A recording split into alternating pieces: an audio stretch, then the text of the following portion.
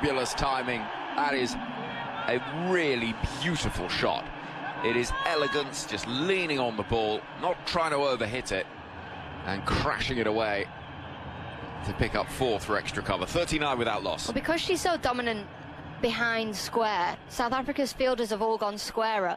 And backward, there's a deep backward point, there's an extra cover, but that cover region is completely free. Kaka to Mandana, who again targets deep cover, but only will pick out the fielder Chloe Tryon out there on this occasion. And so one will be taken with a score at 40 without loss. But because she's so good, she manipulates the field like she just did previously. She goes behind square, you think that's the only option she's got, you move your fielders, and then she goes perfectly back down through extra cover. And you always know a batter's in control when a captain on the other side is having to try and play catch-up endlessly. And you're just manipulating things as you like. Keeper still up to the stumps, as the right-handed Shefali Verma waits for Kaka, and she comes forward. Oh, it misses everything, goes wide, down the leg side for 5 wides. And what has been a good start for India is now becoming a really profitable one. That takes the score to 45 without loss, and the danger with the keeper up to the stumps is if it is straying down the leg side, you're in all sorts of trouble. Yeah, and still Shefali Verma using her feet as well, so completely getting in the way of the wicket-keeper there. She had no chance. Shefali Verma not frightened of coming out of her crease, even though the keeper is up to the stumps, because it's working so well for her. Kaka runs in from the far end. Verma plays with a high elbow and a straight bat, punching towards the offside. From page of the Indian Express newspaper today, Alex. It's a lovely... The profile of the players, the band of sisters is the headline. Sunday Express. Just some of the backstories behind some of the players. Kaka bowling to Verma. It's pushed towards mid-on. She advances forward again, but no run. End of the over. 6 gone, 45 without loss. I mean, some of them will be known very well. Of course, the likes of Smriti Mandana have been household names for a long time, but maybe Amanjot Kaur or Harleen Dul won't be quite as familiar. But I think Amanjot's an absolute jet, by the way. Yes, I think agree. she's going to be good. Well, she is good. She's going to be even better. So, Shefali Verma, it's just a few sentences on each player, but I love the stories that you learn about these stars. 13 years old, Shefali went to Sachin Tendulkar's last Ranchi Trophy match, and from there was inspired to take up the game. We know about the challenges she's had as having to pretend she was a boy to play cricket initially, in and out of the India team since her dramatic debut. This field. What This have we field got? for Smriti Mandana. It's bold, There's isn't a it? backward point, an in front of point, a cover, extra, and mid-off. Anything opening the face with the keeper up to the stumps is going to fly down to that boundary. In fact, there is, sorry, forgive me, there is a deep third protecting things and a fine leg. So here comes Marizanne Kapp. It's a full delivery, which is driven to the right of Nadine de Klerk, who fields very well, sliding on her knees to her right at mid-off underneath that wide-brimmed hat. Tash Farron's tuning in. Oh yeah, lovely. She said, I'm out for a walk and listening to the radio. What a woman. Well, John's in touch. How long before the typical dribble and inane comments start from the commentary team? We've been on for a couple of hours with that, John. John seems a pleasure. A delight. In comes Marizanne Kapp once again. That's nicely angled away. Beats the dive of backward point from Shefali Verma, and they look settled, these two, Alex, as the score moves on to 47 without loss. They do. Smriti, for me, is a little bit jumpy today. She's not quite her fluent self. Yes, she's just hit a couple of 4s, which will give her a little bit more confidence, but she has been a little jumpy. Marizanne Kapp way down below us with the full shadows cast by the floodlights emanating from her feet. Trundles in once again. That's onto the pads of Smriti Mandana, and you can't bowl there. Even though Sunay Lees is probably only 10 yards away from it at fine leg, she was never stopping it. As the ball goes racing away to take India past 50. Inside the 7th over, they're going at almost 8. And Martineau's going at a run of ball 21. Well, it's be really interesting how how South Africa fight back here, because Marizanne Kapp sets the tone so many times for this team alongside Kaka. How are the first change bowlers going to respond to their premium seamer being whacked around the park? Kapp again. Nudged into the onside. There won't be a run there. Wolfhard, who won't be panicking yet, the skipper, but she'll be aware of the fact that this has been a good start from India. And Kapp is just struggling a little bit to get that swing. In fact, the tournament average in the power play for her has been 1.5 degrees, and today it's just 1.1 degrees. So all the talk of overhead conditions and one thing and another, she's not quite found that lateral movement as yet. Here comes Kapp. Full delivery, which is dug out by Mandana, crisply pushed towards mid-off. Jez on the email. Yes. Got in touch. I'm listening to you in my polytunnel in North Norfolk. Picking the last of the tomatoes. Clearing out some of the dead stuff. Listening to you on a gloomy day at home. Lovely to have you with us, Jez. 50 partnership for India. Here is Marizanne Kapp. Full delivery again. Pushed into the offside. Will be stopped at cover by Tryon. And there is no run. Right. 51 without loss. 7 overs gone. Alex is going to have a little break. We're going to hear from Fionn Wynne. And Penny's listening in Lichfield. Lovely to have you with us. Rachel's in Leeds, recovering from minor surgery, bored and in low-level pain, and your commentary getting me through the day. Glad the rain stopped. Well, so are we, I have to say, because Rachel, one thing we didn't want is to see a truncated match, and that frustration that comes with that. As we arrived at the ground this afternoon, it's been one of those where we've had to be patient, but we've not lost an over. We'll be here long into the night. It's just ticked past 5:30 local time. And so that means, realistically, it's going to be post-midnight. Sign in the crowd says, Jemmy, Jemmy, Jemmy, oi, oi, oi. We're going to see Nonkula Leko Mlaba. Fionn Wynne. Hello. Sorry. Oh, You're right. yeah, just so excited. Just while you've got your frog in your throat there, this is only the 4th 50 opening partnership in Women's World Cup final history. Ah. The record 160, the big one in the last World Cup, Rachel Haynes and Alyssa yeah. Healy. Oh, yes. How could we forget? So the left arm wrist spin of Mlaba. We'll see Verma driving past Dirksen at cover for 4. Slightly over-pitched, and Verma was on it in a flash to crash it away through that offside. 55 without loss. Yeah, far too full. It's a freebie from your spinner there, not giving it a chance to pitch and see if there is any turn. And again, it's not the usual, it's not Smriti Mandana's elegance that Shafali Verma has, but it's the power. She has that in abundance. Well, Verma just scratches and has a little look around. Mlaba again, round the wicket to Verma, who's driving to mid-off, but this time won't beat the fielder. Nicola says, great, we got some cricket now. Stop raining here. As punching down the ground is Verma. It's nicely timed. Up towards Lees at long on. Stop raining here too. So there we go. Glad to hear that. Nicola. I left early this morning because I've been wet or damp or drying too many times on this trip, and I got here and then it poured with rain and I felt very, very smoky because I knew you were on your way. Oh, because you were safely in the box. Yeah, I noticed you sent a picture very early. Phil, I have to say, your beard dye has lasted marvellously well.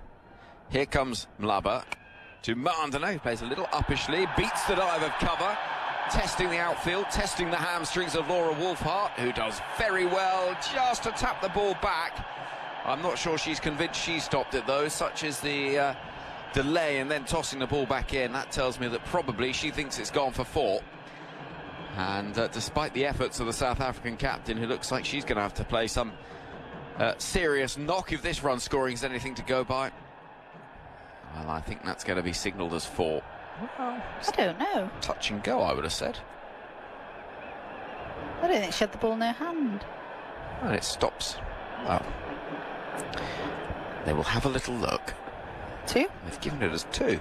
There we go. Mlaba to Marden, who rather just leaves the bat hanging outside the off stump. Yeah, I got the local training this morning just for a couple of stops, just to see how it was all going. Yeah, there was a definite vibe on the train, even that early. Mlaba to Mandana, pushing into the offside, no run. Because what had been planned, they were going to do what they were going to do a major block on the line. There was going to be no trains coming from Mumbai up to over the creek into Navi Mumbai. But once they realised the final was on and India were in it, that was the important thing. That block was a mega block, it's called. The mega block was removed and people were coming up by train all morning. 8 overs gone, 58 without loss. 7 from that over. Shafali's on 27 off 21. Mandana is 23 off 27. Hewitt Allison driving home to Burnley after a fantastic half-term in Lower Deerbag, Torrington, which is the far northwest of Scotland. I'm certain I've got every element apart from lower wrong in that description. Sunshine and showers so far in the 9 to 10 hour journey, hoping the rain stays off for you so we can listen to you all and the match in its entirety. Rooting for an India win with heart and head. Would love to be experiencing the atmosphere. It is some atmosphere, let me tell you. Here comes Nadine de Klerk. Bustling, medium pace, keep her up to the stumps, and she runs it. A full delivery first up is dug out by the right-handed Verma up to mid-off, and there is no run. Gillian is spitting a fleece into yarn whilst listening to the commentary. In Suffolk, there we go. That's I love hearing about these skills people have. Polytunnels, fleeces. 58 without loss. De Klerk drops it a little bit short, help round the corner out towards the deep. There is a fielder out there on the boundary, however. Tryon moves quickly to her right to pick up in front of that sign, proclaiming the hero status of Jemima Rodriguez. Midday at home on a Sunday, isn't it? So there'll be a few Sunday roasts being made. Oh, yeah. Well, there will be. Michael Heel. I am looking forward to. Me too. I'm looking forward to next Sunday. Heel by name, heel by nature. Nursing a sore head. Birthday night out. Fry up in the cricket on the radio. Perfect self-care Sunday. 59 without loss. There's a little change in the field and the angle of approach from de Klerk round the wicket to the left-handed Mandana. Opens the face of the bat, beats the infield, and will get 4 runs out to that sea of India flags that are waving to greet the ball. And Smriti Mandana is doing the business early on. It's 63 without loss in the 9th. Yeah, it's safe to say the rain hasn't done a huge amount to the pitch. It's coming onto the bat extremely nicely. And South Africa haven't been consistent enough. They've been either too full or too short. It's, the outfield is rapid as well. The rain certainly hasn't slowed that down either. De Klerk bowls a good straight delivery that Smriti Mandana defends back to the bowler. I was watching the game the other night on TV and I thought, gosh, this the boundaries here are small, but it wasn't. It's the outfield so quick. That's why it gets there so Pings quickly. off. Yeah. A lot of clear space, which is quickly gobbled up by the ball. Here is de Klerk.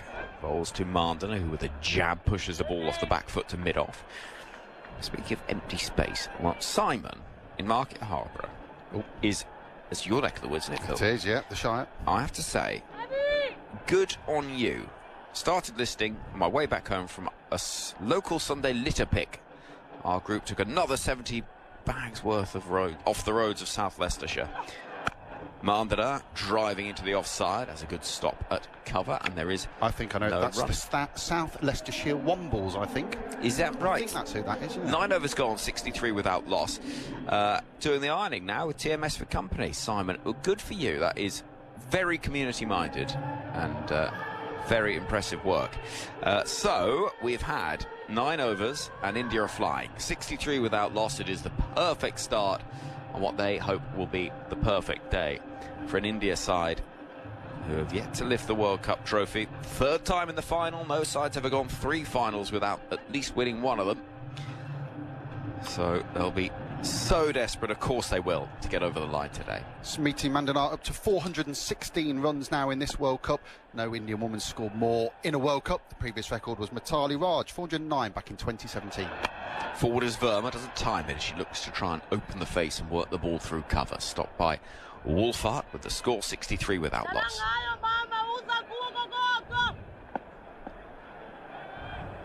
Mlaba into Verma, who's edging, getting a little fortunate possibly. You sense it wasn't controlled by the speed to which she looked to where the ball had gone, but it drops safely, and they'll run through for a single this pair. 64 without loss.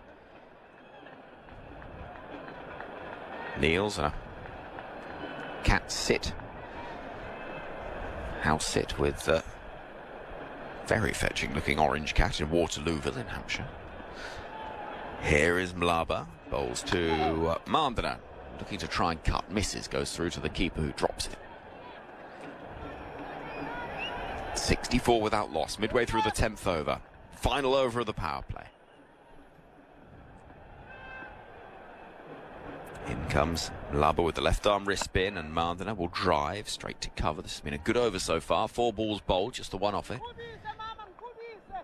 Encouragement from Sinala Jafta behind the stumps. Mlaba, with the bleached blonde hair, is moving in once again.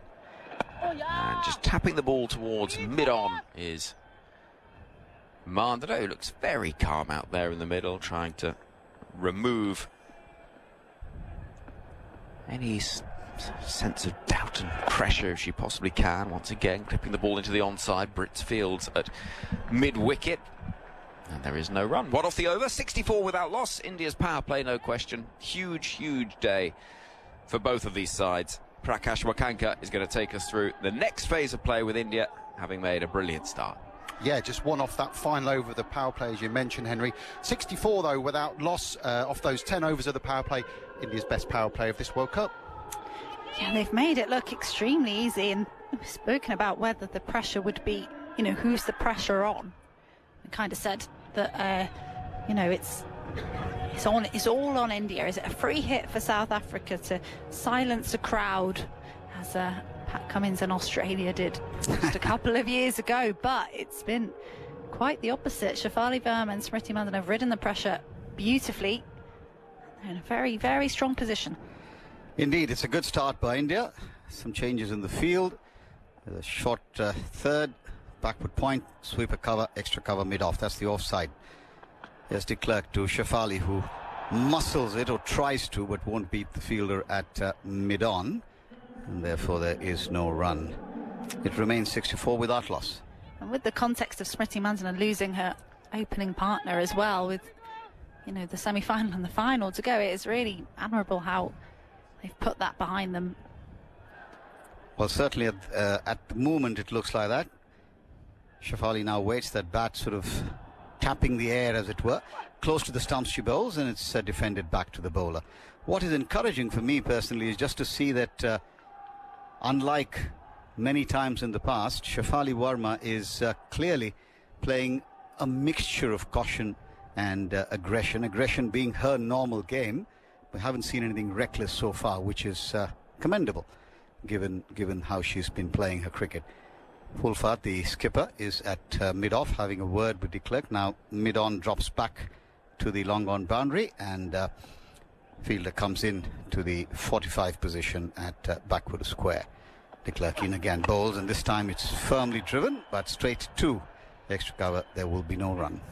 Yeah, it's probably going to be a game of patience now for Shafali Verma, isn't it? The power play's done. That's her forte, if you like, is getting India off to a quick start, and now just a couple of tighter overs, bit of a squeeze on with more fielders out on the boundary. So can she hold that together? Yeah, quick word between the two batters there. 7 consecutive dot balls. Well, that's exactly what I was about to say, Phil, that Smithy going down the wicket, having a chat with Shafali. De Klerk into Verma, and Verma this time again cramped for space, but will manage to squeeze it to the left of the fielder extra cover and pick up a single.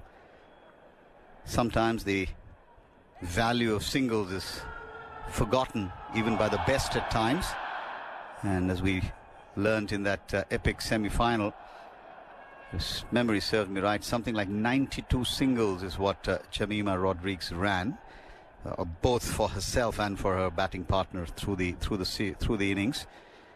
Not a single six in her innings as well. So that just shows you that if you are willing and able, then you don't need to go hell for leather. Round the wicket to Mandana, comes back into the left-hander, defended out to extra cover. And when you say able, not only technically able physically to get up and down and run those singles in this heat. And the humidity, particularly, as she said in the post-match conversation, she kept telling Deepti Sharma to keep talking to her because she said, I'm so tired, I just need you to keep talking to me. But that's all in the past. It's a fresh game and a huge one at that. Round the wicket goes de Klerk, wide of the crease, bowls and angles the ball back in. This is much better by South Africa. They're now keeping the stumps in play and saying to the batters, if you want to take a chance, then go ahead and play something audacious. So far, the Indian batters have managed to hold their own and 65 without loss after 11. Yeah, they were too wide in that power play, especially to Smriti Mandana, who we know loves to drive and play those cut shots as well. Offered her too much width, but they've definitely gone back to a much simpler game plan and just ball straight. Often that's the simplest thing to do, isn't it? You're telling the batter to manufacture something as opposed to offering something. Malaba has been pretty effective. Just the 2 overs of spin so far and just 8 runs off them. And she's now going to bowl around the wicket to the right-handed Shafali. Short third, backward point, sweeper cover just being moved a little bit squarer now. Extra cover, long off, long on. Field's well spread now, and Shafali looks to dab it down but won't beat Haka, who is on the edge of the circle. And there's no run. 65 it remains without loss.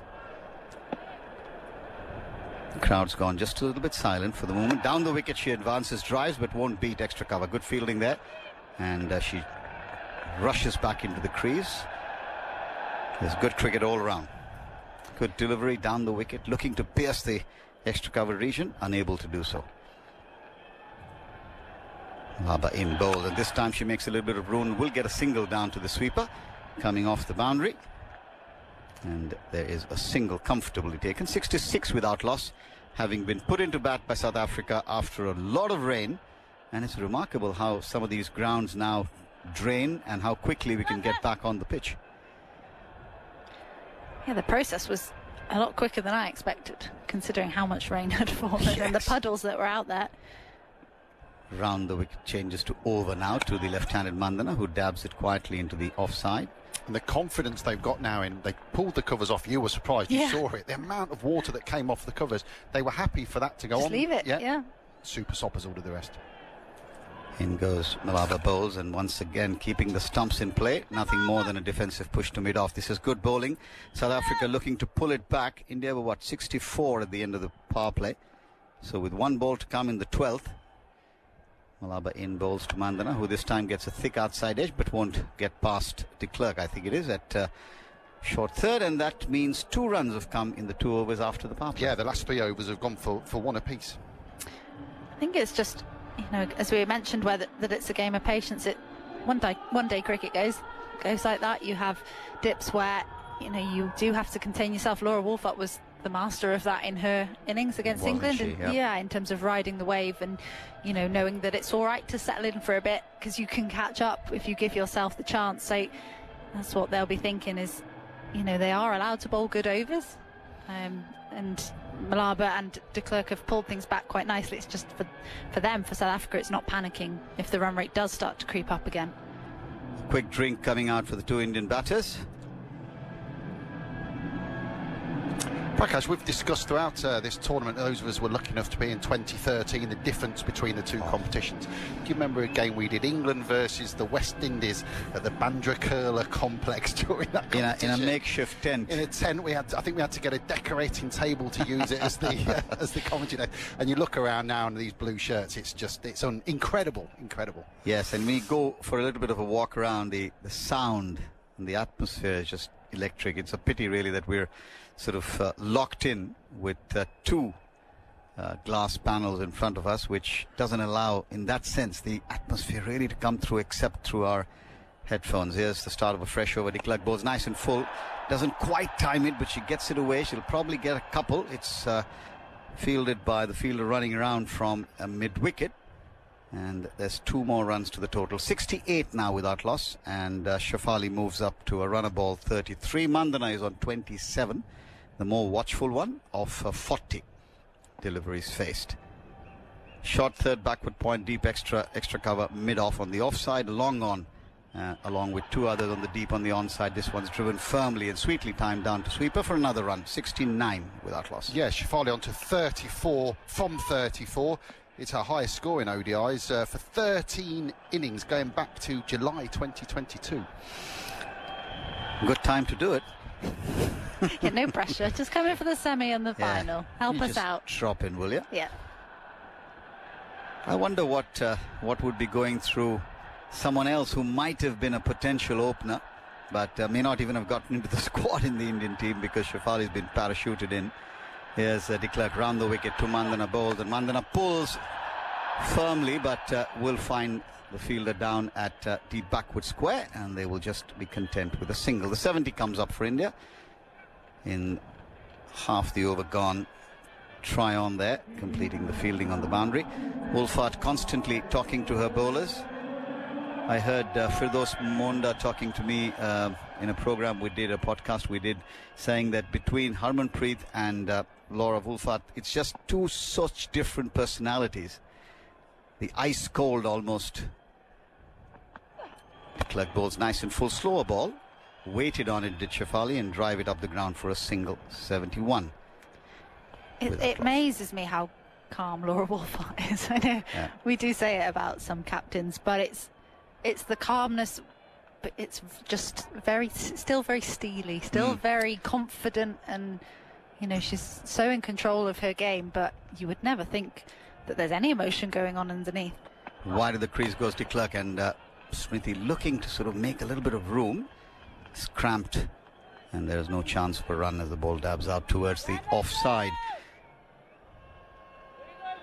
And Harmanpreet, on the other hand, very expressive. You can almost make out exactly what's going on in her mind.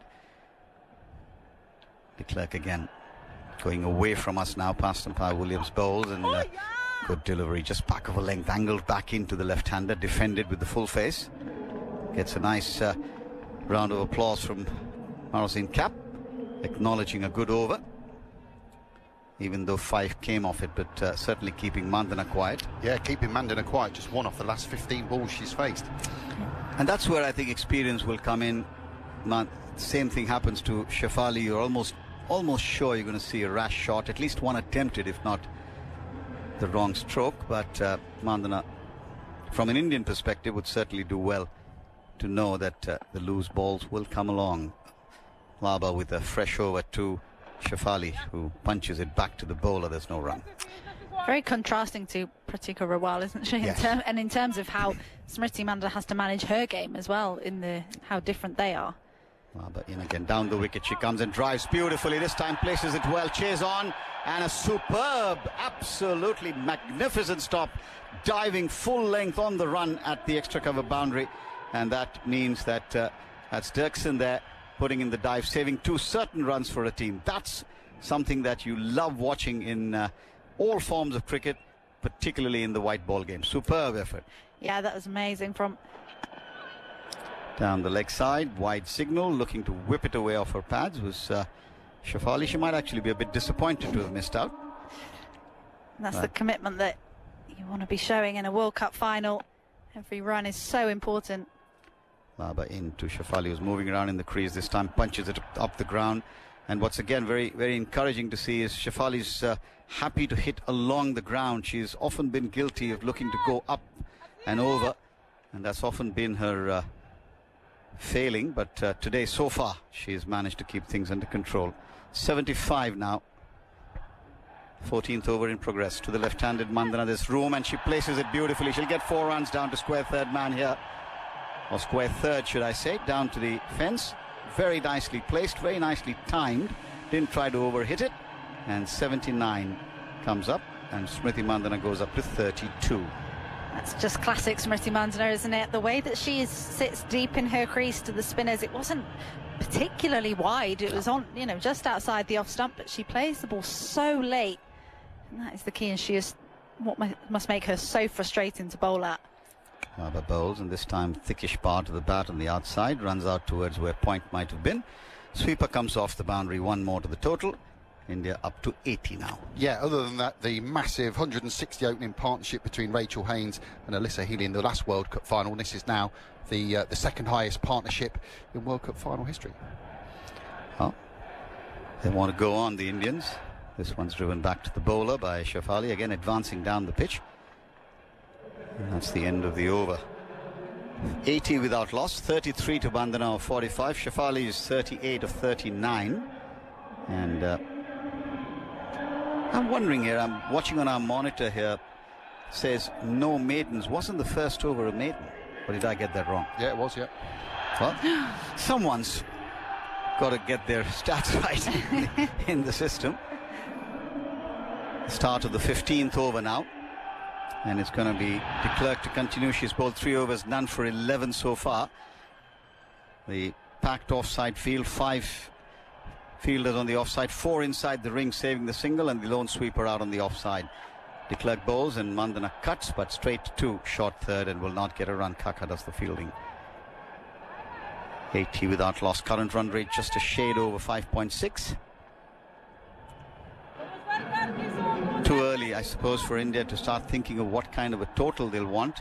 But right now, these two are looking to just carry on in the vein they have been in. De Klerk in with 4 men on the onside. Bowls cracked away of the back foot down towards the deep cover area for another single. And the field changes over. This right-left combination, always a bit of a challenge, even though we say it all the time. You could be the best bowler in the world, you still have to make that adjustment. And of course, for the fielders, there's a few more yards to cover. No sign of dew, one would think, at the moment. De Klerk in to bowl to Shafali. Bowled, and Shafali's gone straight over the top, and she's connected well, and that's gone all the way for the first 6 of the game. Clean hit over the top, and because we are so high up, it's very difficult to gauge what the distance and elevation is, and we have to wait to see the ball drop just below us on the commentary box. Her eyes lit up there, just at the length she wanted, held her pose, and that's a terrific shot from Shafali Verma. She is up to 44. Glorious timing, and you can see why India's management didn't hesitate in getting Shafali Verma straight back in once there was an opportunity, because she can take the game away from teams so quickly, and you know, she's so fearless as well. World Cup final, hasn't played all tournament, not a bother. Yep, it's the mindset, I suppose, in how you approach. Here's de Klerk in, bowls again to Shafali, who drives along the ground this time, won't beat mid-off, and there will be no run. Wolfart does the fielding. 87 without loss. The 125th 6 of this World Cup. The previous record in one edition was 111 back in 20. Same number of games. Yeah. Here's Nadine. De Klerk turns and goes away from us. Nice easy run up to the wicket. Goes really close to the stumps, bowls, and once again struck firmly. This time long off, or mid off, it dropped down to long off, so a single was always on. Wolfart does the fielding. 88 now, the last ball of the 15th to come. Yeah, we've mentioned it during this World Cup. Actually, in the last World Cup 2022, there were only 52 sixes. Possibly bigger grounds. Yeah, could be. So Navi Mumbai. Navi means new in Marathi, so it's a part of the maximum city. This one's down the leg side, looking to flick it away. Not dissimilar to the way she got out against Australia, Smriti, there. The feet were where they are, and she just tried to flick it round the corner, and she'd got the faintest of edges, which Healy had taken well on this occasion. She was convinced she hadn't hit it. No, she was. It looked like that. Yeah. She's a good poker player, I bet. De Klerk in again. Round the wicket goes in, bowls, and Mandhana controlled push on the offside. Wolfart's everywhere. She gets across on the offside. A short extra. Fields, end of the over. 15 gone. It's 89 for no loss. You feel South Africa, having won the toss and bowled, they would have wanted at least a couple of wickets would by have, now. wouldn't they? Yeah, at least to have broken the opening partnership. We talked so much, Fionn, before the game that conditions, the pitch, the movement of the pitch, etc. But that just tells you how good a wicket this is, or a pitch this is to bat on. And India will be mindful of that because South Africa have the batting power and some. Very early in the game to talk about all that. Malaba starts a fresh over. Down the wicket comes Shafali, hits it up the ground towards long off and will take a single. Yeah, and as much as they haven't taken the wickets, South Africa should be taking confidence by how true the pitch is and how India chased on it just a few days ago. Yes, they will be under a significant amount of pressure doing so, but it should give them a bit of confidence. Malaba to Mandana, who drives back to the bowler. Fielded off her own bowling nicely. Chafta geeing up her bowler. In comes Malaba again, bowls, and once again a very good delivery defended by Mandana. Perfect line, just a hint of dip in that as well. We haven't seen a ball turn sharply so far. Malaba bowls and off the back foot this time, making a little bit of room, pushes out towards extra and will pick up a run down towards that deep region in extra cover. 91 now without loss. Varying her speeds well as well. This one was the slower ball, just a shade over 80 Ks. The first one 85 almost. Makes room again, does Shafali. Doesn't time it too well. Bowler fields of her own bowling. The good thing that Malaba is doing, Fionn, is just keeping the ball right at the wickets. Not giving the batters any real width. Goes in again, bowls down the wickets, comes Shafali, punches out towards long off, single, 92 without loss. Yeah, it's a really simple game plan, but an effective one, especially when the ball's not turning. You can overthink it at times as a bowler. You could. Well, India continuing the good work, 92 without loss. Time for me to hand over to Dan Norcross after a few words from Fionn. Yeah, brilliant start from India as they have some much needed drinks, I'm sure, and just what they would have wanted, especially after losing the toss. I think Shafali Verma has played an absolute gem of an innings here, and what could prove to be so important about it is how she takes the pressure off Smriti Mandana, who we know is such a linchpin in India's batting lineup. She can just kind of sit back and get herself going because she's under no pressure to score because of how Shafali's going at the other end. Yeah, it's been a masterclass, hasn't it? Nerveless as well, coming into this World Cup final. She played the semi-final, yes, but she didn't have a great time of it. A bit of a frenetic knock up the top of the order at 10 off 5 or 6. Yeah, 4-4, and then was pinned LBW, wasn't she? Yep. So, she would want very much to sort of, well, I say prove the point, but what she wants to do is feel like she belongs there, and getting 47 off 45 to start a World Cup final is going to help her. Alex Hartley is back alongside me. This has been all India so far. It has indeed. Shafali Verma's quietened down a little bit as well. She's got off to a flyer, didn't she? So it shows that South Africa has brought things back a little bit. They were flying at 7s or 8s at one stage, and now it's 5.75 to be exact. Yeah, just the 2 boundaries outside the power play, 4 for Smriti Mandana in the 14th over, and then that big 6 from Shafali Verma, the over before last.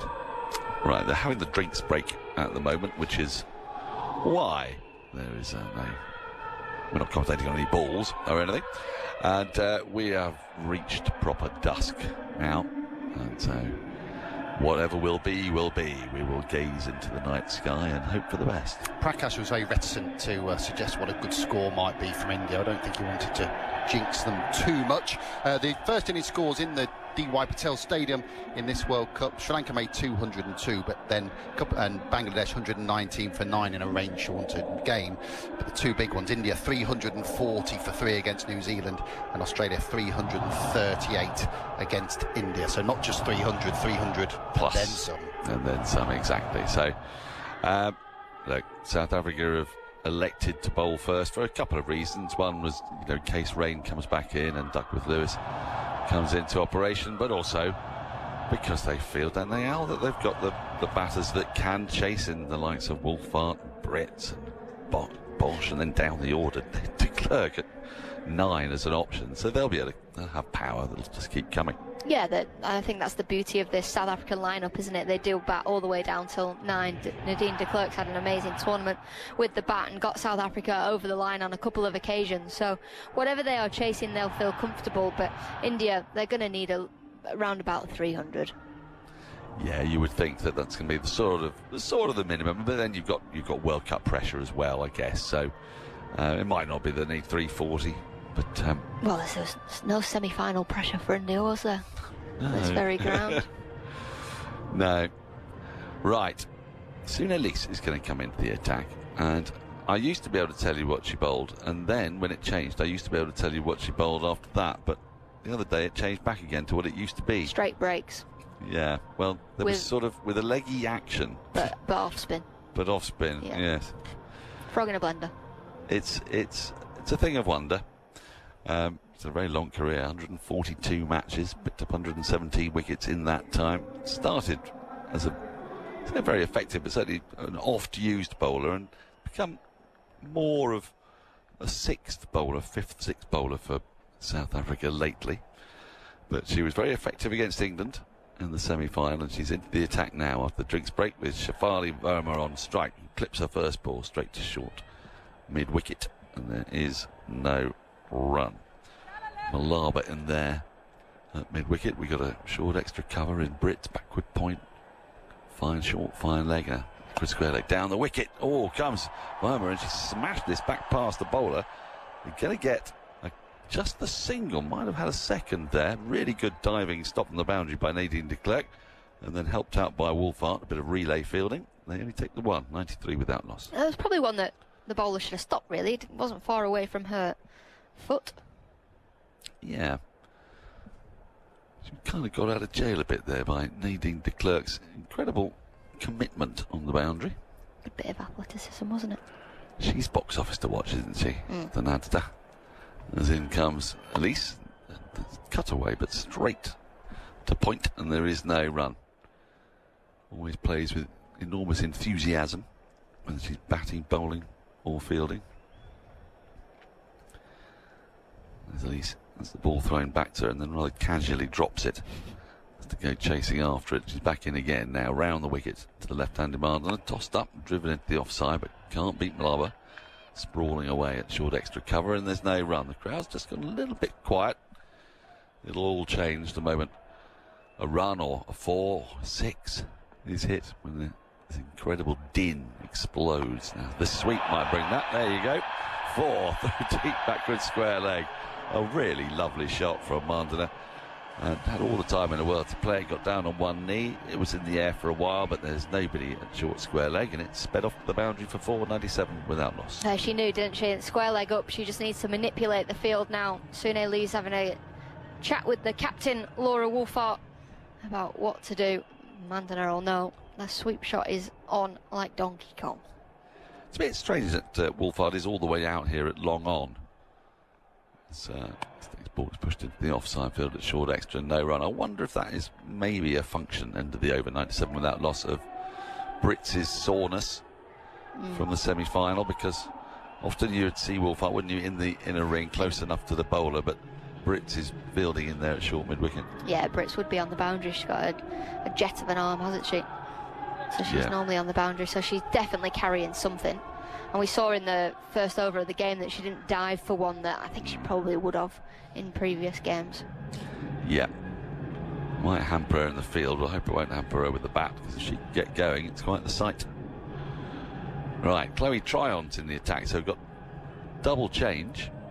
It is sort of South Africa's fifth bowler, isn't it? Lisa and Tryon. Sometimes you'll get more than 5 or 6 overs out of Chloe Tryon, depends on the surface. Well, you're not getting 10 out of cap at the minute. Maybe today you will, but they haven't been in this tournament. Tryon's in, flat and pulled out to deep mid-wicket. There is a fielder out on the boundary that just take the single. Looking at that fielder, is that a sub-fielder out there? Yeah, Marizanne Cap bowls for 4 overs and goes off. Right, she's gone off. I missed that bit. She's been off since she bowled, and then she'll come back on and field for a little bit before she comes back on to bowl. Right, thank you. Said without comment, I notice. As the left-handed Mandana waits for Tryon. Left arm over the wicket, and that's lofted beautifully over extra cover, and it's going to bounce and then trickle onto the sponge despite the efforts out there of, well, it could be Nadine de Klerk again. It usually is. And the 100 has come up for India in just the 18th over, having been put into bat in the World Cup final by South Africa. And now Smriti Mandana is getting going here. She's gone to 43 from 56. It was just a beautifully controlled shot for 4. Just a lovely lofted cover drive over extra cover from the left-hander. And comes Tryon. She drives again through extra cover along the ground this time. Fielder runs round, does get there. The sub, and then get back for a couple of runs. I think it's Sunek. Changasi? Or is it Tumi Sekakuni? Yeah, Tumi Sakakuni, I think. It's Tumi Sekakuni, yep. As Tryon comes in once more. And Martha goes back into it, creasing, edged through to the keeper, and that's the first wicket. Good, sharp catch from Sanala Jafta. And Smriti Mandana going back into a crease, looking to cut it away behind square. It was a little bit, maybe too full, a little bit too close to her, and she's got an under edge, I think, through to the keeper, but she's walking off. We could hear it easily here. Big noise. Just see it again. Well, it's a good sharp catch from Jafta standing up, and Tryon's got the breakthrough in her first over. India 104 for 1. Yeah, she's so strong off the back foot, is Smriti Mandana, but sometimes it can be a downfall, and she's gone back to a full delivery there, wanting to manipulate the field and go between backward point and short third to try and find another boundary. And she'll be frustrated with that because she's just starting to see the ball really nicely. A couple of lovely shots in the last couple of overs, and she'll just be thinking, It's a shot she really likes, isn't it? Often it happens that your go-to shot can be your downfall. But now then, listen to the crowd here, because striding out to bat at 3 is not Amanjot. It is the star of the last match that India played, that extraordinary, that epic run chase. It's Jemima Rodrigues who comes out to bat, having scored that 127 not out here on this stadium on that incredibly emotional night. She broke down in tears in the press conference afterwards, spoke very movingly about it all. She's got a very different job on her hands here as India look to set the big target, and she's got a very nice platform as Tryon is into her. She comes forward and nudges her first ball into the leg side square of the wicket and takes the easy single. 105 for 1. Yeah, in the end, that partnership worth 104 from 111 balls. It's India's highest ever for any wicket in a World Cup final. Smriti Mandana, 45.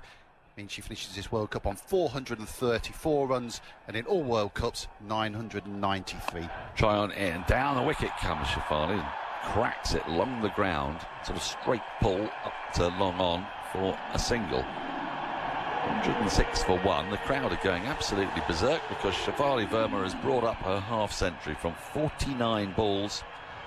It's the 5th time she's reached 50 in one-day internationals.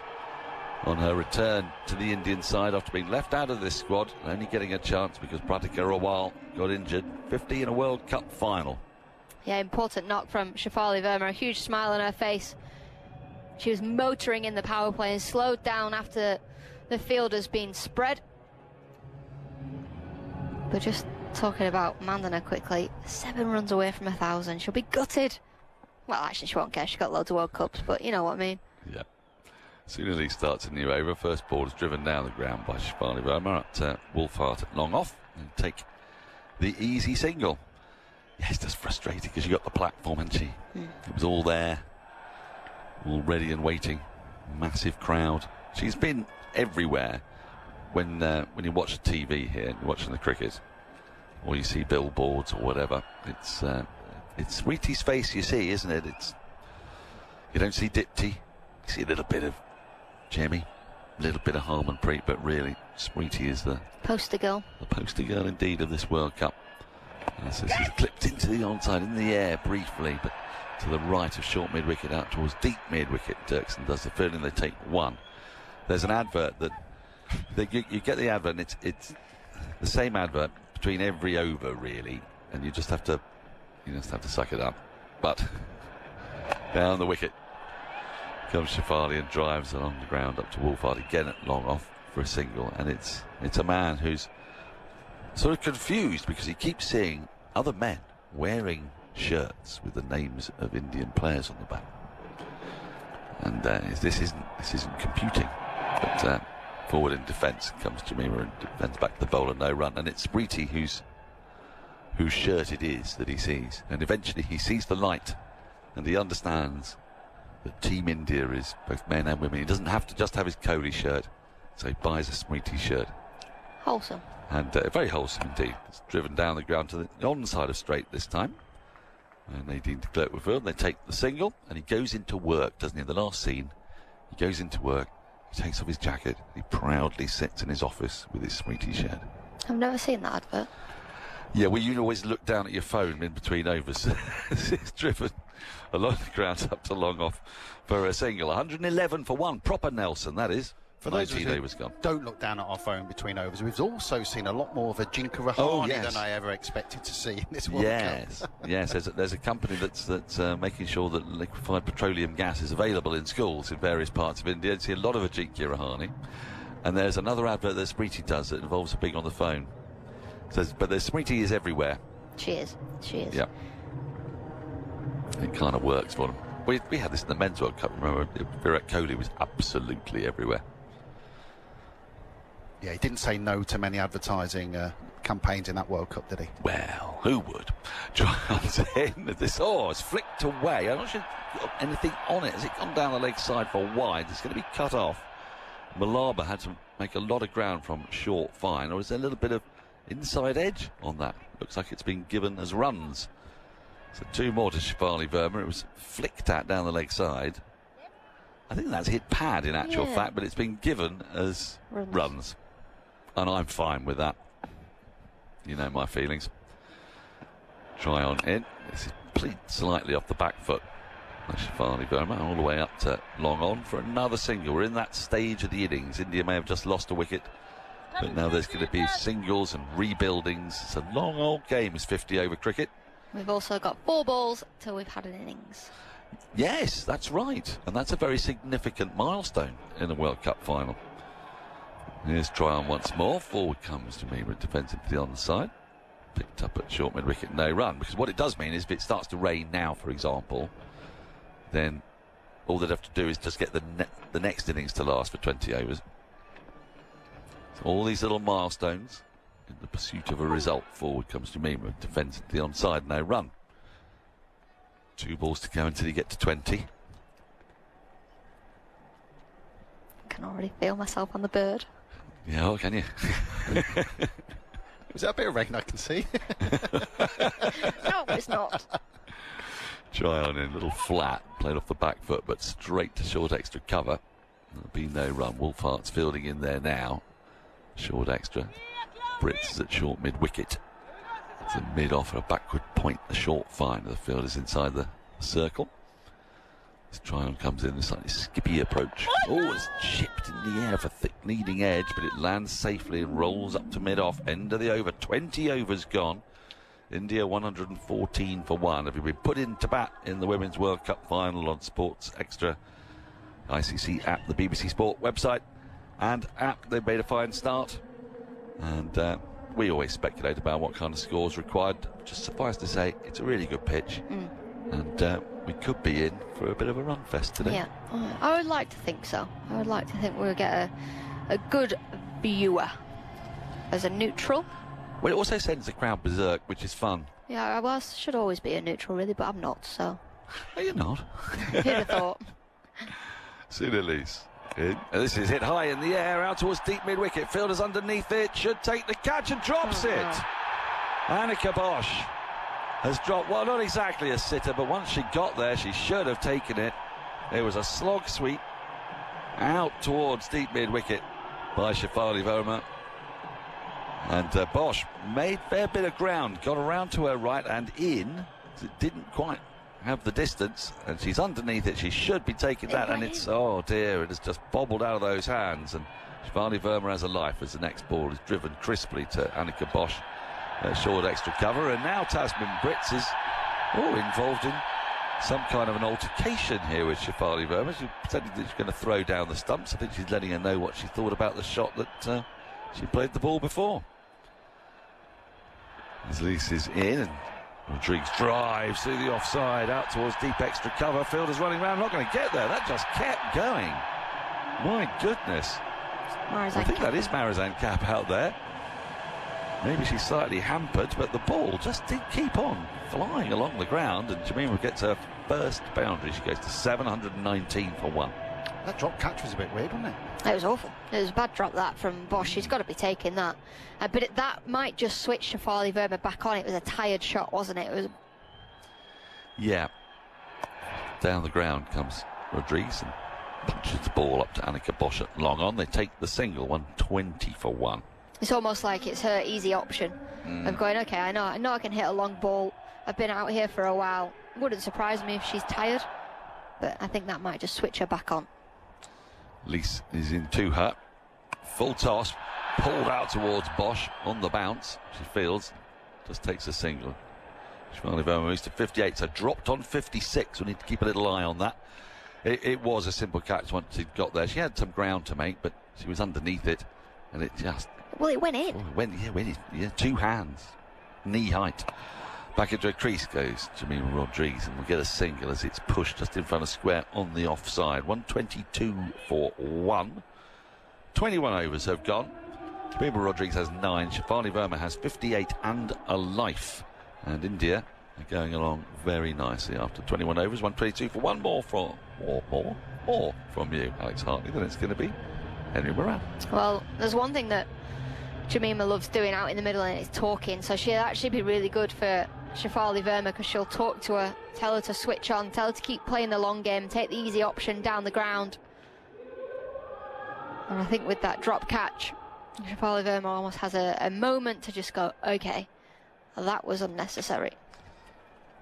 Round the wicket, forward comes Jemima Rodrigues, who got the most enormous cheer. I was downstairs, and a little bit like when, I suppose, the comparison of Virat Kohli comes out. There's almost a sort of, the sadness abates quickly when the next superstar emerges. This is swept brutally out towards the deep. Fielder comes round, does well.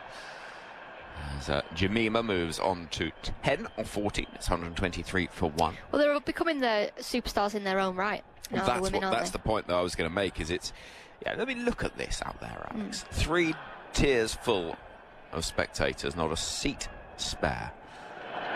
Walloped into the leg side, that'll be 4. It's sat up beautifully for Shafali, who does look back on it, and suddenly as India flags fly once more, up go the streamers, up go the smoke cannons, and up go those India spectators, because they are seeing their side setting quite the platform. 127 for 1. Tran round the wicket. Verma punches down the ground, simply straight off the back foot for a single. Something amused Sunala Jafta. Was that Jafta behind this? I was wondering if it was Jafta or Tryon. Yeah, Jafta, who... it was quite an evil laugh, that. It was Halloween the other day, to be fair. I experienced my first Indian Halloween. Oh, did you? Yes. How was that? Here is Tryon, and Rodrigues opens the face of the bat, but only finds Annika Bosch at backward point. Well, I was queuing up for a nightclub, not, right, you know, in Mumbai, and I thought... Was Dan in front of you in the queue or behind you in the queue? Dan was not in the queue. Oh. And then it was really, really busy, and we were all like, what's going on? There's about 15 of us. This is worked into the onside by Rodrigues. Just up on her toes for a single. Easily done. 128 for 1. And then it wasn't until the 2 lads in front of us turned around, we were like, face paint, fake blood. 129 for 1, I should say. 22 overs gone. Right. Were they playing all of the classics, the thrillers and stuff? We got the Macarena. That well-known Halloween hit. Yeah, we got a little bit of S Club 7.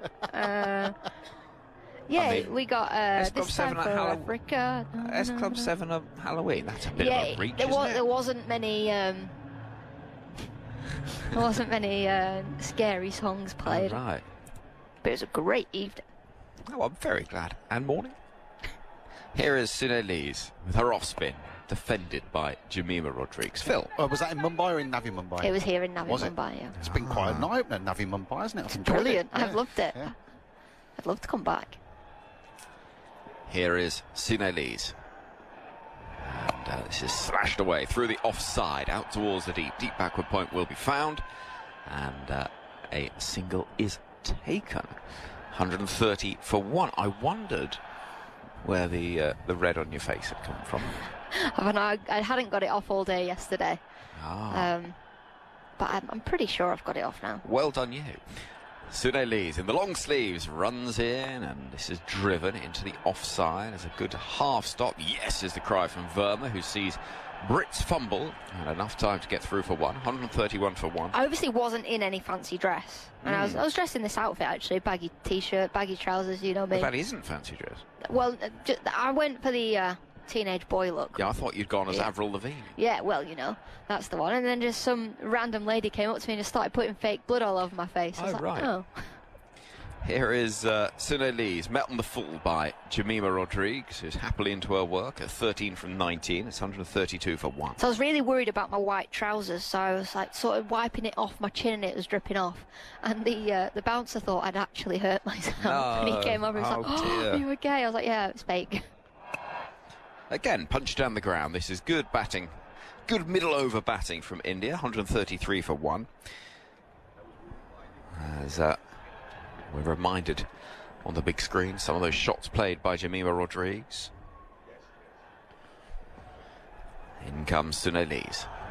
Creeping in once more. It's nicely worked into the onside, no run. And in fact, they do get a single. Trot on through for a single to finish the over. 134 for 1. 23 overs gone. And ticking along very nicely indeed. The 1 wicket to a fall in that of Smriti Mandana, 45 from 58. And Rodrigues on 14, Shefali on 65 from 60. Phil Long. I like the way these two run their singles. Club cricketers will know these type of players, won't they? Jemima, she runs that first one as quick as you like, and she's always looking for 2. Where Shefali's more than happy with the 1, and she walks.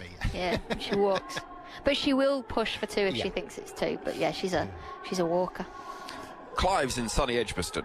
When Nadine de Klerk was playing for the Oval Invincibles in the 100, her mother would sit up in the members area wearing her Oval Invincibles shirt, cheering her daughter and the team on. You could see where Nadine gets her enthusiasm, energy and pizzazz from. Well, she is enthusiastic and energetic. I had a lovely chat with her early in the tournament, and she spoke about South Africa no longer being a team that shows up hoping to do something. They expect to do something. They've got 3 World Cup finals in a row. Yeah. I think they are. They're like the New Zealand men's team, aren't they? Yeah. Jemima will be on strike as Chloe Tran with the left arm spin from the far end of the ground is going to creep in towards us, and an immediate yes as Jemima scuttles away from us with 1 run taken. 135 for 1. And we've mentioned it numerous times, 69 all out in the opening game. Yeah, amazing. And here they are. Here they are. Try on again under the floodlights. Forward comes Verma driving along the ground out to wide, long off for 1. 136 for 1. Because Laura Wolfhart said, we're going to put this behind us, we're going to park it. We've all played badly. Sometimes easier said than done, isn't it? But today, or this tournament, they've proved it. Well, amazingly, I'll give a little stat for you in just a moment. Clipped off the hips by Rodrigues behind square for a single into the leg side. 137 for 1. Shefali Verma is now just 6 runs away from a highest ever ODI score, which was 71 against Sri Lanka and Palakele in 2022. Which amazing stat, that. 3 singles to start this try on over. And angling the ball into space on the offside is Verma to get 1 more. 138 for 1. I tried to go for a walk into the stands a minute ago, Al. And went right down to the bottom of this very high building we're in. And found a staircase towards some stands. Deep in the crease, Rodrigues will pick up a single down the ground. 1 more, 139 for 1. And I climbed, and I climbed. I could hear the fans above me. I thought I'll emerge at some point. And I kept climbing. Oh no, I know where you've gone. 8 flights of stairs. In comes Tryon. And this is nicely punched into space out towards the deep. And 1 run will be taken. So Shefali Verma moves to 68. 24 overs gone. It's 140 for 1. 6 singles from the over. Heading towards the halfway stage of the innings. And eventually through a door into the media centre. Oh. He walks back into the media centre. I thought you'd gone to the top of the stadium. Do you think you can go right to the top? I wish. No, I just emerged exactly where I'd gone into the lift. Ah. Which is a blow. I'm not quite sure I did that, but I did get then go out and see the stands. It is a fabulous atmosphere out there, and it is easy to be sort of, I suppose, India-centric on a day like this when pretty much every fan in the ground is supporting India. But of course, for both of these sides, this is a huge opportunity and will be life and game-changing. Sune Lees bowls in the air. It goes just to the left of Tasmin Brits, but into enough space for a couple of runs, and the arm of Marizanne Kapp will be tested, and Shefali Verma was a little slow setting off for the second run, had to rather put the foot down, and she does. She's on to 70, 142 for 1. Yeah, there's still life in the old dog yet, isn't there? Marizanne Kapp. She might not be as quick in the outfield, but she's still got a rocket of an arm. What every lady likes to be described as. Yeah. 142 for 1. Nicely played down the ground by Shefali, who picks up 1.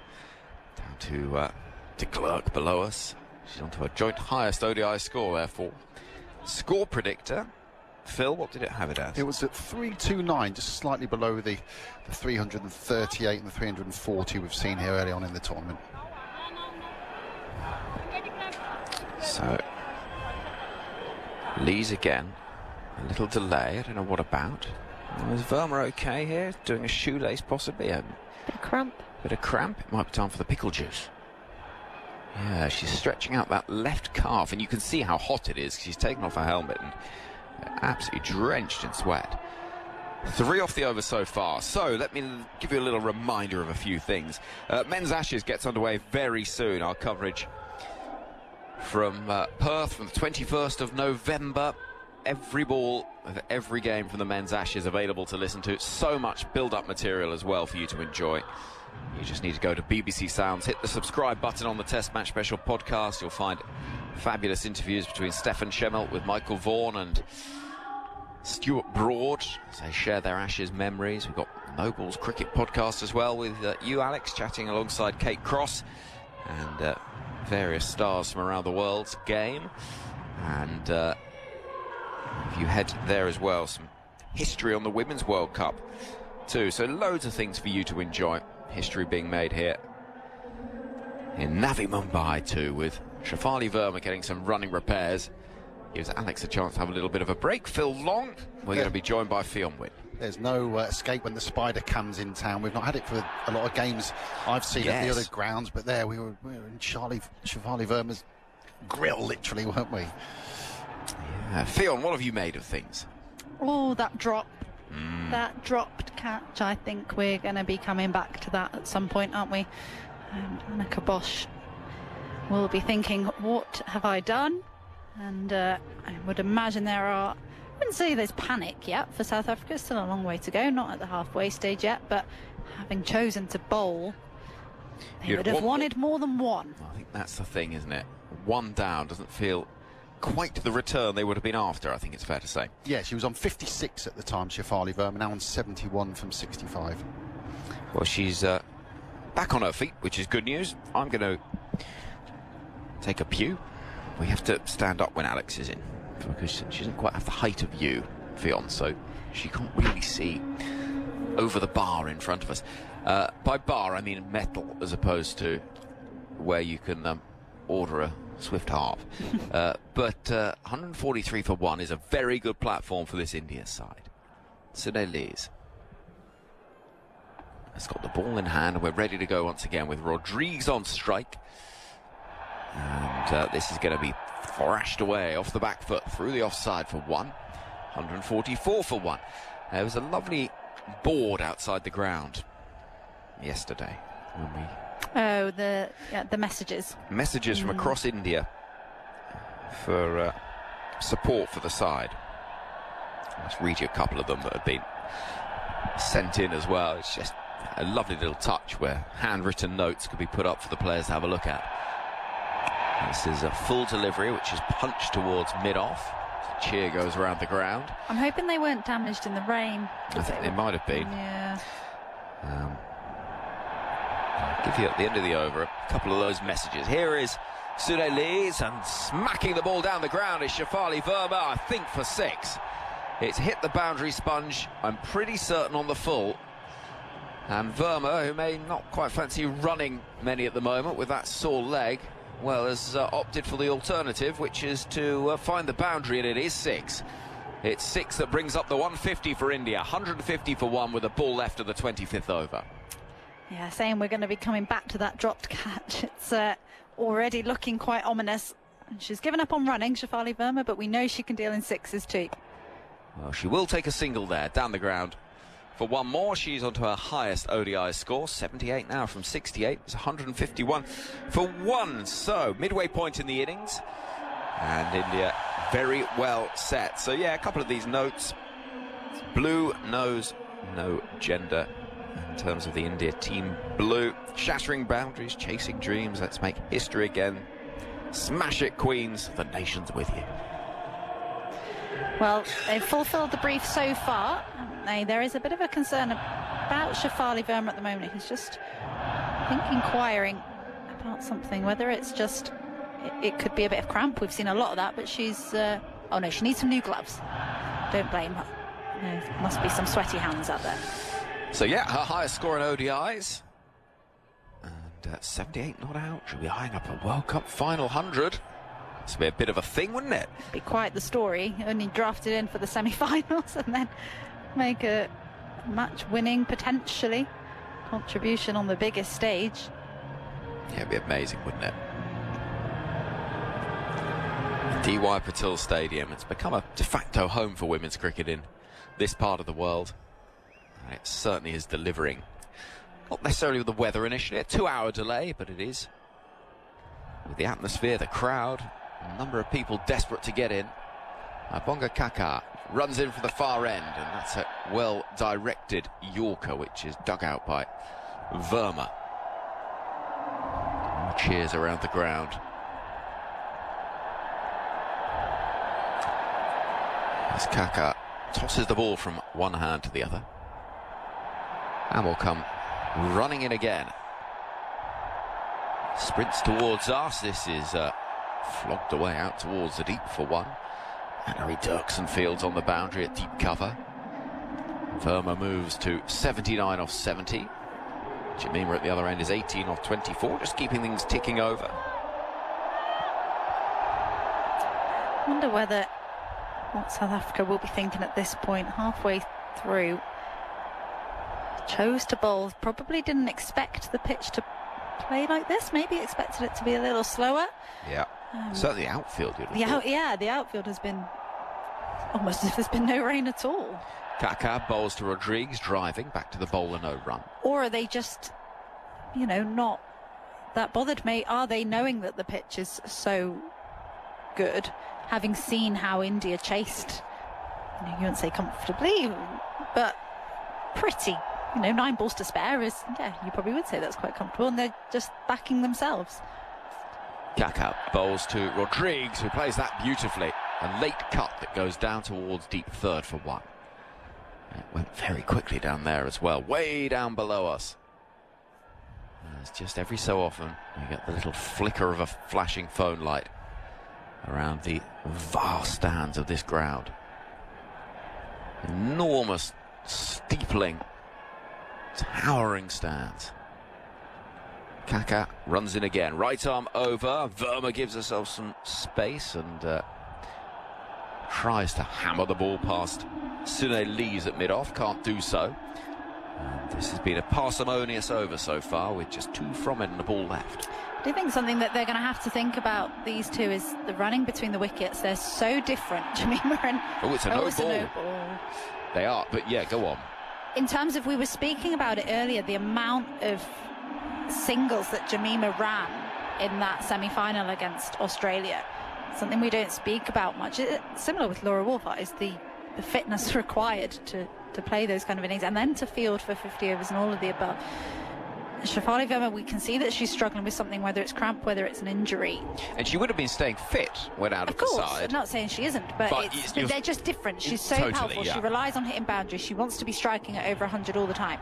She'll be searching for a boundary more than she'll be searching for a single, you'd probably say. Whereas Jemima Rodrigues, she'll be searching for the ones and twos, wanting to accumulate. So it's just about making sure that the communication between the pair of them is crystal clear.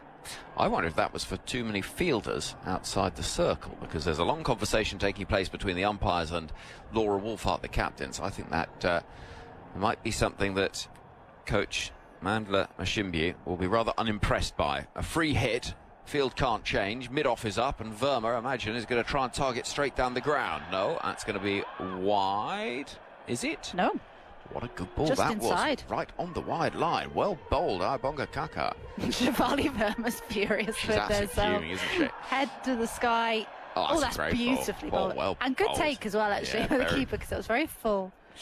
But the other point is, yeah, Shefali Verma, when you're not in a World Cup squad as well, and she has been drafted in late, as you say, you're not sort of quite up to speed in the way that with the strength and conditioning that the rest of the squad would have been. Kaka from the far end runs in towards us. And Verma goes inside out with a most fantastic extra cover drive, lofted away for 4. What a way to finish the over in the grand manner. 158 for 1, 26 overs gone. Prakash Wakankar would have enjoyed watching that, and he's going to join us to enjoy. You sense plenty more where that came from. 158 for 1 after 26 overs. Frustration for South Africa there, because that's off the last ball of the over, and when you consider the no ball and the free hit which gave that extra ball away, really spoiled what was a decent over for Ayabonga Kaka. So just a bit of game management creeping in for South Africa. But Shefali Verma, even if the running is proving difficult, she's certainly making up for it. She is. 83 of 73 for her. Chemi Rodriguez on 19 and waiting for the start of a fresh over from Malaba. Round the wicket, she comes full stretch forward, copybook, leans forward. It's the defence, isn't it, which doesn't get talked about enough in limited overs cricket. And you do need to have a judicious mix of it. Chemi at the moment looking comfortable. Bowls, fuller balls, crisply driven. Her timing's been sublime in the last 2 or 3 games. Down towards cover for a single. Yeah, I think 159. she enjoys this pitch, doesn't she? She enjoys this stadium. Hometown, of course. Yep, hometown. And it'll be interesting. She comes from Bandra, which is a western suburb, sort of in between, halfway between here and the Wankhede Stadium. Down the wicket comes Shefali, hits it powerfully. It will be fielded by Wolfhart at wideish long off, and a single's all they'll get. But she certainly found her feet there, Shefali. 160 for 1. But she's played a lot of cricket here at the DY Patil. In comes Malaba again, bowls to Chemi, who's defending back to the bowler again. Yeah, it was part of the emotion, wasn't it? The fact that there were so many people in the crowd who knew her and recognised her. She almost didn't have time to thank them all, nearly.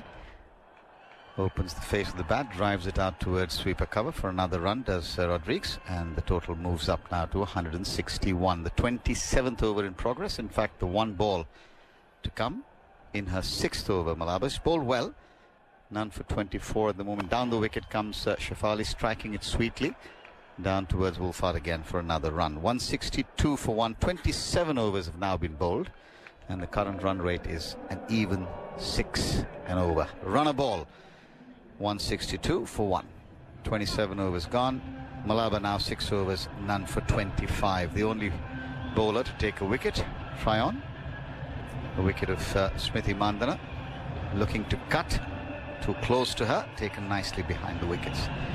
The atmosphere is just building. The music's blaring in between overs, and people are glued to their seats, enjoying what at the moment is what they'd like to see. The majority anyway.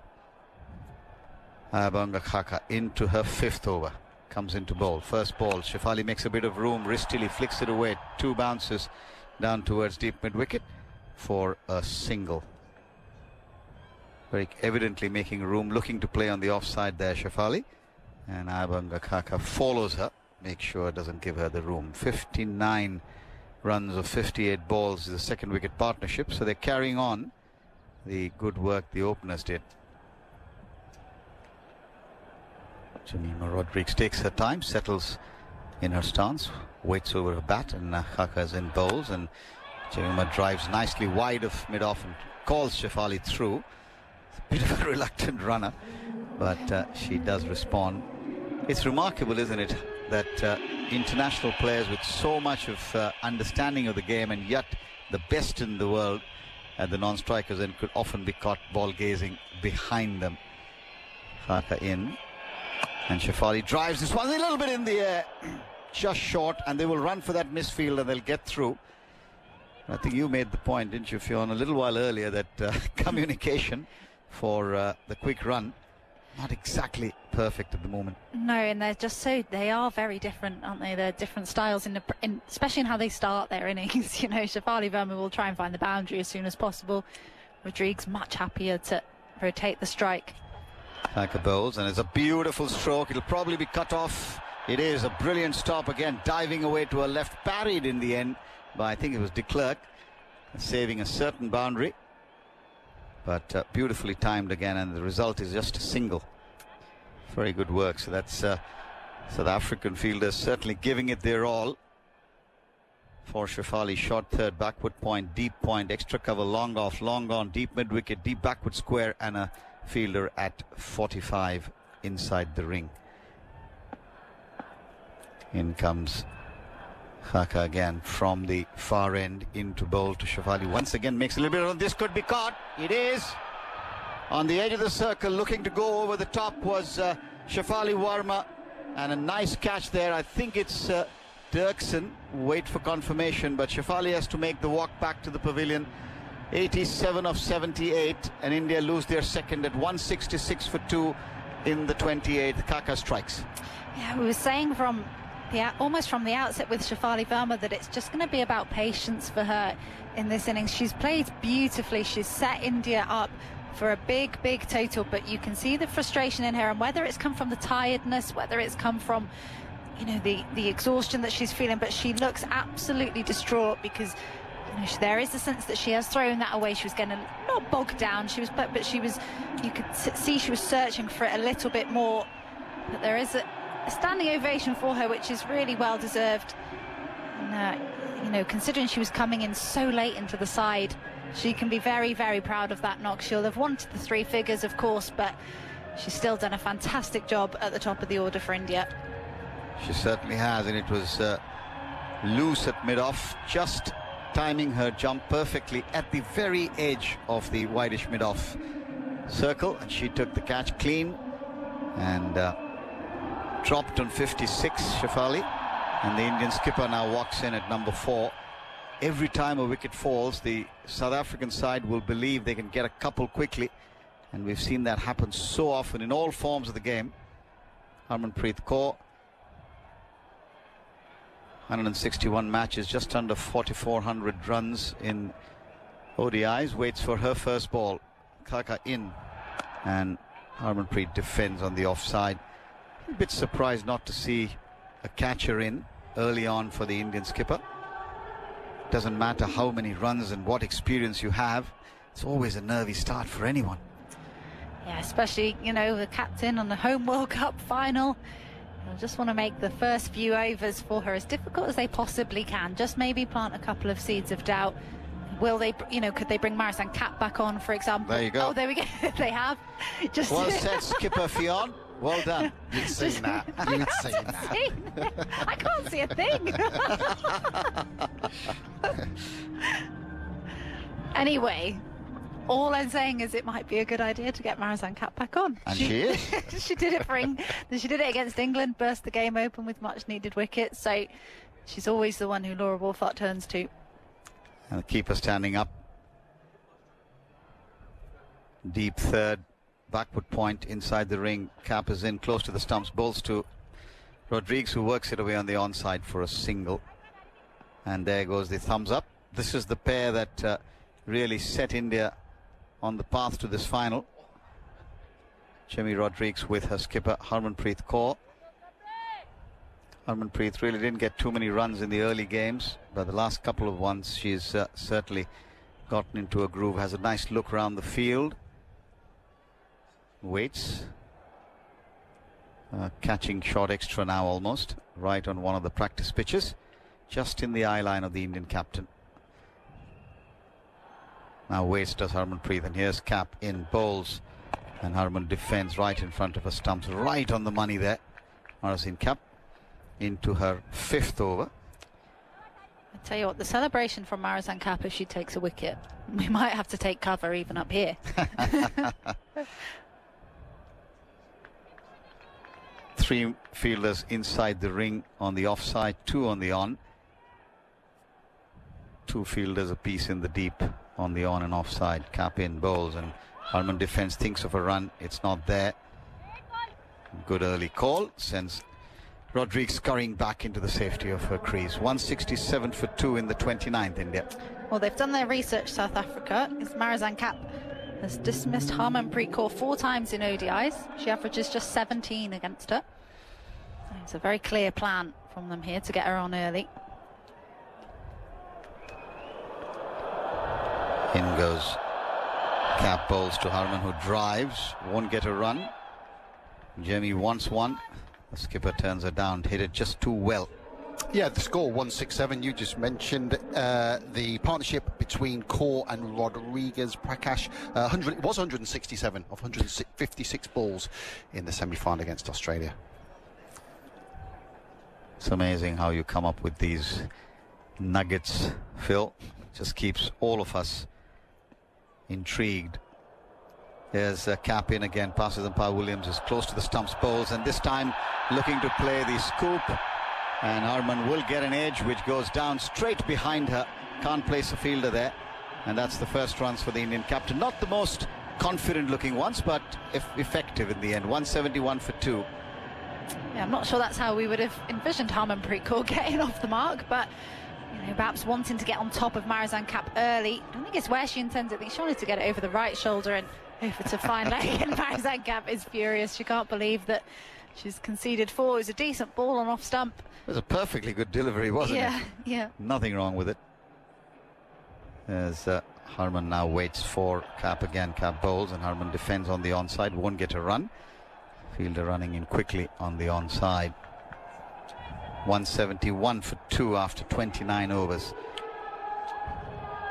In case any of our listeners are interested and have missed it, India drawing level in the T20 series at the Bellarive Oval, powered by an unbeaten 49 of 30 odd balls from Washington Sundar.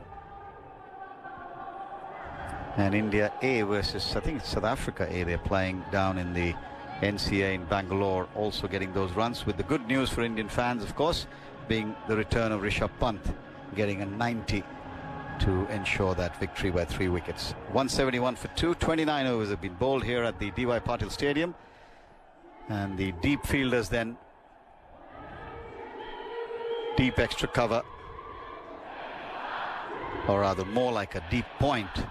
A third right on the boundary, as indeed is a fairly fine leg, and a fielder just backward of square on the fence. Khaka in, bowls to Rodriguez, who drives at the bowler. Wants an impossible run. Harman's not interested. Stays 171 for 2.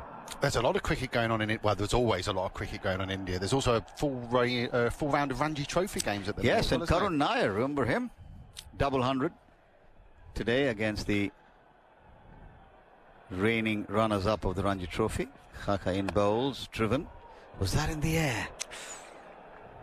I'll have to watch the replay for that. Reaction from the South Africans doesn't suggest now. Just looked as if it carried on the full. Tell you what, though, the ball is pinging out of Jemima Rodriguez's bat. You can tell she's feeling full of confidence, and why not after that century the other day. Bonga Khaka into her 6th over now, runs in. Nice, easy, straight run up to the wicket. And bowls. Nice and full. And Rodriguez defends on the offside for the skipper. Full flat to field. It's 171 for 2. The current run rate just a shade under 6. India will have to make the call in terms of when they need to press the pedal, because I do feel that nothing is safe here. Driven in the air, and has it been taken? She's calling for the catch and suggests that she's taken it cleanly. Laura Wolford there. The umpires might choose to have a look or maybe not. We'll wait and see. 171 for 2 could now become 171 for 3. The umpires are going up to the third umpire to just check if that catch been taken cleanly. You just get the feeling, don't you, Fionn, that it was clean? Yeah, Laura Wolf, I look convinced that she'd taken it cleanly. It was just whether it was a bump ball, but she was very confident. Fingers appear under the ball. Do you have any other angles front on for me, please? I think it's a bump ball. They've gone straight for the replay of Wolfart. Just play that through. Any other angles for me, please? It's a very blurry picture there. I hope they've got shades clearer of Heather ones. Knight there. My instinct is that that is okay. I think so too, because it was very quick. Okay, zoom in on there for me. Play through, yep. So play through nice and slow for this one, please. Yep, fingers under the ball. Play through, play through. Oh, yeah. All the way through. Fingers are under the ball. Yep. Complete the catch for me, please. Yep. Very good catch. Satisfied. I am ready to make my decision. Thank you. Wait for the signal on the giant screen, but we think up here we know what it is. Rodrigues is going to have to take the long walk back. There it is. And so Jamie Rodrigues, the hero of the semi-final, and the South Africans in the crowd understandably elated. The large proportion of the Indian fans here obviously goes silent, as it often does in this part of the world, and India pushed back by South Africa. Game on here. Yeah, no mistake about the catch in the end, and Jemima Rodrigues marched off. She knew that was out, but brilliantly done by Laura Wolfart, because it was dipping on her, but she just had to stay still enough to make sure that she could get one palm underneath the ball, and she held on brilliantly. And just a couple of wickets now, just pegging India back a little bit. And we saw that Australia misjudged their first innings. You would say they're about 20 runs short in the end. India will be very wary of that. Well, Deepti Sharma now coming out to fill the void caused by the dismissal of Jamie Rodrigues. The crowd's gone silent, and this is an interesting period where South Africa will fancy their chances. They'll want to try and storm back in. And Ayabonga Koka picks up her second wicket now. She's got 2 for 40 with 2 balls of her 6th over to come. Deepti Sharma is in. Harmanpreet Kaur's just got there, so 2 new batters at the crease together, and that's exactly what South Africa would want, to try and press home the advantage. Now Kaka in, bowls to Deepti, who's playing it square on the offside, and already there's a big mix-up in running between the wickets. Comfortable single in the end. This is the problem when the non-striker tends to call for a run that is clearly the batter's call. It's not her strongest point, is it, Deepti Sharma running between the wickets? No. Deepti is one of the less agile runners, shall we say. More than makes up for it with her skills with both bat and ball. 172 for 3, in case you've missed the last 10-15 minutes. 2 wickets in quick succession for South Africa. Khaka bowls and defended by Harmanpreet out towards her opposite number. No run. It's such a pivotal position, that short extra cover. And Wolfart will be very pleased. But again, look at that face. No emotion at all. Just the high fives with her teammates. It's amazing, isn't it? You think that India have been in such a good position, and she'll just stay consistent from ball one to until the end. It's almost like you watch a mask, isn't it? Yeah. There's obviously things going on in head and heart, but She'll be thinking about batting. She'll be thinking about bowling changes, all sorts. The prospect of lifting a trophy by the end of it. I suspect that's not something she's thinking just at the moment. She'll try not to. She'll try not to. Trying not to. It must be impossible not to let your mind wander a little bit. Marzin Cap to continue. The keeper Jafta helping her with the finer positioning of the fielder down at deep square leg. And Cap just making sure she's got the fielders exactly where she wants them, pinpoint precision. Here she goes away from us to the new batter, Deepti Sharma. Goes in, bowls to Deepti, and Deepti defends on the offside. This time Harman is looking for a run that doesn't exist. 172 for 3. 30 overs gone. Normal convention. You would like to double your score. One just feels that may or may not be enough. This is not an easy ground to defend. We've seen, as Fionn just said, Australia probably not quite able to push on from where they were at one stage. Cap in, bowls to Deepti, and Deepti defends. Now wants or thinks of a run, but the ball is going straight to the fielder, and there is no chance of a run. Putting on the squeeze now, South Africa. What they need is 2 or 3 tight overs, looking to draw the false shot from the Indian batters. They certainly got Jemima Rodrigues driving in the air, and that's how she fell.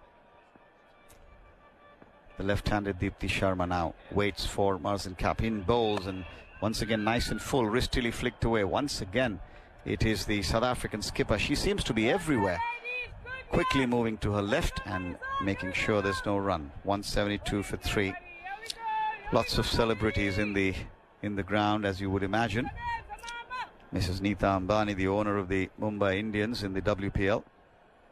In fact, I should say both the Mumbai Indians teams. As Cap in bowl, slower ball defended of the back foot. They're taking a tight single, and Deepti has the shy at the non-striker's end. She dives full length. She needed to, and did she change course there? I'm not sure. In any event, it didn't come into play, but that would have been really interesting. I think she dived too early. I think she dived too early. I think the dive left her short of her ground. So had it been a direct hit, she goes so early. Look, I think it would have been very close. This will tell us. Ooh. Well, I think that the dive was in part meant to sort of just get her in, and also at an angle, but fortunately for India, not a question in the end. 173 for 3. Harmanpreet waits for Cap. Cap goes in bold, and Harman defends the slower ball nicely, judges it well. Nice change of pace. We've spoken about that communication. It's not been the most fluent start between these two in terms of the running. Wonder whether the crowd is playing a part in that, in terms of what they can hear. Could well be, but you know, what's the old adage? Early call, loud call, whatever that may be, doesn't always work out. Cap in again, bowls to Harman, who drives, but straight to Laura Fulfat. Suddenly, at the moment, in the last 3 or 4 overs, you feel South Africa got 15 fielders on the pitch. Very, very good. In the last, what is it? Run rate has dropped just a shade over 5.5, and some more thoughts from Fionn, and coming in for commentary, Daniel Norcross. Yeah, the last 30 balls, I've seen 15 runs scored and 2 wickets fall. So South Africa really applying the pressure in the middle overs. But this is a hugely important partnership now for India. Deepti Sharma's been in incredible form. Harmanpreet Kaur played a really important innings against Australia. So South Africa know they can't afford to take their foot off the gas just yet. Yep, it's 2 new batters at the crease as Ayabonga Kaka runs in. Deepti cuts at this, but then smashes it into the ground. It bounces up for Jafta, and there's no run. You went Australian there for a minute, Dan. Did I? Yeah, 2 new batters. 2 new batters. 2 new batters at the crease. Well, every ball of every game of the Ashes is available on BBC's Test Match Special. And that starts, of course, on the 21st of November. But we are focusing here on the Women's World Cup final, which has got into a slightly interesting phase here with that couple of quick wickets. Deepti facing up on 2. Left-hander, she drives, squirts up a thick outside half of the bat to backward point. There's no runs. It's fielded by Bosch. Alex Hartley's back alongside me. They're going to have to regroup a little bit suddenly, aren't they, here?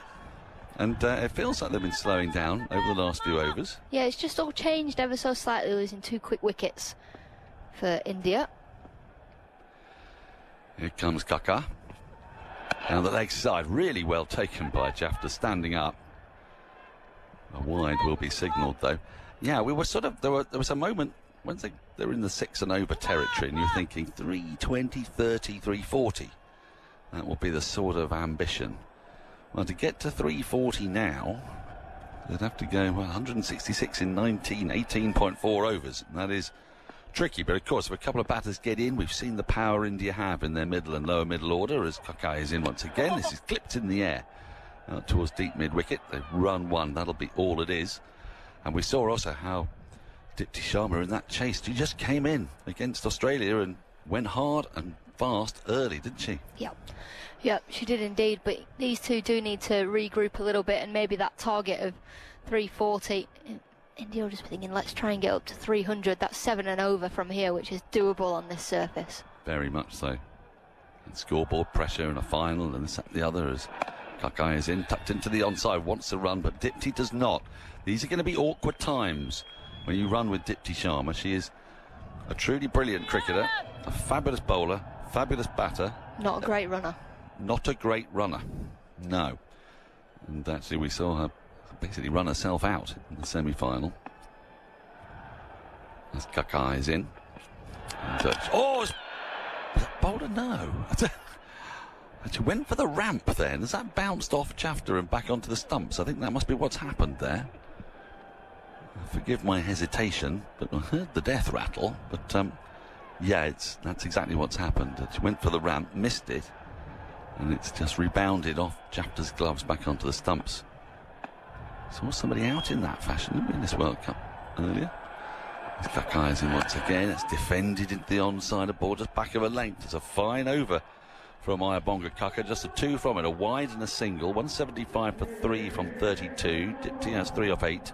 Harmanpreet 4 off 12. Plenty of time to catch up. No need to panic yet, but you'd think this reconnaissance can only go on, Alex, for 4 or 5 overs, perhaps. Well, yeah, of course, and then South Africa still have Marizanne Kapp up their sleeves as well. She's got 4 overs left. If she bowls them all. Do you think today's the day, do you? It's got to be, hasn't it? It's got to be the day. Well, she's bowling a 7th over. Yeah, bowled 4 in her opening spell, and this is her 3rd in this second spell. Leeson Tryon have bowled 9 between them. De Klerk often bowls at the back end, doesn't she? Malaba's still got 4 up her sleeve. So the overs have been spread around a bit. Here comes, been hit high, out over deep mid-wicket, and that is going to be 6. So, what a shot that from Dipti Sharma. If Harmanpreet can't get going yet, and Dipti before that couldn't, well, that's a big swing into the leg side. Foot down the pitch, and she's larruped it over deep mid-wicket. 181 for 3. It's a huge risk, isn't it, taking on the best bowler of the opposition, but it puts her under the pump straight away. It brings a change in field. Deep third comes up and deep mid-wicket goes back, so she's got to put that shot away now, but loads of singles and 2s on option into the leg side now with that shot. Cap in again. Dipti just defends into the offside. It's picked up by Malaba. Short extra cover, there's no run. That's 6 off the first ball, as you say. Batting sides love that. Puts pressure on Cap. We went out, didn't we, about 25 minutes ago to sample the atmosphere, and you were amazed by it. I'd heard it a little bit myself, but in this room it's very hard to really understand it. As Cap is in, it's clipped into the onside. They'll just take the single, I would think they will. And on this occasion, marvellously, Dipti runs the first one relatively quickly and makes it look like she's interested in the second, and Harmanpreet knows that there's never going to be 2 there, so she ambled her 1. But now Dipti, well, look, I wanted the 2. I wanted the 2, it's not my fault. Fair play. Brings Harmanpreet back on strike. Left hand, right hand combination. Yeah, always frustrating. It is. Hard to say. Long tour. So, Cap's in short, pulled away really well by Harmanpreet, but picks out deep forward square leg. Annery Dirksen patrols out there and flings in the throw on the bounce. 183 for 3. It's amazing how quickly a big boundary 6 can make such a difference. Remember in that run chase, you always felt that India were just behind it, and then Risha Ghosh came in, hit 2 6s, and suddenly everything's different. Just a couple of balls can make all the difference. Cap in to Dipti, who drives nicely, full toss out to deep extra cover. Dirksen gets round, and they just take the single. 184 for 3 in the 33rd. Feels like this must be one of Marizanne Kapp's most expensive spells in this World Cup. Well, we established, didn't we, earlier that she was going about, was it 3.8? 3.8 coming into this, well, in this spell. She's going at over 5s. It is a good pitch.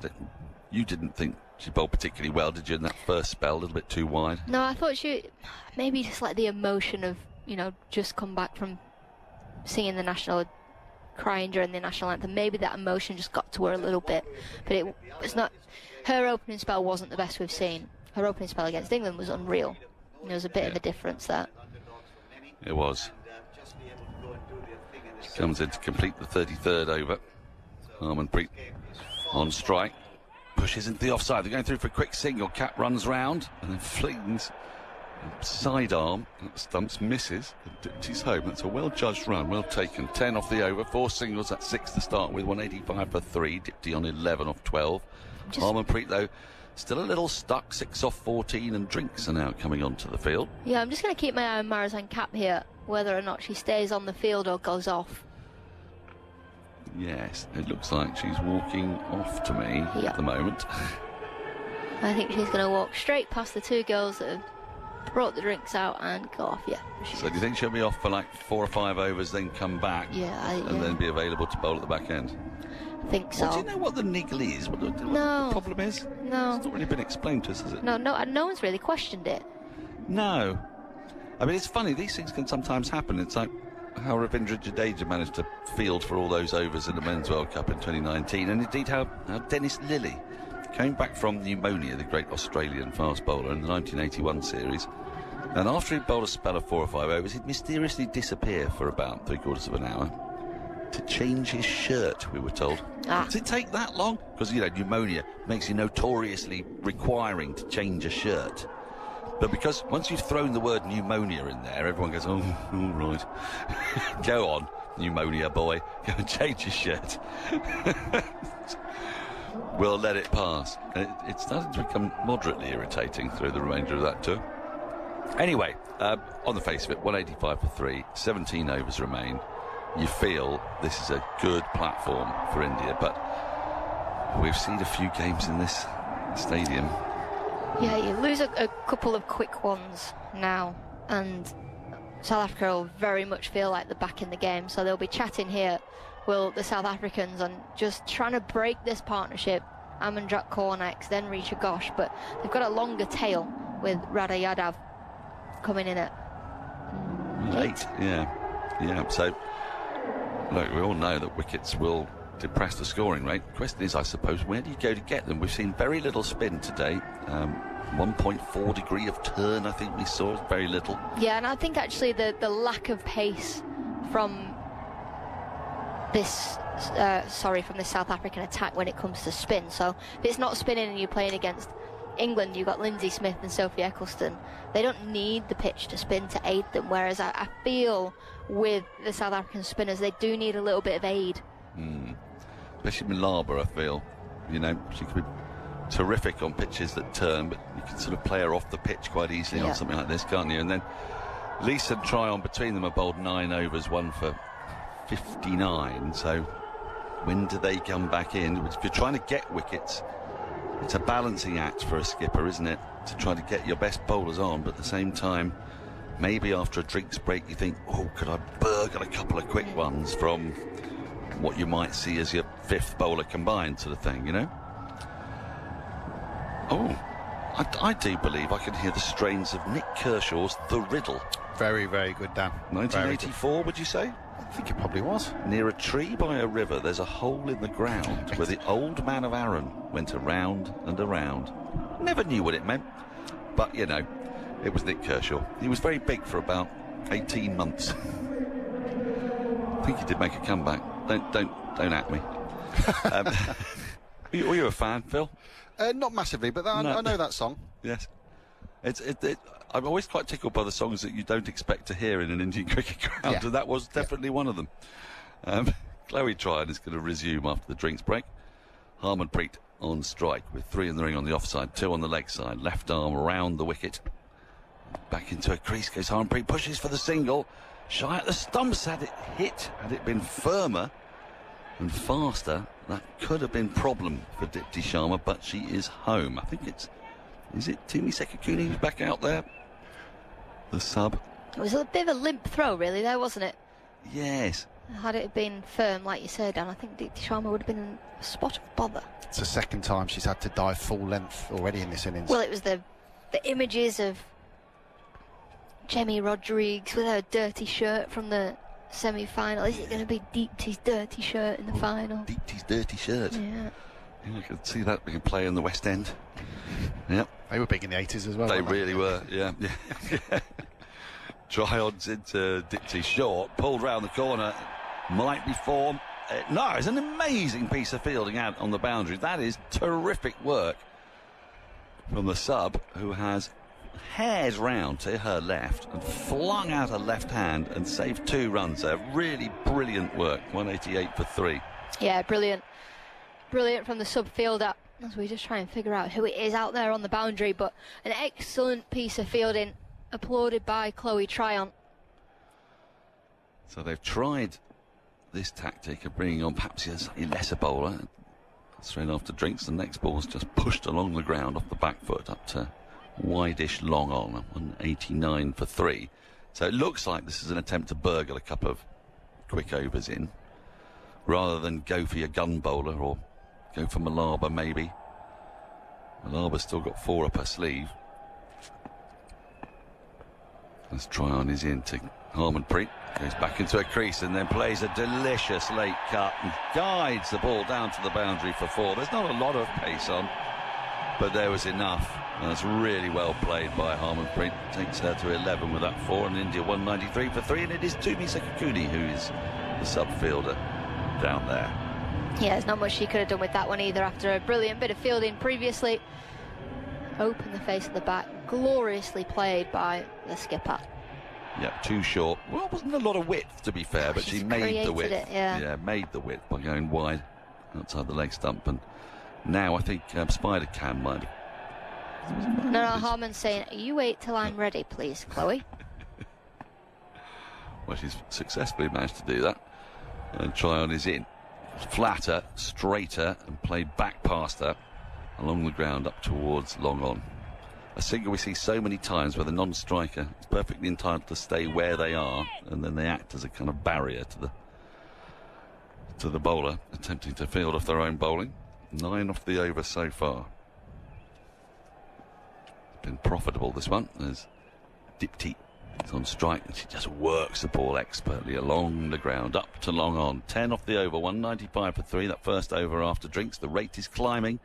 16 overs remain, and that 310, 320 is back on if this partnership can keep building. Well, it's amazing how quickly that you can get 10 runs and over, isn't it?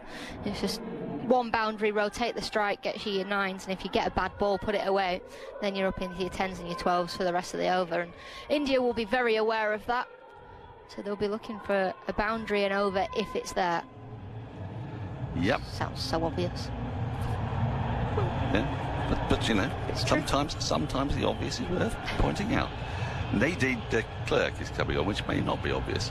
And she has only bowled 4 overs so far today. None for 20 are her figures. Between Sunelise and Chloe Tryon, 10 overs have been bowled. So now Laura Wolfhard is in that position where she could, in theory, use her 4 main bowlers, but she's got a bit of leeway. As the left-handed Dipti's on strike down the leg side, strikes the pad, and a ridiculously hopeful appeal that, yes, this is on the lines of delusion, really, and they'll take the leg by 195, 96 for 3. One of those rare occasions where the umpire doesn't even bother to wait for the timer to go down because she knows Shut up. Yeah, even if. The DRS time is going down on the big screen, but no one's even having a conversation because it was so ridiculous. No. If you don't ask, you don't get. Sometimes as a bowler, you just get a bit giddy, you know. I used to do it all the time. And does it get you going, get the juices flowing? Get you into the game? Used to annoy people. Leclerc in, driven back to her along the ground. There'll be no run.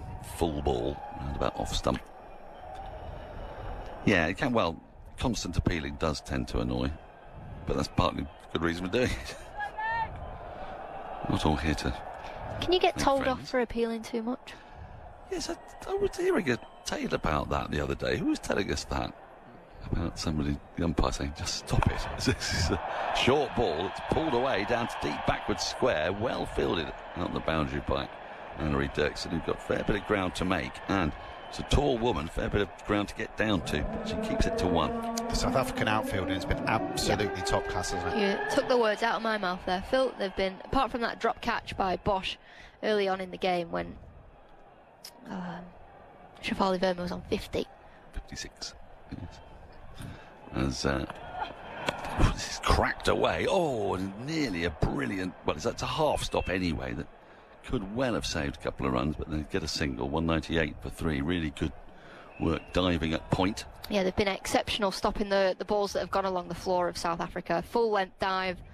They've stopped boundaries there again. Bosch, full length dive, stopped a boundary. Brilliant from South Africa. Reminds me, though, of the semi-final where Australia's ground fielding was fantastic, but they had two very high-profile drops in there. It was superb. Elise Perry, the grand dam of Australian cricket, was still managing to get her elderly frame around that outfield. It's raining. You seeing rain? Yeah, I just had a text. Raining. That's somewhat of a disappointment, as de Klerk is in on the pads, just tucked into the onside. Dirksen has to come herring in from the deep square leg boundary. They take a single, 199 for 3. Because any rain that happens now will take overs out of the game. Yeah, we're in this weird position now. We'll take overs out of the game, even if we have to come back tomorrow. We'll come back tomorrow with those overs gone. That's right. Yeah. That's right. Yeah, which will take a heck of a lot of explaining to you, but we'll do our best. So, just try and bear with us while we navigate our way through the playing conditions of reserve days. Relatively rare.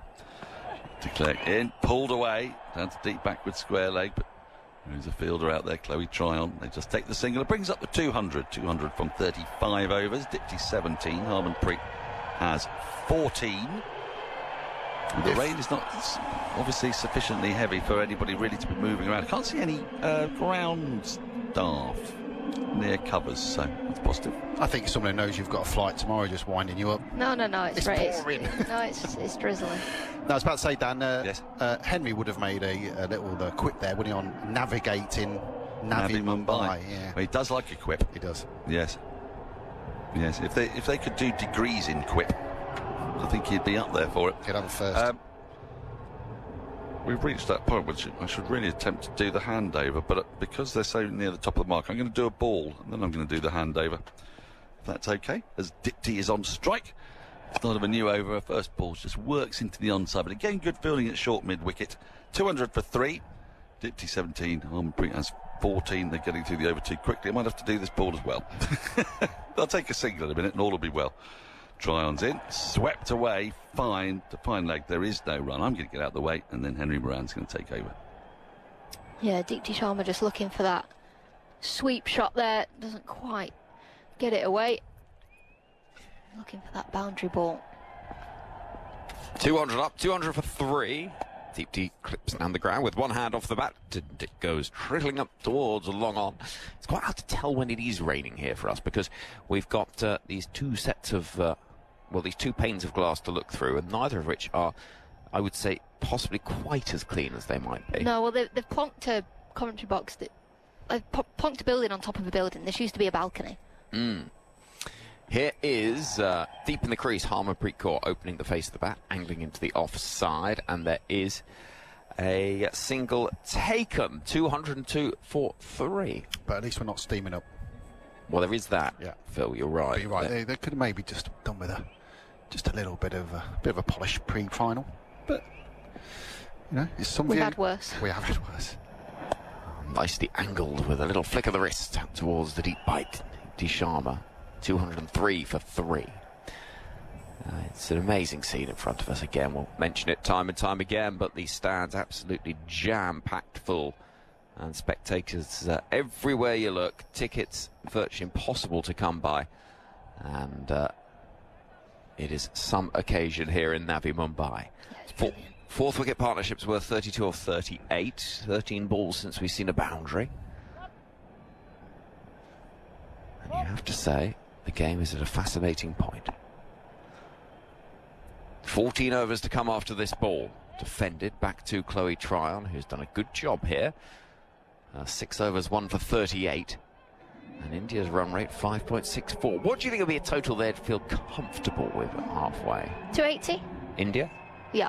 Okay. What would South Africa feel comfortable with? Probably about the same, maybe. Okay, yeah. so that sets us up for a good game. Yeah, it sets us up for a brilliant game. I think if South Africa are chasing 280, they'll feel pretty confident because we know that this ground is high scoring. I also think if India have 280 on the board, they'll go, okay, well, we've got runs on the board, we've got something to defend. Won't be a record chasing run chase, but it'll take some going. Well, it would be a record run chase in terms of a final by a long way. Nadine de Klerk runs away from us way down below on that massive green. Oh, big appeal for LBW. She's howling for it, and up goes the finger. Deepti Sharma will come and have a conversation with Harmanpreet Kaur. They're running together. They want to try and take as long as this as they possibly can. They've got 2 reviews remaining. They're going to use one of them now. Nadine de Klerk was short, and the high fives of South Africa's at the moment. Okay, we have a player review for LBW. On-field decision is out. Check the bowler's feet. It's a fair delivery. Looking at split screen. Let's move that forward, please. Forward for me. Yeah, I'll need to see Ultra Edge to check if bat involved, please. Missing? I think that might be missing. But it's been given Okay, out. Ultra Edge coming through. So where's it pitched? Play that through, frame by frame. Play that through. Flat line all the way through. All the way through. Satisfied there is no bat involved. We can move to ball tracking, please. That doesn't feel right to me, I'm afraid, On-field Al. decision is out. I think this is... Yeah, I'm not sure. To me, just something about that doesn't look quite right, and I don't think South Africa are convinced either. Here we Okay, go. ball tracking. Pitching outside leg. Back on field to Jackie, please. It's not a great decision, that. Change your Pitching decision. outside leg by a long Signal way as now, well. please.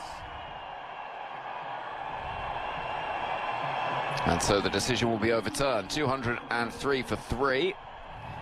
And India not only will keep the wicket, but they will keep the review as well. 203 for 3. Score with Deepti Sharma getting not a life because she wasn't out. No, it was pitching outside leg by quite some distance. It was, wasn't it? So Nadine de Klerk will try again. She was short. And another full delivery. This time it's angled into the offside by Deepti Sharma, who's one of those players that I find interesting that I don't think of her as a power hitter, but she does have that in her armoury. Yeah, she does. She's a brilliant striker of the ball. And we saw when she hit that massive 6 off Marizan cap earlier that she has got it. We saw it in the 100 final when she was playing for London Spirit a couple of years ago. I think she's really underrated as an all-rounder. I agree with you. 204 for 3. A little bark from de Klerk, who's in the short sleeves and that bottle green of South Africa with a yellow trim. Hands on the hips. Harmanpreet Kaur at the far end. Leans on her bat. Has a little look around. We'll see fielders in the deep on the leg side. 3. And then a deep cover on the offside. Here is de Klerk, runs in. Keeper up to the stumps. Down the ground it'll go for a single. Harmanpreet Kaur moves to 16 off 23 balls. 205 for 3. It was I think Deepti Sharma who got shouted at by Harmanpreet that day at Derby when... Was it? But Deepti was really young. Yeah, when Harmanpreet scored that 100 against Australia in 2017. It was a young... Actually made 100, wasn't it? Yeah. That's right. Young, tiny Deepti. Probably had her in tears.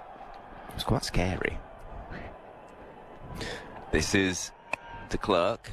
And with all the time in the world, Deepti will get a single into the onside. 206 for 3. When Dan and Fionn were on earlier, we were talking about the advert. No, it was when you were on, when we see all the adverts all the time that you don't see. And we see Smriti play a lovely cover drive, don't we? And then we cut to Harmanpreet, and there she is throwing a bat. Yeah. We were discussing on the way in the roaming camera that is by remote control.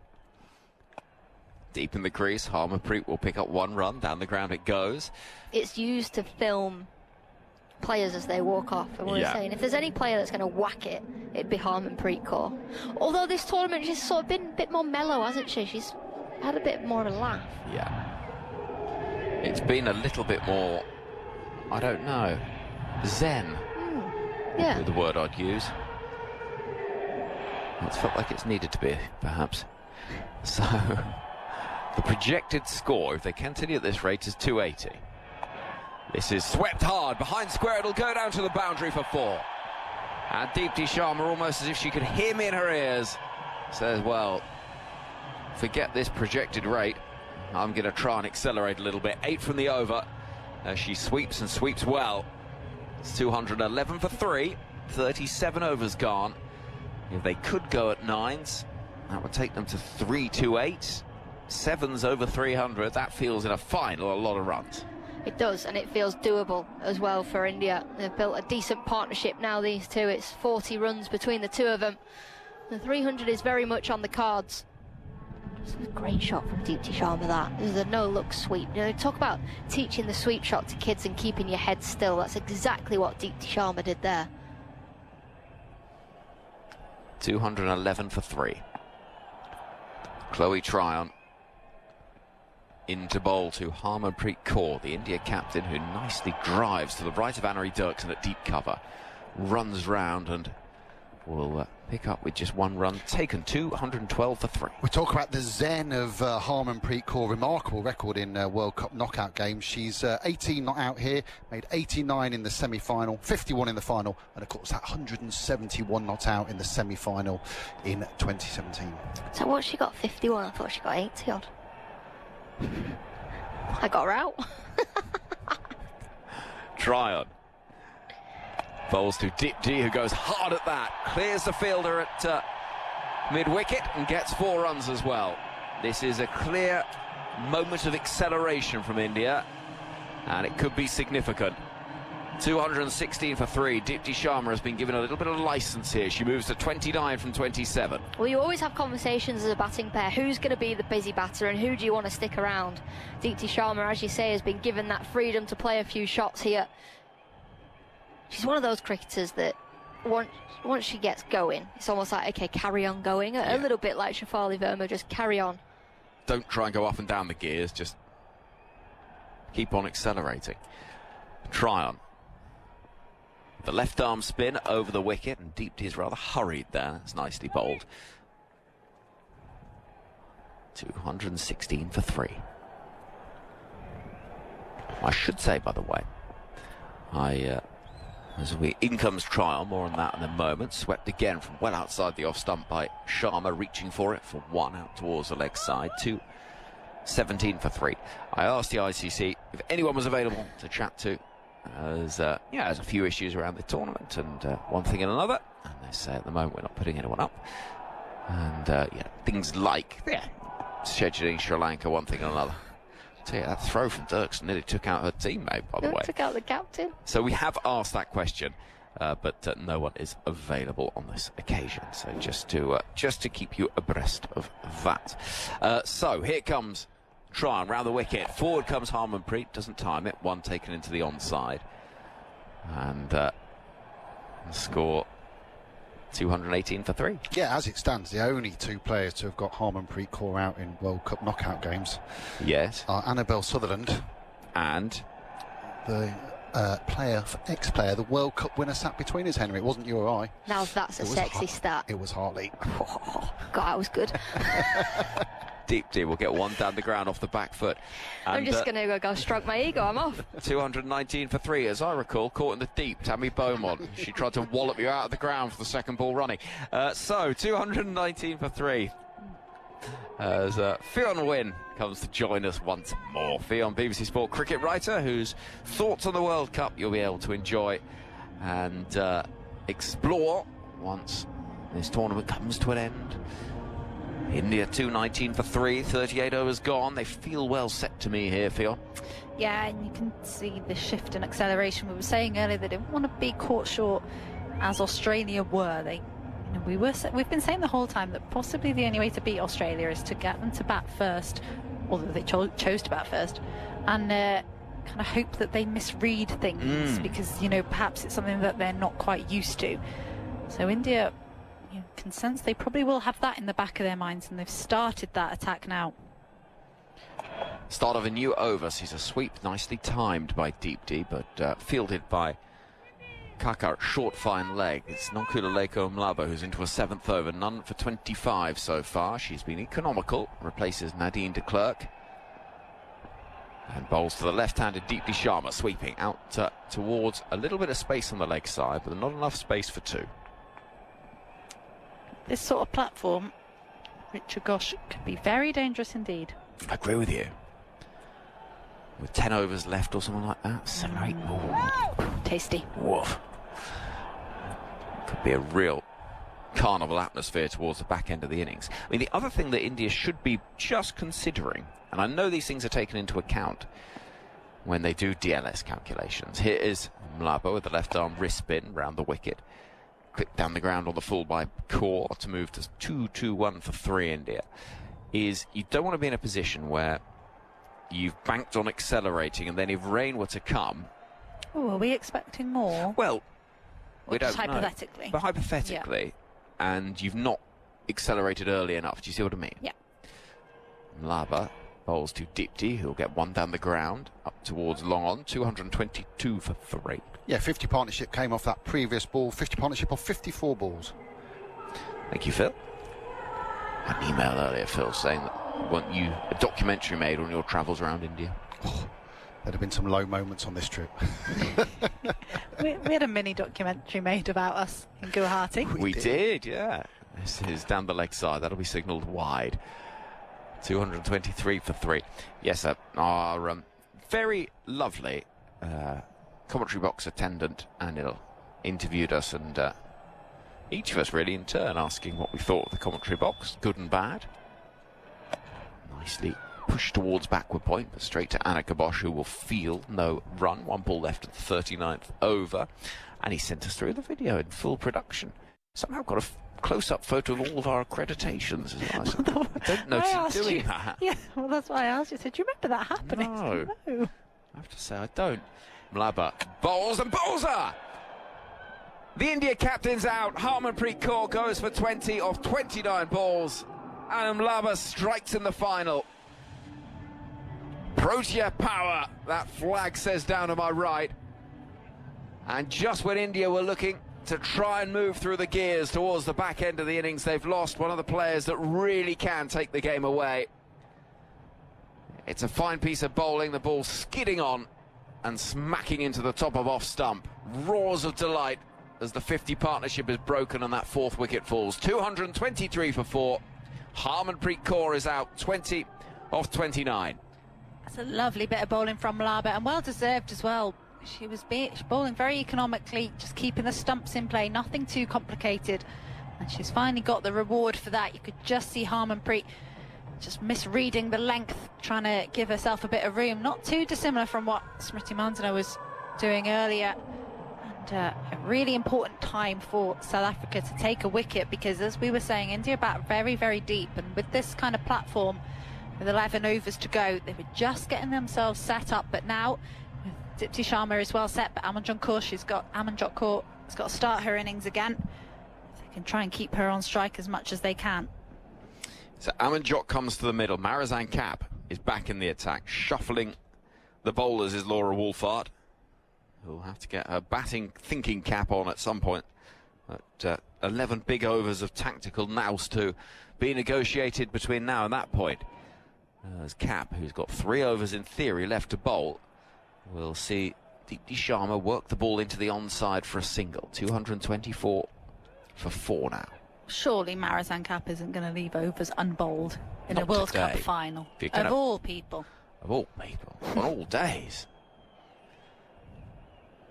The blue and red lights of emergency vehicles somewhere outside the stadium go drifting down the road. These roads around the ground, which will be absolutely heaving should India win. Cap bowls, worked away by Amanjot, who times that nicely, immediately out towards the deep on the leg side for a single. 225 for 4.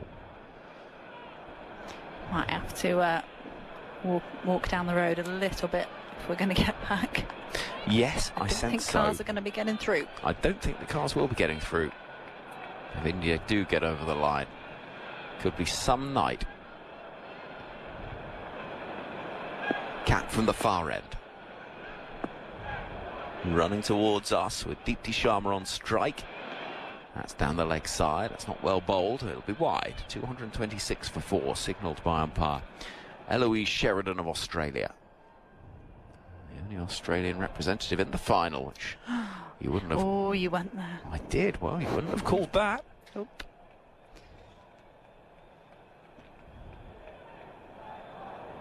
Just a little bit of a hush around the ground with South Africa again, just when it looked as though India were going to take a little bit of momentum, finding a way back in to put the pressure on. Here is Cap.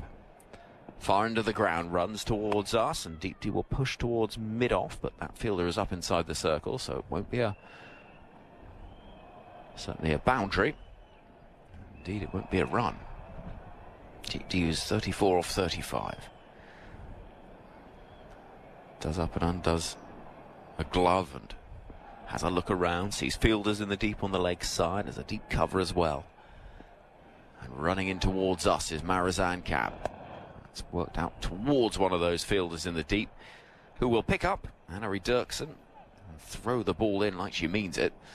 And it's 2-2-7 for 4, Phil. If you were listening before, when it was raining before we played, Dan Fionn and I went through the World Cup 11, and Daniel Norcross bent the rules incredibly, didn't he, Fionn? Yeah, who'd have thought he'd do that? Who would have thought, to get Deepti Sharma in that 11, but I think she's now justifying that. I think she always justifies. That was why the rules needed bending, Henry. Well, he does like to do that. He's a rebel. 2-2-7 for 4. As nicely worked into the onside from Amanjot. India just continue a little bit of accumulation, almost as if they are circling like one of those hawks high above Mumbai, waiting for an opportunity to swoop on down in a moment of intensity. It's just at this point a little bit of a holding pattern before you sense perhaps in the last 10 overs they really will look to try and put the hammer down. Here is Marizanne Cap to Deepti Sharma, who plays the ball in the air past the bowler. I wonder if that was a bump ball. It was one of those that's quite hard to judge from this height. But 40 overs gone, 2-2-9 for 4. And with Prakash Wakankar standing by, we've got 10 overs left. Fionn Wynn, where do you see it going? I think that was definitely a bump ball, because oh, actually, was it? Can't tell. It would have been a very difficult chance either way for Marizanne Cap, one-handed in her follow-through, but 10 overs to go. It's evenly poised, but India, I think, will still be happier in this position, considering the, runs on the board in the final, taking some of that pressure off themselves. They've got a good platform, they've got power hitters to come, and they've shown how important their batting depth has been throughout this tournament. Well, it's going to be interesting. Malaba having picked up the wicket of the Indian captain to continue. 229 for 4, the 41st over of the game coming up, or the innings, I should say. Here's Malaba into Deepti Sharma, who goes back and punches it up the ground for a single. 229 will now become 230 for 4. 37 to Deepti. You just get the feeling that she's going to have to hold on, and yes, that was definitely a chance. Marizanne Cap in the previous over got her fingertips to it. Maybe it was just a little bit slow to react. Didn't quite expect it. So Deepti lucky to be there. Here's Malaba now to the new batter. Amanjot bowled, and Amanjot works it square on the onside. They'll take a run. Comfortably completed. 232. South Africa know they've got a chance here. They've pegged India back, no doubt, no question about that. 5.7 is the current run rate.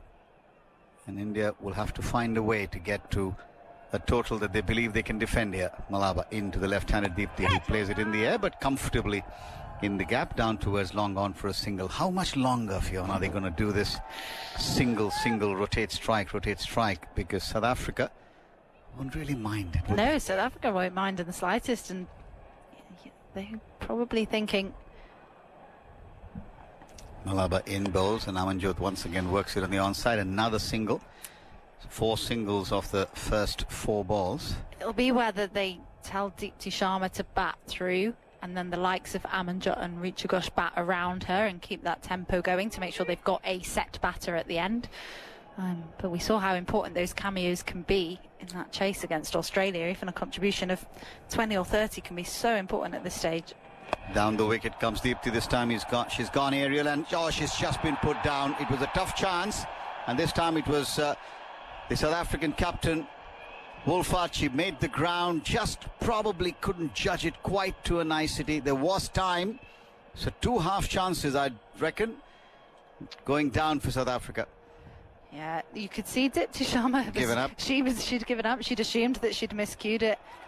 Amanjot sweeps this one and she's placed it well. Will it beat the fielder? No. Brilliant work again in the deep. They'll come back for the second. I don't think Dipti's up to the third.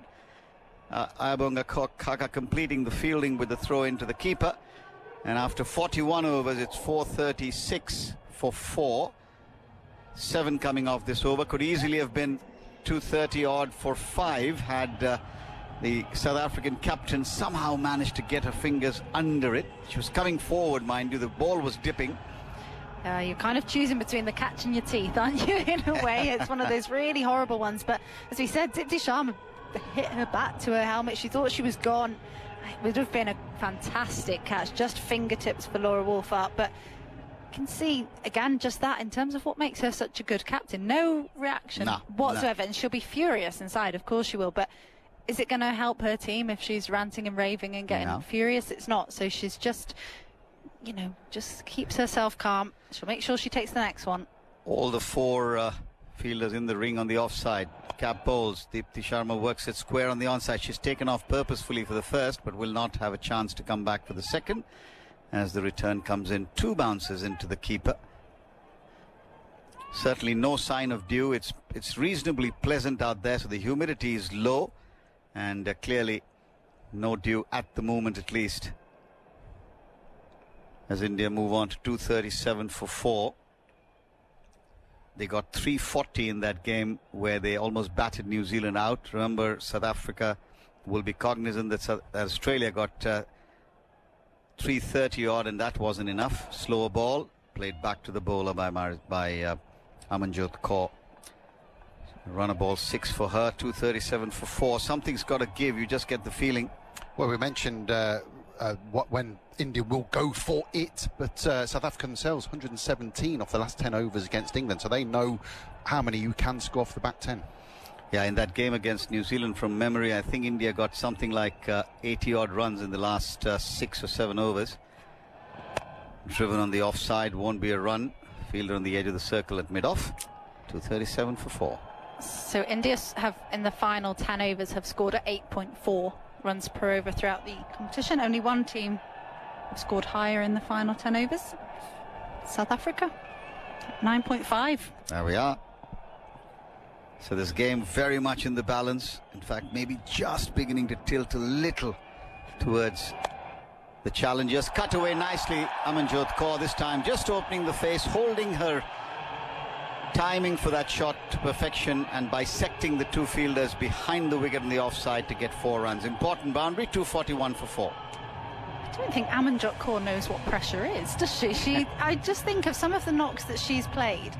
I know she's only got to 10 here, but she played a really important cameo against Australia. She did. Just nerves of steel, and that was beautifully guided in the gap there. Could call it the confidence of youth. Here's Cap in bowls, and this time Amanjit plays it on the onside, and they'll take a comfortable run. Marizan Cap urging the fielder coming in from the deep to rush to the ball.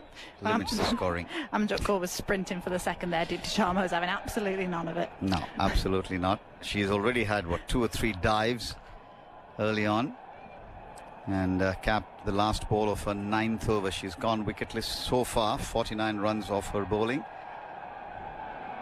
As the field settles now, they're a short third, a backward point, short extra and mid off the 4, and then of course a fielder at 45. Here's Cap in bowls and worked away nicely into the gap. There will be just the one.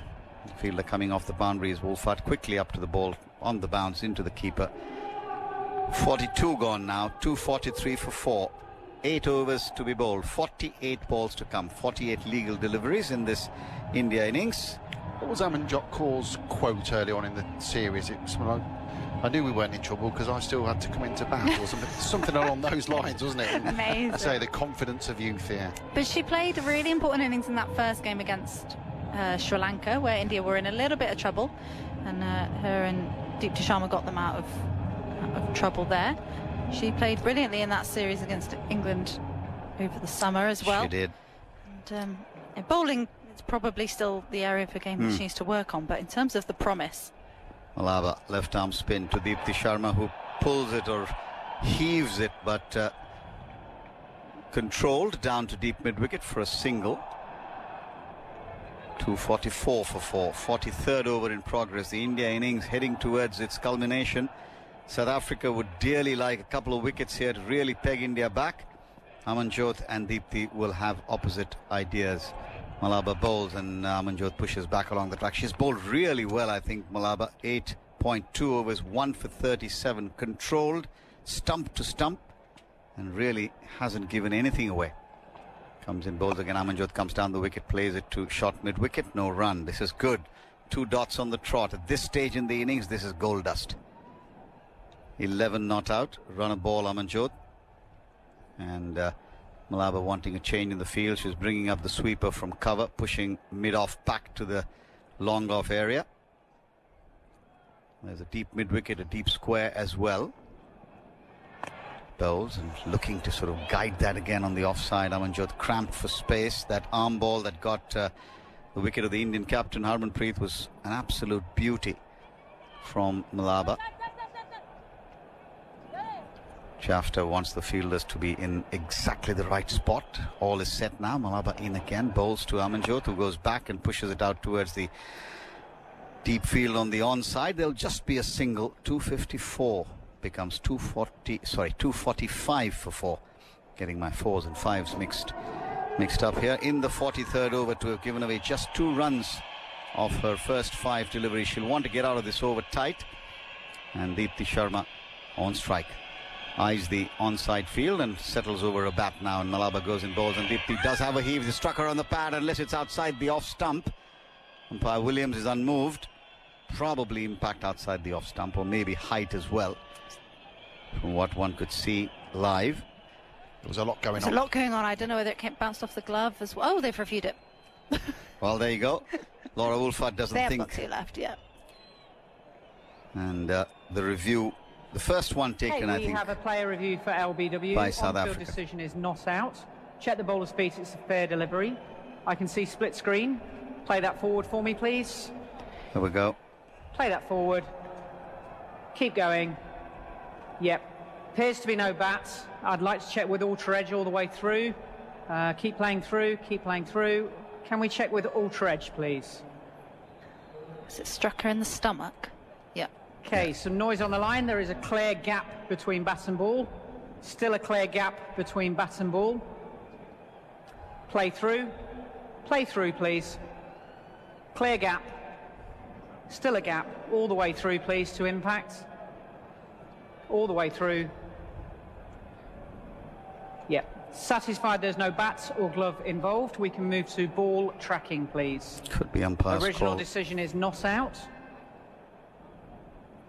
Tense moment in the game here as the DRS is operating. The South African fielders all huddled together, as you inevitably see, looking up at the big screen.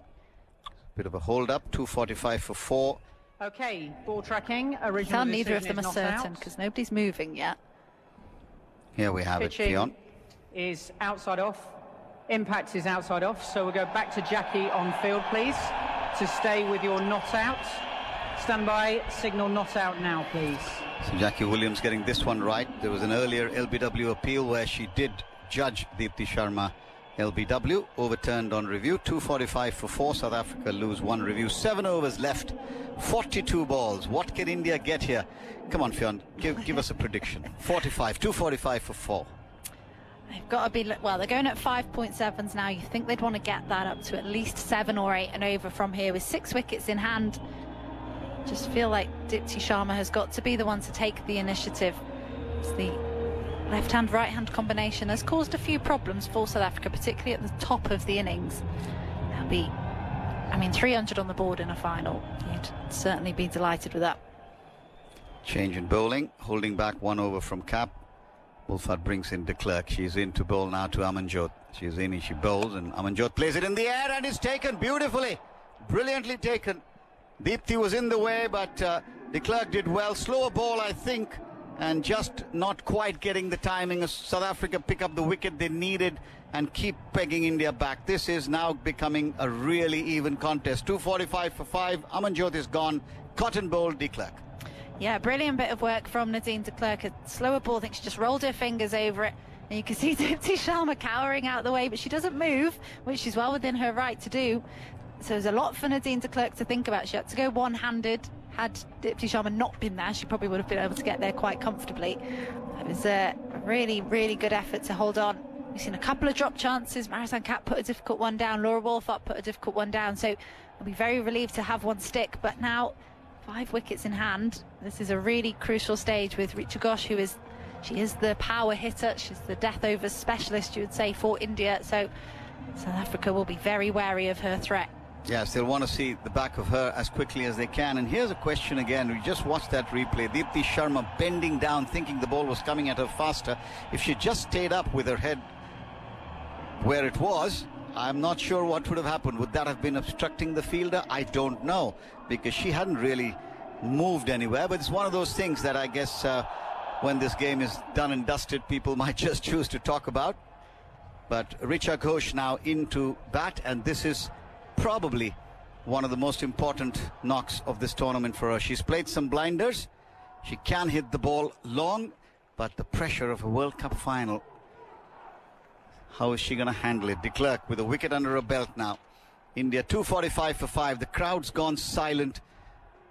Famous quote from Pat Cummins. There's another one that's been attributed to Laura Wolfart, which I don't know if indeed she said that or not, or she said it with a chuckle. But here's De Klerk. Comes in, bowls to Richa Ghosh, who works it fine, doesn't get any bat on it, runs down off the pad to short fine, no run. She was saying it with a bit of tongue-in-cheek, I think. I think the question was put to her rather than her kind of bringing it up. There we go. Watch that again. Watching the catch where Dipti Sharma, I think, just misjudged the pace at which the ball was coming. And very good catch indeed in the end. De Klerk in bowls, and this time Richa Ghosh has gone inside out over the offside, and he's got 6 runs. The first scoring shot from Richa Ghosh, I beg your pardon, takes India past 250. 251 for 5. Well, that's a way to get off the mark. We were saying that she's a destructive player at this phase of the game. Her intentions are very clear. There's a full delivery, cross seam from Nadine de Klerk, walloped over extra cover. Beautifully timed, head still. One of the more difficult shots to play, but she made it look easy on that occasion. Here's de Klerk. How does she respond? Goes in bowl, slower ball, and on the full, just pushed up the ground towards long on. South Africa have used the slower ball really well through the tournament, haven't they? Yeah, and Nadine de Klerk, that's kind of her go-to, is that taking the pace off. She mixes up the seam position really nicely, but that one from that 6 was probably just a bit too full. Yeah, Richa Ghosh's 11th 6 of this World Cup. The record in one World Cup is 12. There's Nadine de Klerk to Deepti again, slower ball, worked away on the onside, too deep towards the onside for a single, wide of mid-on. 253 now for 5. Yeah, the record held by 2 of the original big hitters in the women's game, Lizelle Lee and Deandra Dottin. No surprise there. Richa Ghosh leaning on her bat, surveying the field. 3 fielders in a straight line at the edge of the circle. On the offside, there's a short third and a fielder at 45 just on the edge of the circle. The 4 deep fielders, 1 on the off, 3 on the on. She goes in bowls, and this time Richa Ghosh won't be able to beat fielder at extra cover. That's the South African captain, where she took that brilliant catch earlier on to get rid of Jemima Rodrigues. 44 overs now bowled, 253 for 5. Coming up to be 8 p.m. local time, about 3 or 4 minutes to go. 253 for 5. Is that going to be enough? Yeah, just seeing the most 6s in the tournament. Richa Ghosh goes top of that list now. Nadine de Klerk is 1 behind her though, and she'll have a chance to overtake her in the second innings perhaps, but Richa Ghosh strikes at 147 in the last 10 overs in this format. So South Africa, they'll be very wary of what she can do. Her role is very clear, isn't it? It Whack is. it. Yeah. And that helps. And when you are able to do it, I think it just gives the team management that much more confidence now. Dipti Sharma looks around the field and settles over a bat as Ayabonga Khaka runs in to start her 8th over. First ball to Dipti Sharma, and she drives on the offside fluidly down towards sweeper cover. So the plan seems to be clear here, Fionn. Dipti Sharma to try and bat through. and rotate strike and let Richa Ghosh look at the big shot, probably. Yeah, it would be so helpful to have a set batter in at the end. You know, not necessarily anchoring. You don't really anchor at this stage of the game, but just to make sure that she is there if a couple of wickets do fall, she can then kick on. But Richa Ghosh, yeah, that 6 over extra cover was some statement. Long off, long on, deep mid-wicket, slightly straighter, and a fielder down at just backward of square on the boundary. Those are the 4 boundary riders on the... as Kaka goes in and bowls to Richa Ghosh, who drives a little bit upishly, but well wide of Kaka for a single down to Wolfert, who fields 255 for 5, 43rd over in progress. Just get the feeling, unless the Indian batters have assessed the conditions and decided that they want to wait a little longer, just not yet seeing quite that intent from Deepthi. Maybe that's the plan, as we said earlier, just to make sure there is a batter, as Fiona, you said. Yeah, I think South Africa have bowled really well, though, actually, in the start of this last 10 overs. They've been very disciplined with their line. Kaka bowls, slower ball again, I think, worked away on the onside by Deepthi for a single. 256 now for 5. 45th over in progress. 5 to come after this. And that's the difference between setting a target and chasing. You just know exactly what you need to get. Here you don't. 333 wasn't enough. 340 was. So, tough call. The ground certainly doesn't look any worse for all the rain we've seen, and we've said that repeatedly. Here's Kaka into Richa Ghosh, full, can't get underneath it, so punched away towards the long on area for a single. 257 now for 5. The run rate still hovering around that 5.7 mark.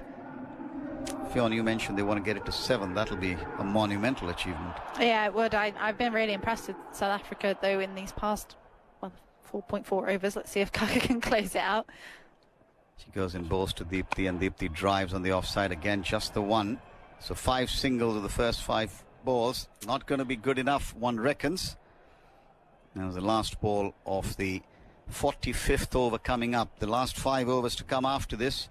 India, one feels, about 25 at least short of where they'd ideally like to be. And that's the result of South Africa's disciplined bowling and continuing to take wickets at regular intervals. Here's Abonga Kaka into Richa. Once again, nice and full, but played beautifully, timed beautifully, and placed to perfection. Desperate effort on the boundary. Not good enough. The ball ricocheting off the fielder into the cushions on the boundary. 4 runs, welcome boundary, takes India to 262 for 5. 45 overs bowled. How many more can India get? Can South Africa peg it back? A word from Fionn and then Daniel Norcross.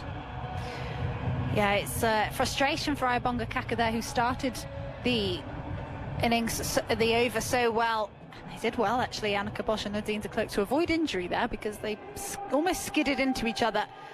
But was that just the boundary that India needed to get themselves going in the last 5? They keep doing that. They keep on just staying in. Like the 6 that Richa Ghosh got. Incredible shot. It was absolutely remarkable, the previous over. And Nadine de Klerk, though, undaunted, is going to come back into the attack. She's got 3 overs left, and she doesn't like to bowl at the back end. And here she is, starting the 46th over. And Dipty goes back into a crease, pushes off the back foot, but straight to short extra cover. There's no run. Alex Hartley's with me for these last 5 overs. Oh, it's my favourite time of the game. It is fun, isn't it? Yeah. When the slog's on. When you've got a big hitter. And 5 wickets down, so there's a bit of peril. Yeah. It could go either way in these 5 overs. Well, they need 300, don't they? Yeah. Yeah. I think so. De Klerk in. This is swept away down to deep backward square leg. Dirksen, who's been brilliant all day in the outfield, charges round to her right, collects and throws in. I still don't think 280 will be an easy chase. No, but you kind of feel... I felt that 340 would probably take the game away. Yeah. 300 feels good level. Game, good game. 310, South Africa will still believe. We're in that sort of territory here. It feels very nicely poised. Richa facing up to Nadine de Klerk. She drives into the offside, winds up for a big one, but it's very full and dug out. She hits it, if anything, a little too well. It goes to Wolfart's left. She feels there's no run. Yeah, second half of the innings, 7 4s and 2 6s. Doesn't feel enough, does it? No, I suppose we've had 22 fours and 4 sixes in the whole innings, but there's time. Risha Ghosh gets going. De Klerk into her again, and she's beaten by a very full Yorker length delivery. She tries to chop down to the untenanted deep third boundary. She strikes incidentally at 147 in the final 10 overs of the innings, which is something else. But this is the plan to her. Yorkers. Try and get out of her hitting arc. If you get it wrong, obviously she's going to have a swing at you. 2 balls left in the over, and he had 1 run from it so far. Now she drives, and she's got that away. Through backward point for 4. A murderous shot, really full again, but just not quite Yorker length. And Risha Ghosh was on it in a flash. It's a ridiculous shot. Ridiculous shot. Oh, gosh. The elevation of it as well, isn't it? It's just crunched. She's able to get underneath it and use that bottom hand to loft the ball over the infield for 4, and that's the problem. If you get your Yorker wrong, but Nadine de Klerk just goes, yeah, great shot. Wonderful hand speed as well. Last ball of the over. Risha flicks it away down to deep backward square leg. She'll keep strike. They just take the single, which they will. Dipti Sharma's very happy with that. So 4 overs remain, 268 for 5. Risha Ghosh has 18 off 11. Dipti quietly going along on 47 not out off 50. Overlooked by the BBC voting public for team of the tournament, scandalously in my view. What, and Dipti wasn't in? She wasn't in the BBC viewers. She's not got 15 wickets. Right. She's, well, more, isn't it? She's leading wicket taker. She hasn't got 15, she's got 17. 17 wickets, bundles of runs. I know, don't even get me and started. Some of these people tell me I don't know what I'm talking about. Well, I know. I spent an hour trying to explain why she should be in the team earlier today. Did you get her in? Yeah. Well, I got her in our team, yeah. I'm changing the rules. Yeah. I changed the rules, yeah. No, we're recreating the team. And there are some people for whom rules are there to be broken. In the end, we picked a wicket-keeper who'd played 2 games just to get Dipti in. Well, and to get Mandela in. Yeah. Malaba starts her 10th and final over. First ball's a little short and is punched off the back foot all the way up to Laura Wolfart, the skipper, who's out at long off. She has been for a fair bit today. 269 for 5. It brings Dipti on to strike. Interesting to see. Right, Malaba's going to stay. Oh no, she's going to go over the wicket. I thought she might try coming around the wicket and fire into the pads, but no. So there's a deep mid-wicket out and a long on, deep backward square. Dipti does like to go high and hard in that direction. Here's Malaba. And she goes on the sweep, hits it firmly out to deep backward square leg. On the bounce, well watched by Marizanne Kapp, who's out there on the field, so she can, if necessary, bowl her final over. 270 for 5. You would imagine she does. You would imagine, but I mean, there are options because the bowled so many. Nadine de Klerk could well bowl out, and then you've got to find 1 over from somewhere else. So it could be Kaka, could be Kapp. Malaba in, reverse, is beautifully played by Risha Ghosh. Bit of nominative determinism in that shot. That was a fantastic whack through backward point for 4, 274 for 5. This situation just suits her perfectly, doesn't it? Coming in the back end of an inning, 7 overs to go, being able to have the freedom to play your shots, manipulate the field. It's a great shot. A reverse sweep through cover and backward point in front of square. Brilliant shot. Yeah, she made 94 off 77 in the group game between these 2 sides. Malaba into her again. Very full. She goes to a big swing and gets it down the ground. It's really dug out again. It goes along that ground to Nadine de Klerk. 1 more to the total. 275 for 5. 20 balls left. 2 a ball. We get them to 315. I'd be tempted to go wide Yorkers. Gosh. Yeah. Just try and get hit either one side or she can late cut you the other way. Dipti on strike now. Very full. Flicked along the ground out towards deep mid-wicket, but she's really sort of ambled that first, so there was never hope of a second. 1 ball remains in the over. 8 have come from the over so far. Dipti to 49 from 52. Yeah, even as a spinner, if you go wide hole, you're taking away a few options. Yes, you're taking away the chance of hitting the stumps. So she's gone really full, and it's been worked into the onside as if Risha Ghosh is just saying, I'll have the strike, thank you very much. 9 off the over, 3 overs to come, 277 for 5. World Cup final on 5 Sports Extra, the ICC app, BBC Sport website and app. And I'll tell you something, another milestone I think has basically been crossed here, which is, should there be any rain now, we'd lose at least 6 overs. So we wouldn't have to come back out again and start this innings again. So we'd move straight to the next innings. Just little things just being ticked off for you, Al. Yep. Yeah. Thank you. The positivity I need. Yeah, I thought you might. I was just talking to Henry off air, and we'll probably finish work about 12:30. Might take me an hour to get to the hotel. We're only up the road, but traffic. Could do, couldn't it? Could do. I'm going to be pushing it. You are. But I'll be on that bird. I'll be clinging to its wings. I have to chase it down the runway.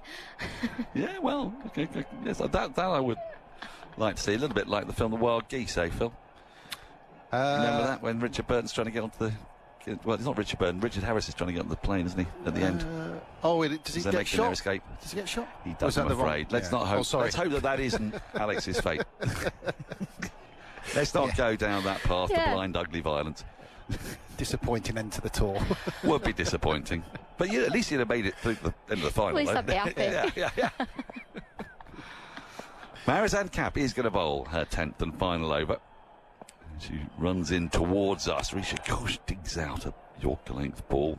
Still manages to roll up to mid-off. There's no run. By the way, Malaba's bowled out 1 for 47 in 10, which I think on this surface, which is giving no real turn, is quite good. Yeah, she's bowled nicely. She bowled really nicely. I actually thought she would be one that potentially you could get after. Yeah, I did. But she bowled really well today.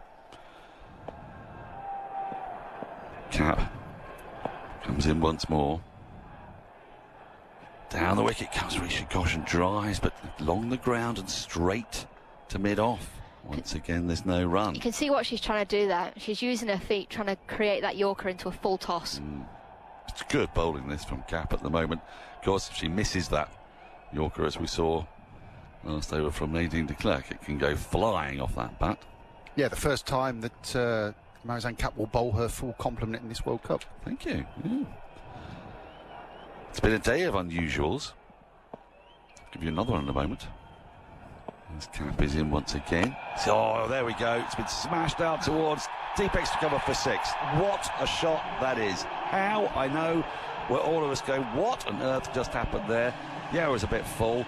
There wasn't a lot of width, but the speed of hand, the power of shot, it's flown, it's faded a little bit. There is a deep extra cover out there, but it's gone back a fair way, and it has been hit so hard. That's quite the shot. There's not very many women in the game that can consistently hit over extra cover for 6. It's ridiculous. It's a Yorker. She nailed it, Marizanne Kapp, but Ghosh said, ha, thank you. 283 for 5. Kapp in again, and that's driven through extra cover. Now the fielder on the boundary should get round this time, and does. Keeps the scoring to 1, which brings Dipti Sharma on to strike. Dipti's very keen to get off strike and give the strike to Risha Ghosh, which is fair play to her. I mean, we've seen what Dipti Sharma herself can do at the back end of an innings, but she recognises that there's somebody at the other end who's batting out of her skin here. She's 32 off 19, Risha Ghosh. Has just hit her 12th 6 of the World Cup. Nobody's ever hit more in one edition of a World Cup. 2 other players have done it. Deandra Dottin and Lizelle Lee. Oh, not bad people to be up there with. Still got a chance to get that 13th. Here's Kapp to Dipti, who tucks it into the onside, collects her 50th run. Another half-century for Dipti Sharma. 50 from 53 balls, just the 2 fours and a 1-6, but she's played a really important role here. A third of this World Cup. And it's been a great all-round performance from her with both bat and ball throughout this World Cup. One of the standout players. Yeah, I couldn't agree with you more, Dan. She's been brilliant, she's been consistent, she's such a good all-rounder, she's somebody that you want in your team, an exceptional player, somebody that surely makes the team of the tournament when the ICC release their team of the tournament. You would think, wouldn't you? You would think. Right, Kapp in to Risha Ghosh, who smacks this high out to deep mid wicket and is dropped. A 5th drop by South Africa today. Uncharacteristically, they've been superb on the ground, but in the air, not so great. It was a full toss that should have been caught, and an incandescently furious Marizanne Kapp finishes her spell with none for 59 from 10. It's Annika Bosch out there. Annika Bosch, who's been pretty good when the ball's gone to her on the ground, but it's her second drop of the day, and I think she dropped Shafali Verma on 56. That one was a little bit harder. She had a fair bit of ground to make coming in from deep square leg, and I'm so glad she wasn't looking at Marizanne Kapp at that point, because she didn't do the fully furious rage. She did something worse than that.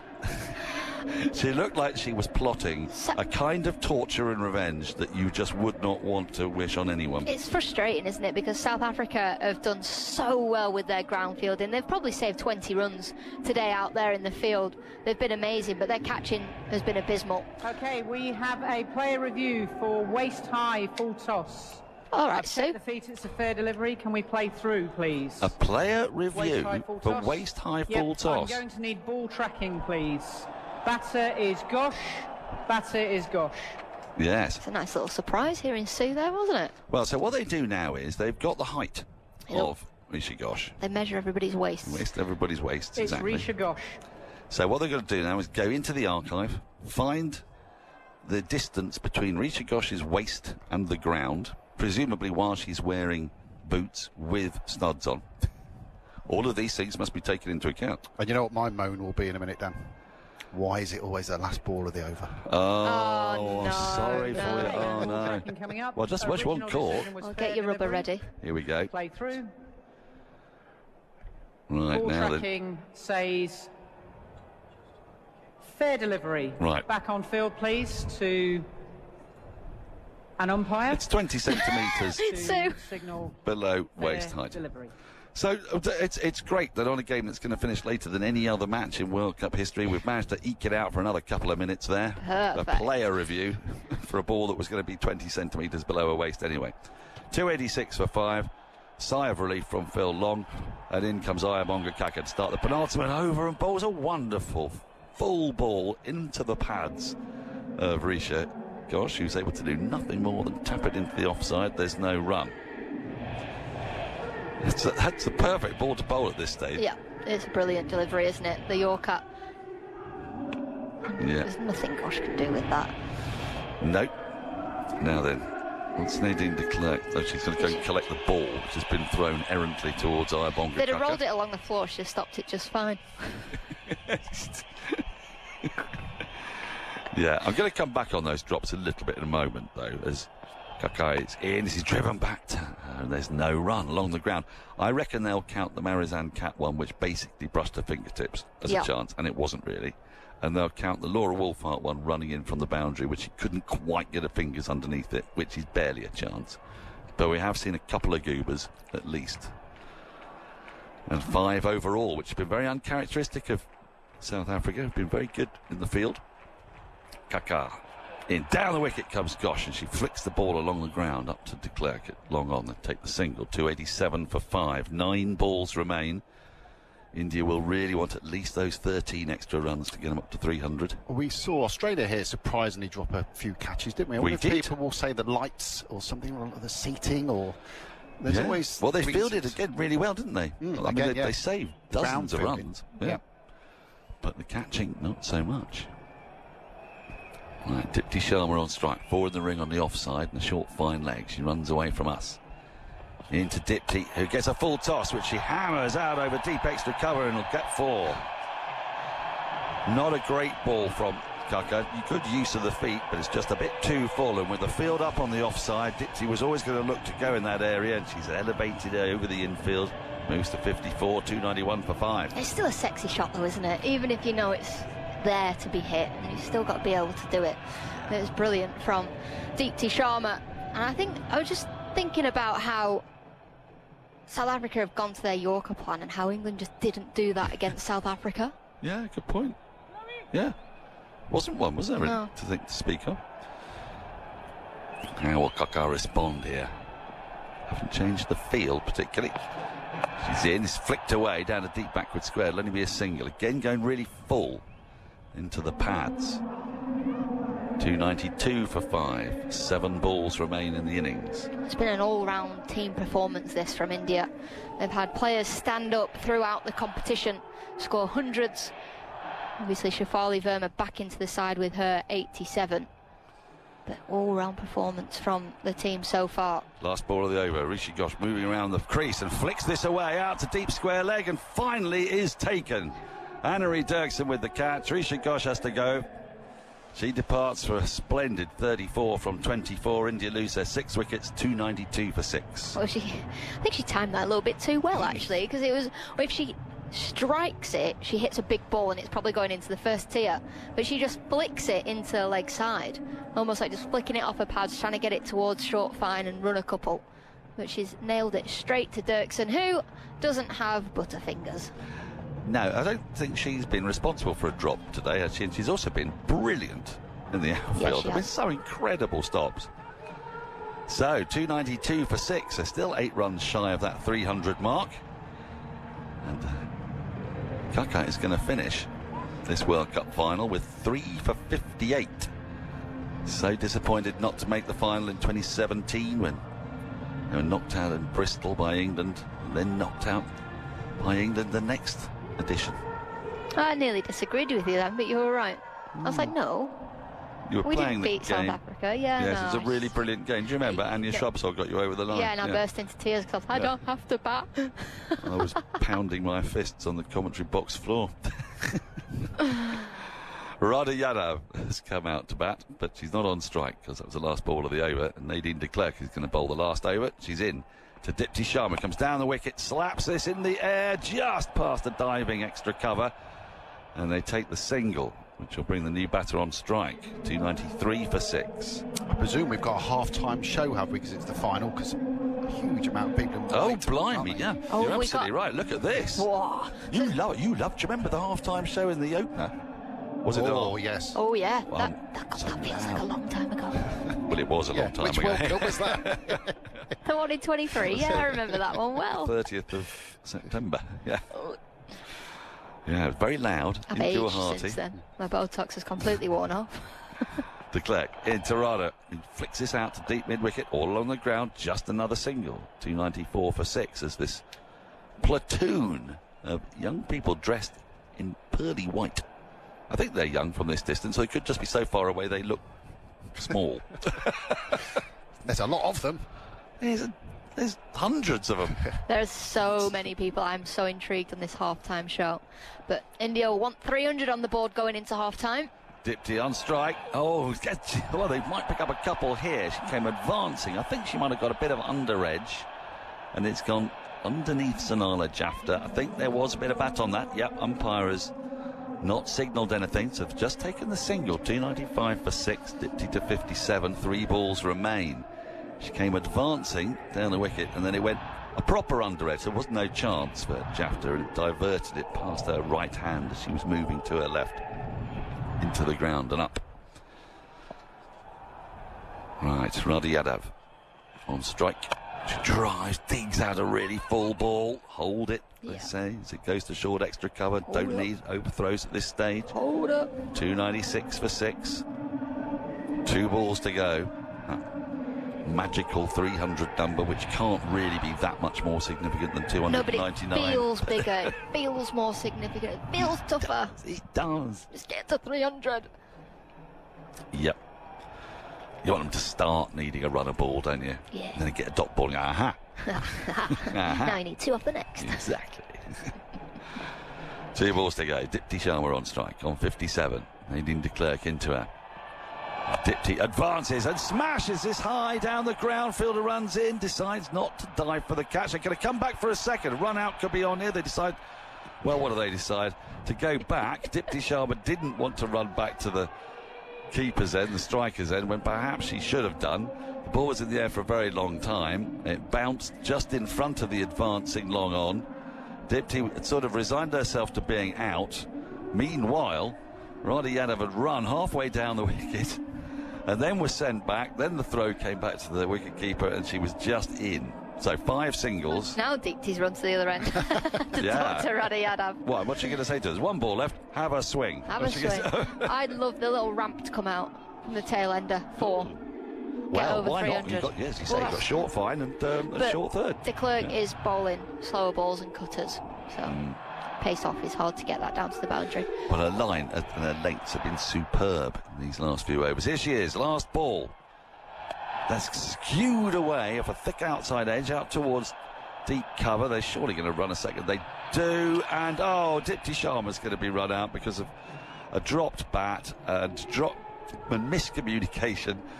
They've taken 1, 6 singles off the last over, and Dipti Sharma, who I thought was going to end at least with a red inker, went back for the second, but Radha Yadav didn't quite get the memo, and they didn't actually manage even to cross. So Dipti was out by a number of yards, let's call it 10. And South Africa will now go into a huddle, having restricted India to 298 for 7. It's a very large total to win a World Cup final, but at this venue on a good pitch, and we've seen that epic chase the other day that India pulled off against Australia.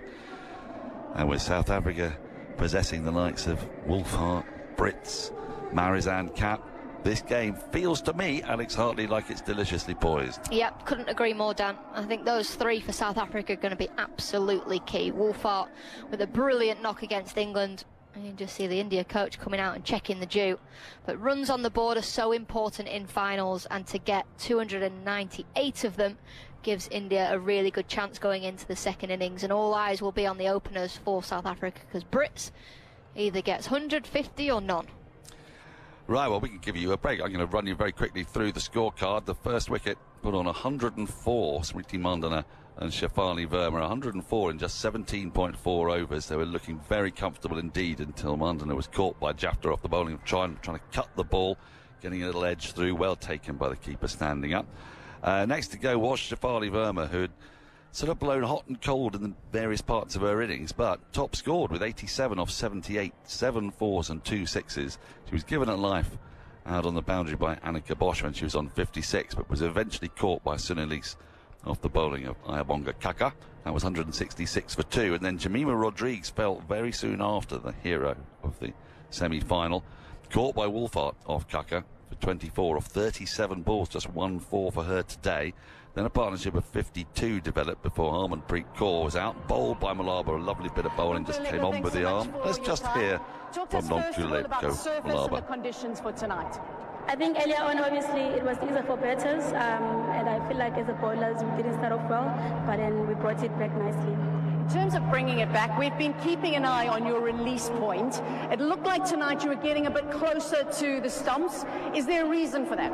Yes, obviously the aim was to bowl stump to stump. I didn't want to leave the wicket, and obviously, hopefully, each and every ball I don't get hit for 4 or 4 boundary. Your pace, what did you feel was the right pace on the surface? For spinners, I think I bowled really slow today. I think that was working for me, and yeah.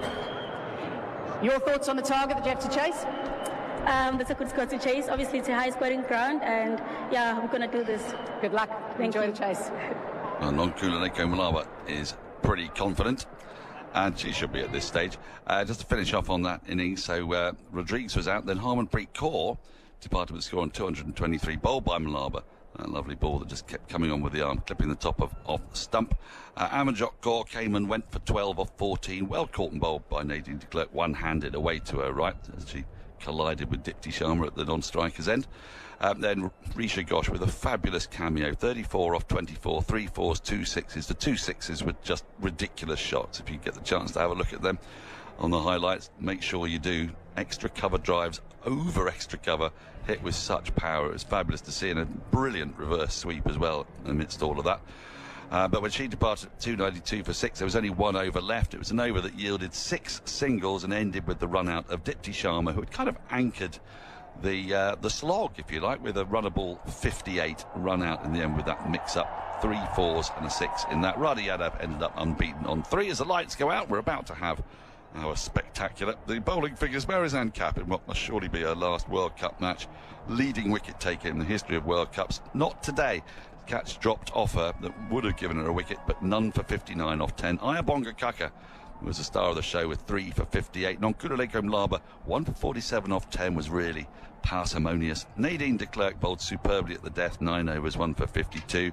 And then Sunelise with 5 overs, none for 34. And Chloe Tryon, 7 overs, 1 for 46. An all-round effort that's left India with 298 for 7. Phil Long. Yeah, it would be comfortably the highest chase to win a Women's World Cup. I'll leave you with one stat. The last 10 overs, India 69 for 3. Well, that's a thing, isn't it? Wickets in hand. Yes. Getty was, you just mentioned it, a runner ball, but it was literally a runner ball. Lots and lots of singles. Yeah. I've got to tell you, though, by the way, all the lights are out. The floodlights have gone off. I can see lots and lots of phone lights. We're probably horribly visible now. Look at those two. What are they doing in there? I don't know what is about to happen, but there is no man better at describing the folderols of mid-match entertainment than Henry Moran. He loves a mid-match entertainment, doesn't he? He'd be perfect at the Super Bowl, I think. Is he waiting to take my headphones, or is he just going to take the pair that's there? It's unclear. Anyway, it's time I got out of the way and allowed him to provide the words that will no doubt match this magic. Thank you very much, Daniel. You're very kind. As we see, oh look, those people on the outfield are all in green all of a sudden, and it is quite the scene, bathed in darkness. But what a thrilling sight it is, and what a thrilling few days it has been as well, building up to this final, with some extraordinary coverage of this Women's World Cup that has really been led, hasn't it, by the fact that India have made it through to the final. And during this interval, we're going to talk a little bit about what the impact has been, not just here in India, but in South Africa as well, because, of course, there are two teams playing in this final. Sometimes it feels, of course, the inevitable focus has been a little bit on India, given the tournament being here in Navi Mumbai for the final. But there are two sides in action as we reach the halfway stage with that target of 299 for South Africa to win. I'm very pleased to say, joining me here in the commentary box is Zenia Dacunia from ESPN India, who, lovely to see you, has been watching on downstairs in the media centre, which is absolutely heaving full of people, and what a few days it's been. That's fantastic. I think the very fact that India is in the final as host was very, very important for the game in India specifically. But what this does is it gets this visibility, which would not have been the last time India were in the final, because that was England, right? So home World Cup finals, absolutely important. And you can see it with the crowd, with the crowded media box. It's amazing. It really is. And somebody who's a very familiar voice to listeners on Test Match Special, part of our coverage across multiple women's tournaments, and wonderful to be joined from South Africa by Firdaus Munda. And Firdaus, I know you'd love to be here and watching South Africa in action, but what have you made of the tournament from afar and the impact that it's had? Hi, Henry. Hi, Zenia. Thanks for having me on. Yeah, it's been really great. You know, one of the advantages of being at home is that you end up watching and covering pretty much every game, which is what I've done. And I've seen a huge amount of progression. You know, teams like Bangladesh so close to beating England, for example. Pakistan so close to beating England, for example. I feel like I'm going to say that a lot. But those two teams vastly improved. Sri Lanka came pretty close to a semi-final spot. And to have a World Cup final without either England or Australia, I think is wonderful for the women's game. It means that we are getting teams who are getting better and better. And South Africa, they've only been professional for 12 years. So it's really not a long time. And in those 12 years, they've made 3 World Cup semi-finals across T20 and 50 over formats and 3 World Cup finals. So, you know, the trophy's not there yet, but they've really been progressing and taking it one step further each time. I think the tournament's been great. I wish the weather had been slightly better. And obviously today also you had a little bit of a delay on your side. But, you know, from what I'm seeing from afar, it looks like people are really into it. The crowd is wonderful, very partisan, of course. But it looks like it's been a real party. I think that's the thing, isn't it? And when you do get the hosts and you're in the final, it just adds something different, doesn't it? And we saw that in 2020 with the amazing Katy Perry performance at the MCG. We saw it in 2017 when Alex's side won at Lord's in front of a full house. It makes a difference, and it does provide the opportunity for the game to grow in a way that otherwise it perhaps wouldn't. Absolutely. Visibility is so important. So I spent some time with the crowd, just wanted to, go to the stands and trek. And one of the most amazing things I found is the gender balance, which is not a very common sight in Indian cricket stadiums. You do have more men than women. But the demographics are fantastic. The second thing I really liked is seeing men wear Smriti jerseys. There's even an ad about it in India about how, men are a little apprehensive to wear jerseys with the name of female cricketers, and that's strange. You can see that in the crowd here.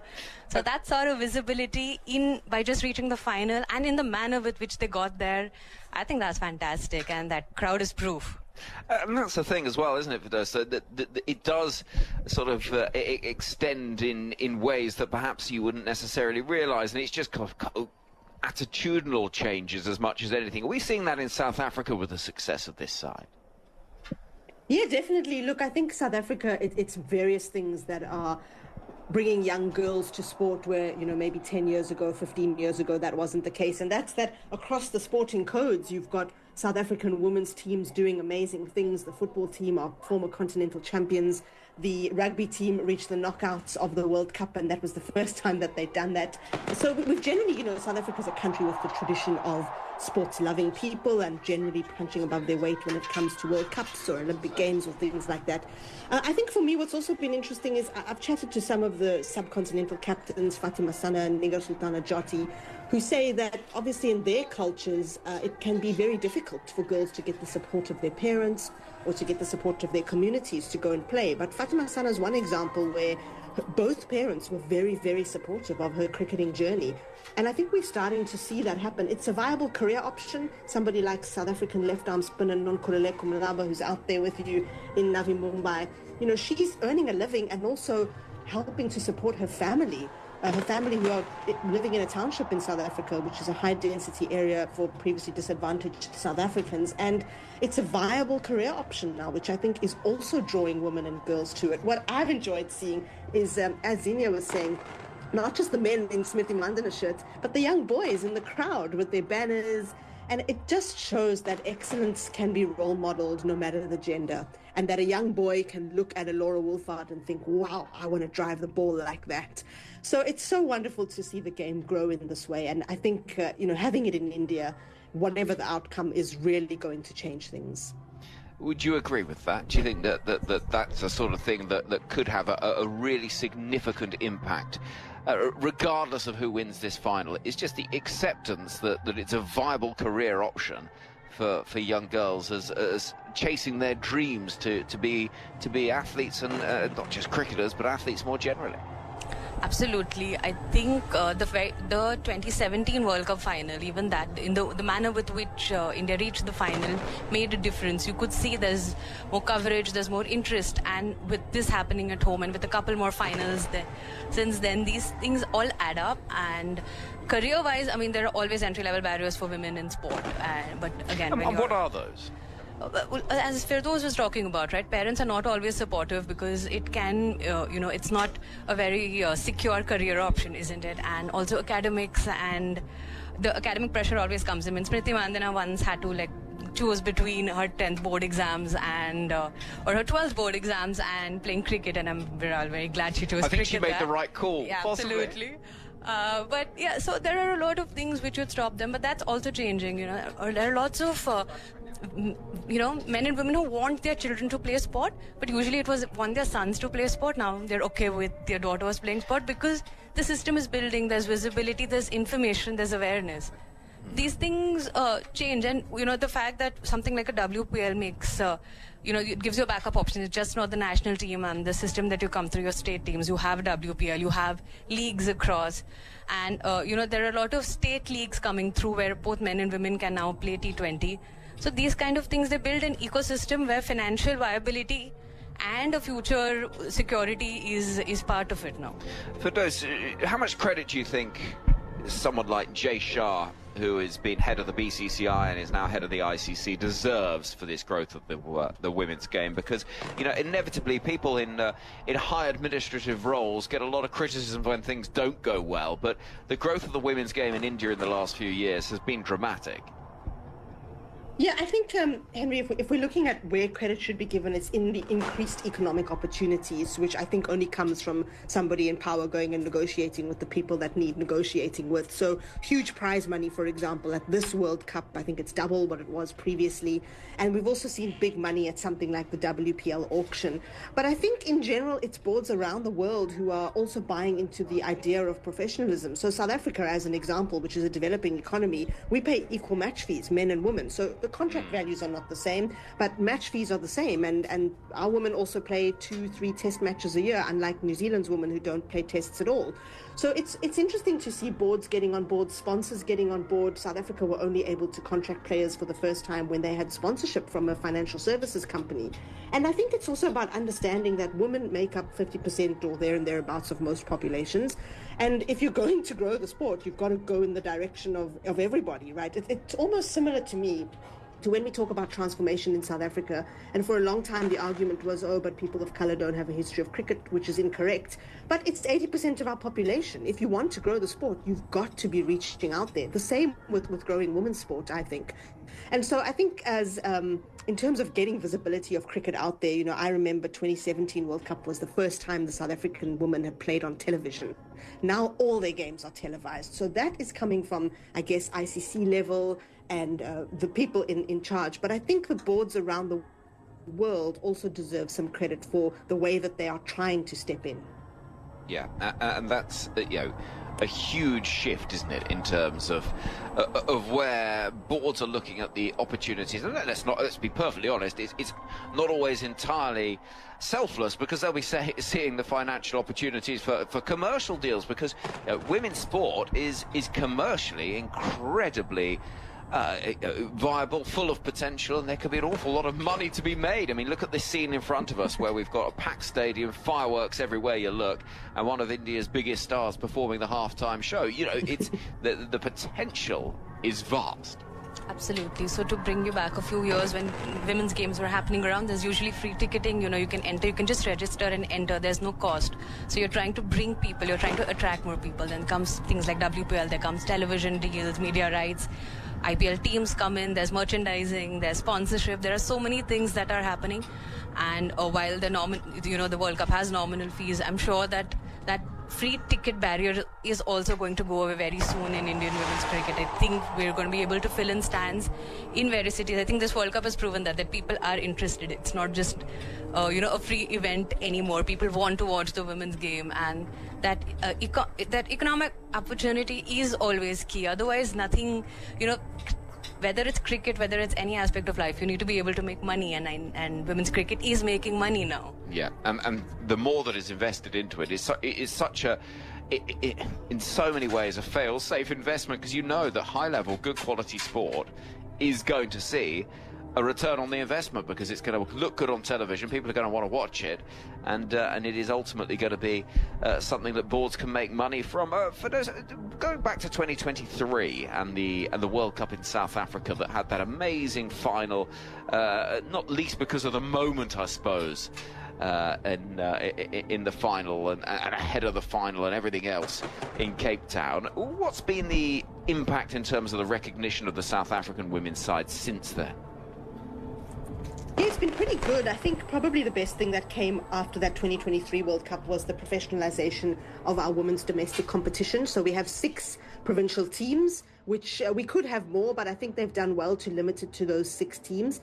And they are now contracting 66 female players in the domestic system, and then the 16 nationally contracted players. So there are, 80 odd people making a living off cricket in South Africa who are female, and that's been brilliant. I think the other thing that's been really important is you'll remember that 2023 World Cup was also the first season of our SA20, which is South Africa's franchise T20 competition. And the SA20 runs a schools league, and that runs with girls and boys schools as well as with co-ed schools. And the schools league has been hugely successful, especially among the girls' schools. It's brought through someone like Karabo Meso, who's the wicketkeeper on tour at the World Cup. She played a couple of games there. She's just 18 years old. And Karabo Meso was the leading run scorer in the most recent version of the SA Schools competition. So what you're seeing is that the development is really happening. A lot of our men's cricketers come from elite men's schools. That's the thing with South Africa. We have excellent schools and they produce loads of cricketers. Women is slightly different. We produce them through academies, mini cricket programs, but now this SA20 schools program. So the legacy is twofold. It came from the World Cup, it came from the franchise tournament, and we're seeing more and more girls playing cricket and interested in cricket. And what about general sporting public interest in terms of, you know, TV audience numbers, people through the gate to watch the games? Yeah, look, South Africa's a sports-loving country, and it's one of the things that really bring the nation together. So there is huge interest. Of course, having cricket only on the paid television subscription channel is difficult, but today, for example, for the final, it's been made available to everybody on that subscription, no matter what level your subscription is. Okay, you still got to have one, I guess. It's not on free-to-air.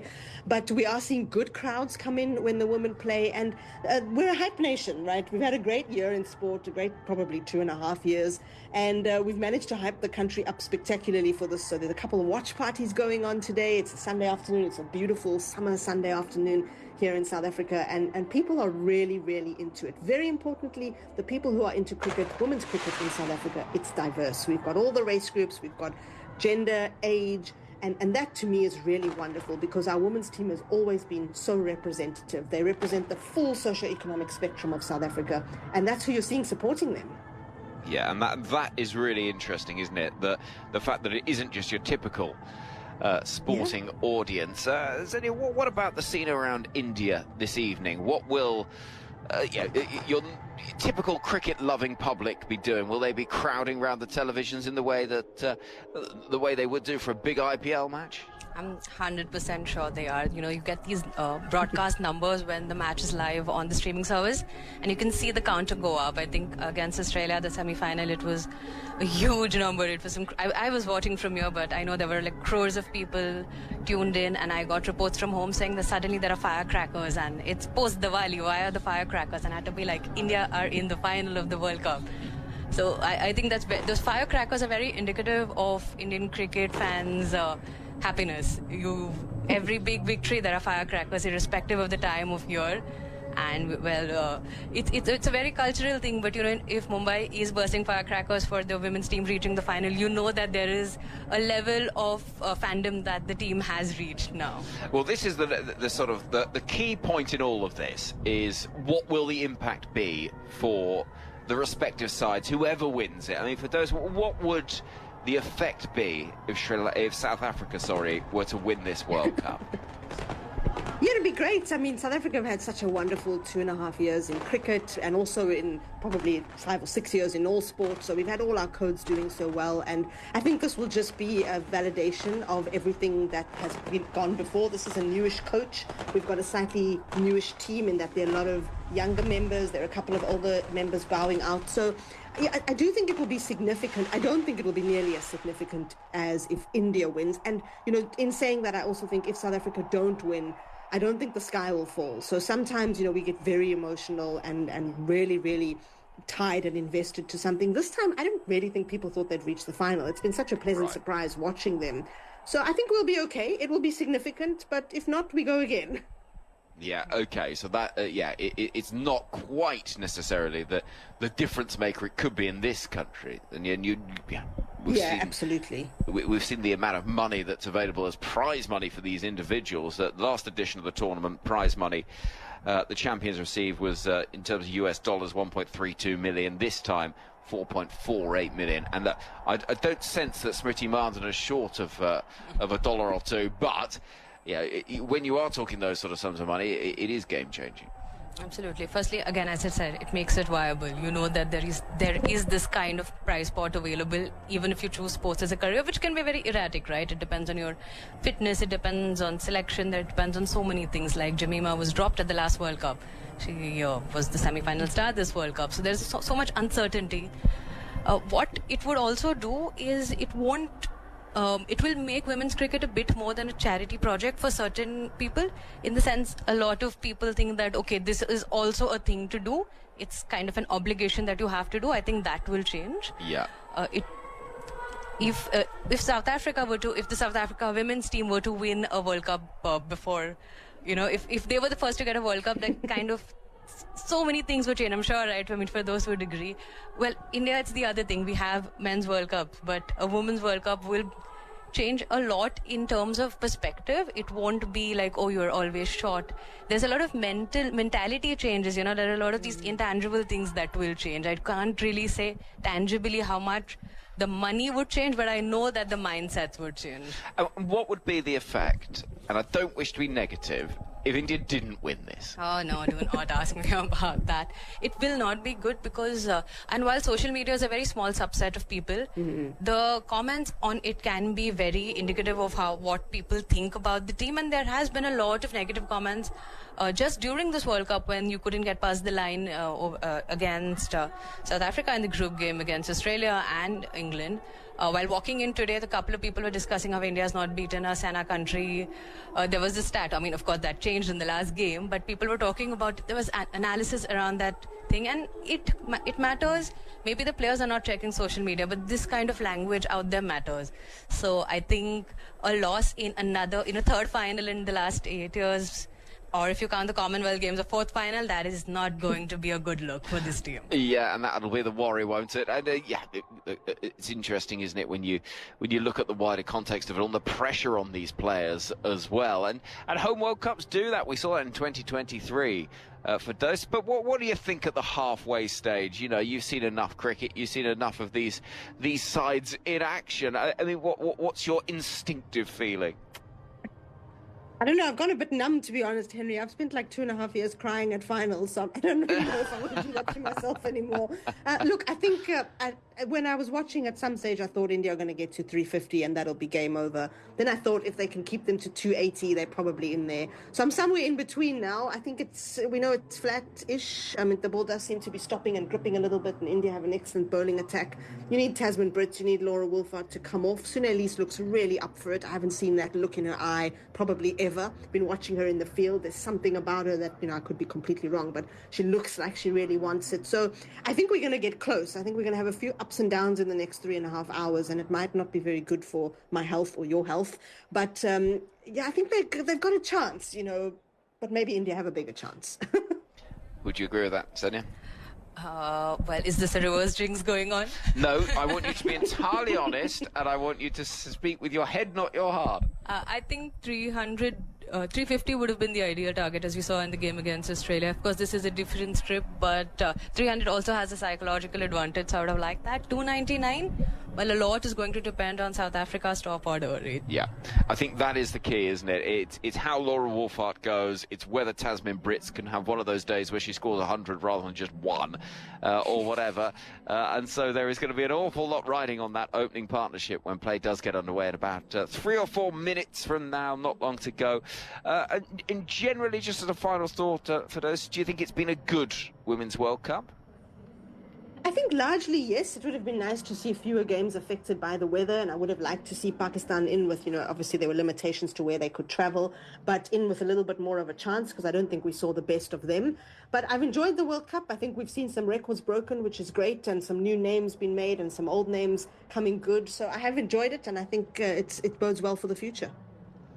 What would you say? Agreed. The fact that there's going to be a first-time champion says a lot about where the women's game is right now, and a lot has to do with how these teams have stepped up at this World Cup. And no matter the result, I think South Africa and India reaching the final, and not Australia and England, is a massive deal. Yeah, well, we shall wait and see how it all plays out. Thank you very much indeed to Xenia Takunya from ESPN India, and also Firdous Munda, a regular voice with us, cricket writer from South Africa as well. We'll wait and see how it all plays out. Good to see you both. Thank you so much. Cheers. Thanks, Firdous. Speak to you soon as we see the final preparations going on the outfield, and the India bowlers going through their various warm-ups and getting ready for everything, and preparing for action. It is one of those scores that you look at and you think, well, 299, it's chaseable. We've seen that on this ground in the last few days. But in a final, runs on the board, let's not forget it was 240, plays 240 in the Men's World Cup final of 20 23 and indeed 2019. Those two finals that were relatively low scoring, so runs on the board can be so important, and we'll have to wait and see if indeed it is enough. Can't wait for it to get started again in a few minutes from now. Phil Long is refreshed from his half-time snacks, and Phil very busy in that first innings with numbers left, right and centre. Long, I'll give you your headphones back as we see the ground staff making their way from the field.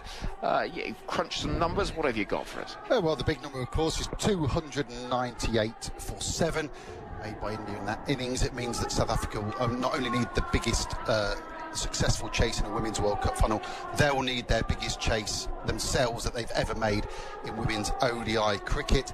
The number that really stands out for me is if you look at the breakdown of the Indian innings across each 10 over sort of sector, they made 64 without loss, 50 for 1, 58 for 2, 57 for 1, and in that 41st over to 50th over, 69 for 3. That sounds a little bit light.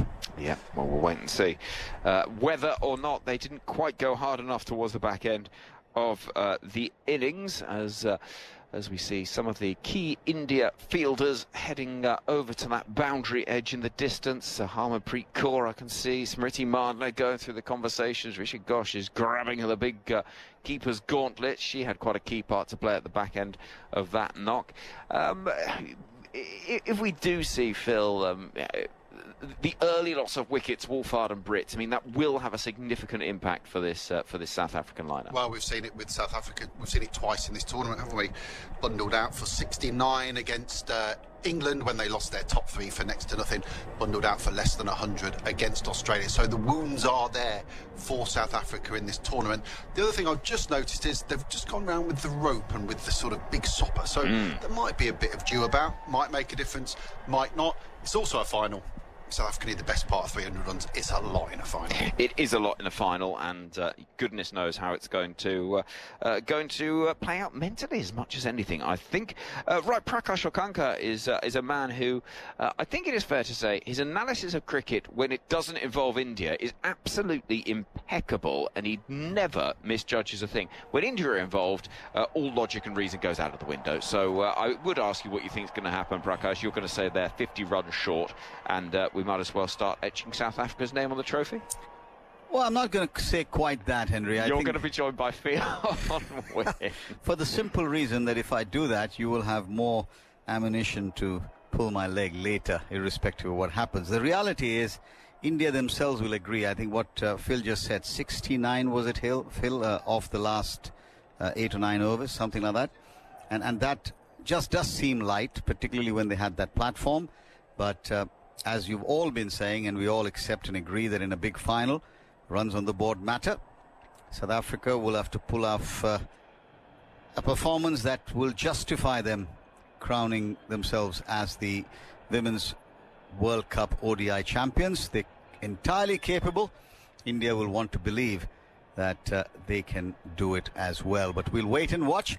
And the top 3 really hold the key. We've all said that again. So we'll just have to wait and watch. Laura Wolfhard with Tasman Brits, the two who are destructive at one end and not dissimilar in some ways, I suppose, Fionn, to Smriti Mandana, and in this game, because she was brought back in, Shefali Verma.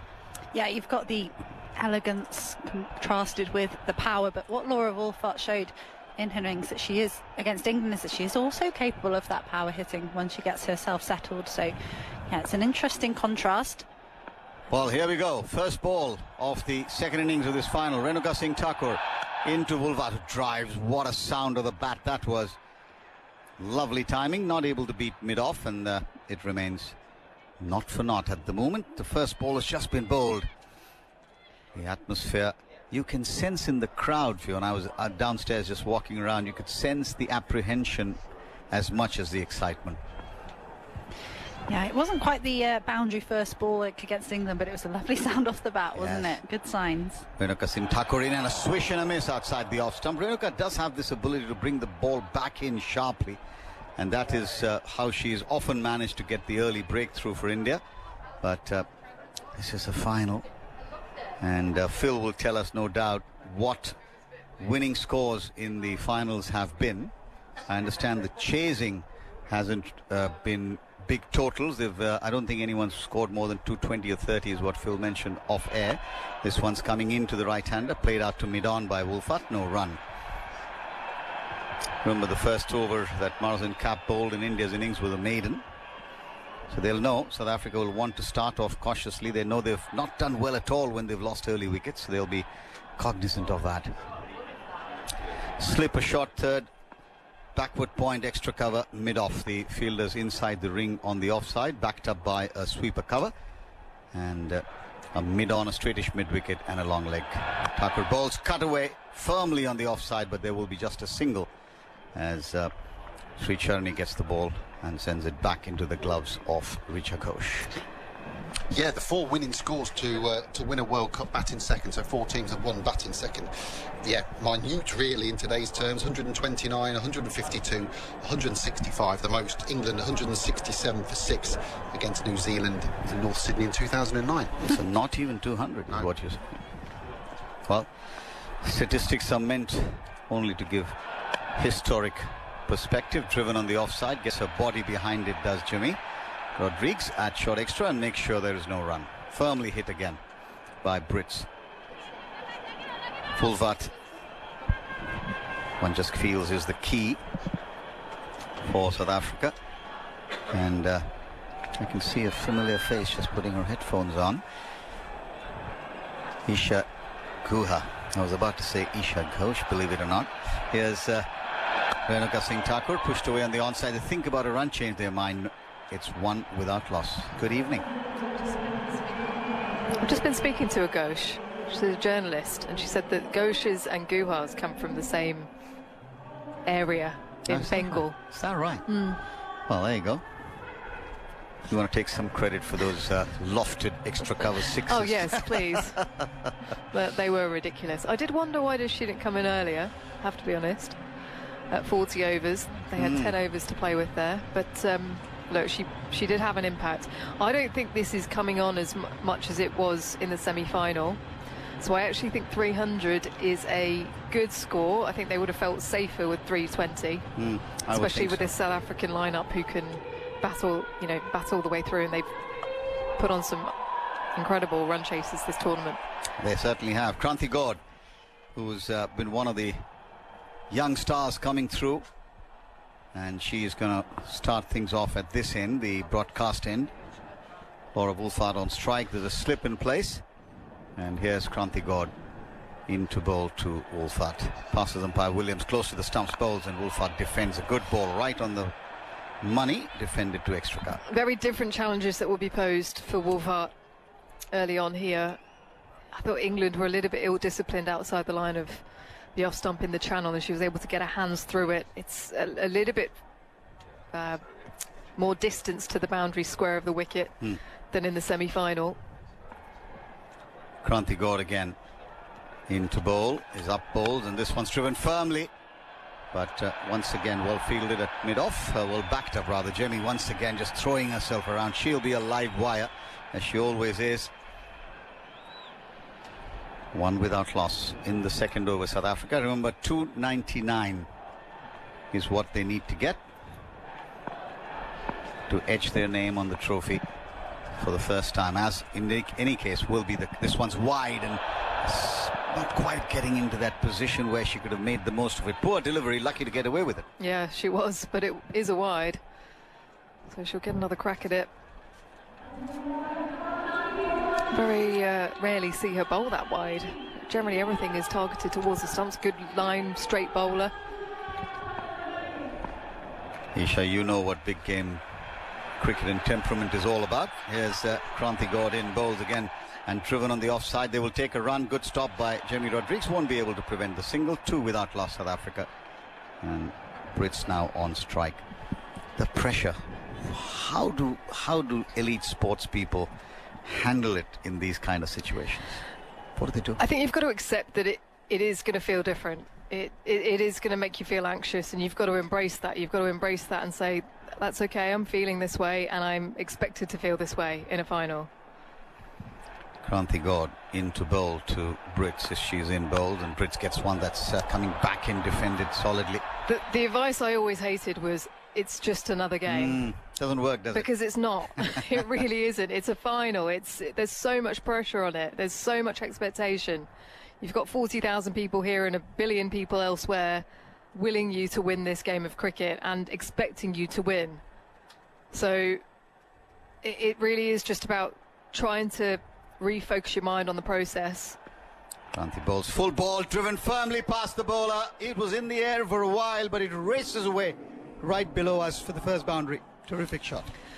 It really is. And Tasman Brits, she always looks a bit uncomfortable when she's playing this shot, but it is effective. She's getting her legs out the way. It's almost like scooping it straight when she plays it. It was fuller, but that's why these two work so well. She's very good straight down the ground, Tasman Brits, and Laura Wolfert loves the width.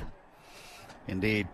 How does young Kranti Gaur now respond, having been struck past her straight field for 4 balls to Brits, and she beats her outside the off stump. Maybe that one just nipping through a little bit lower. 7 without loss at the end of 2 overs. South Africa in their quest for glory.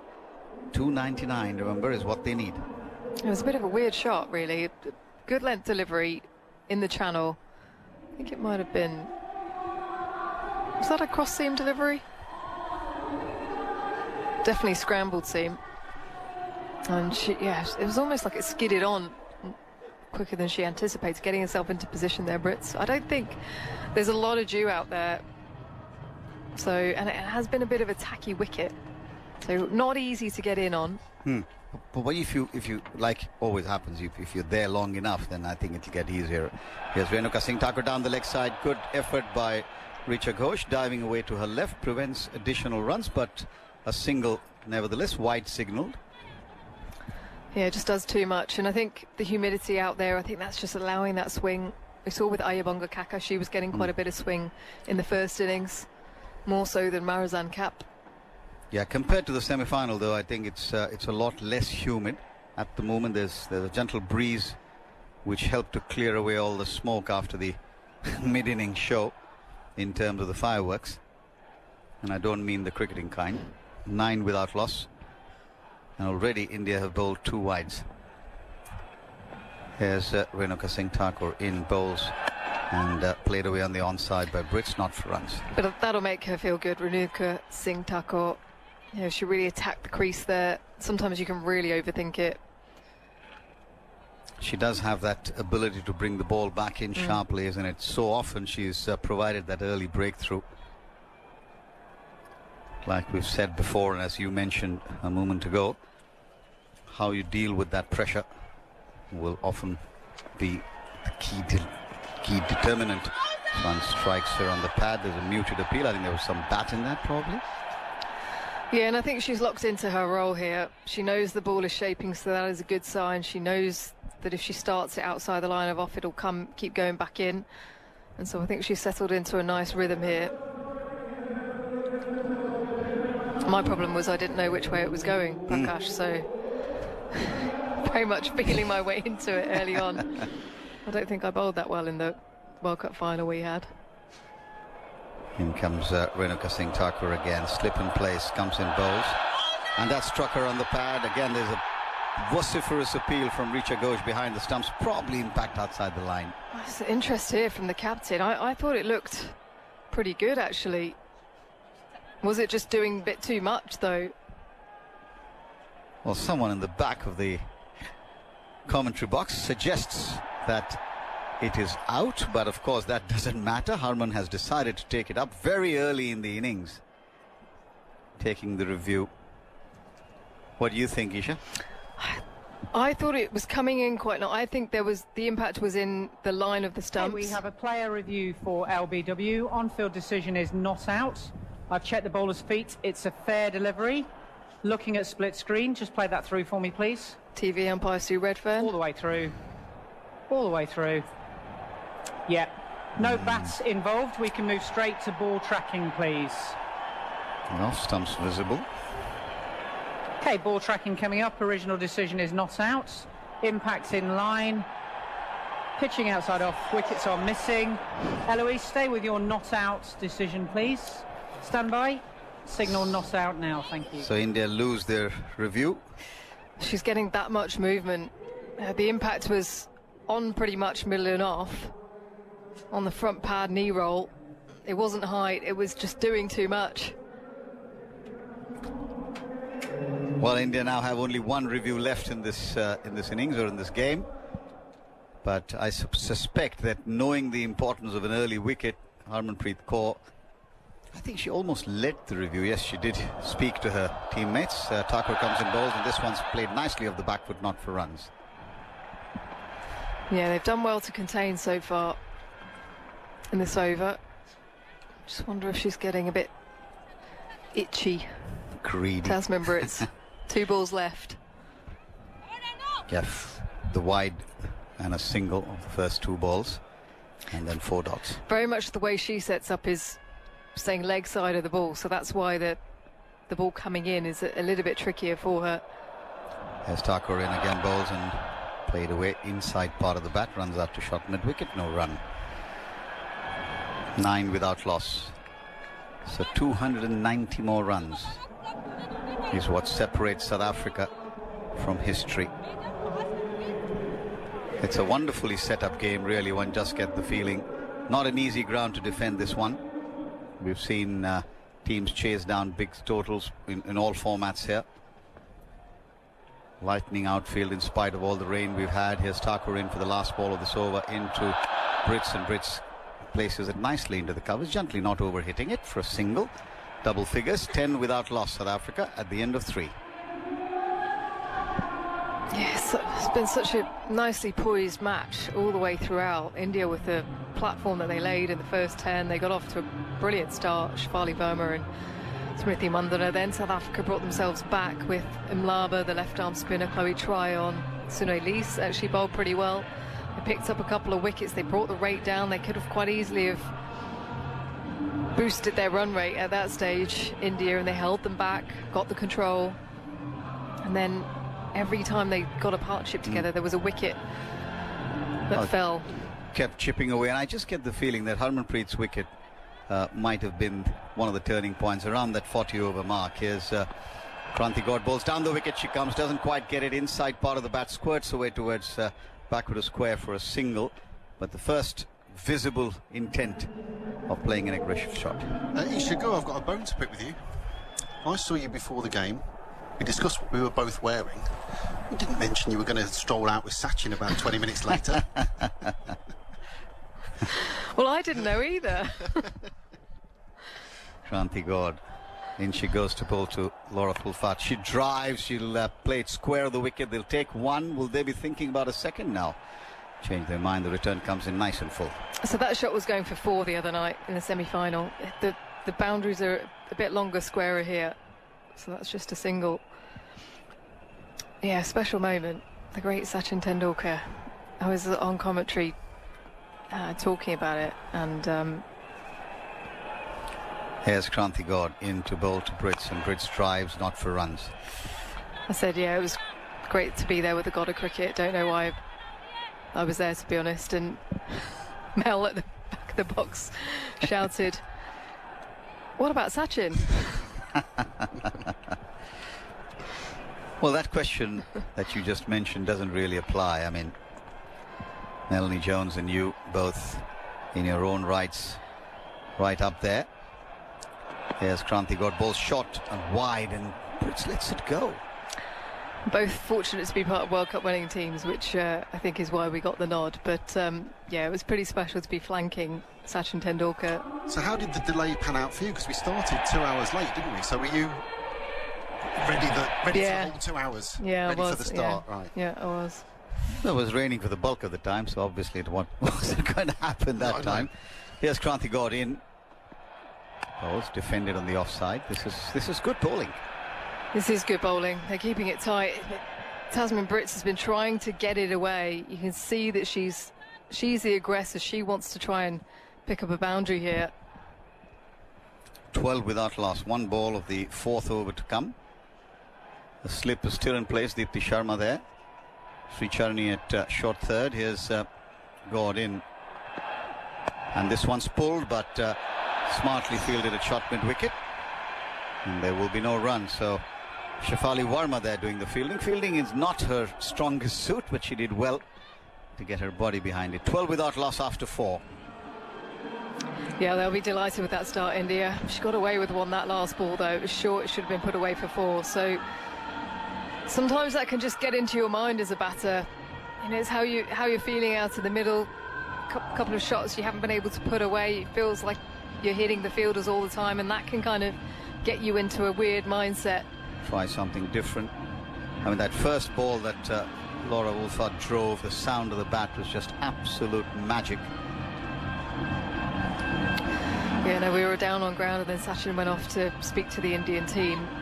Of course, they did something incredibly special back in 2011, Prakash. Oh, yes. At the Wankhede, and I'm sure that would have been a moment of inspiration for these girls.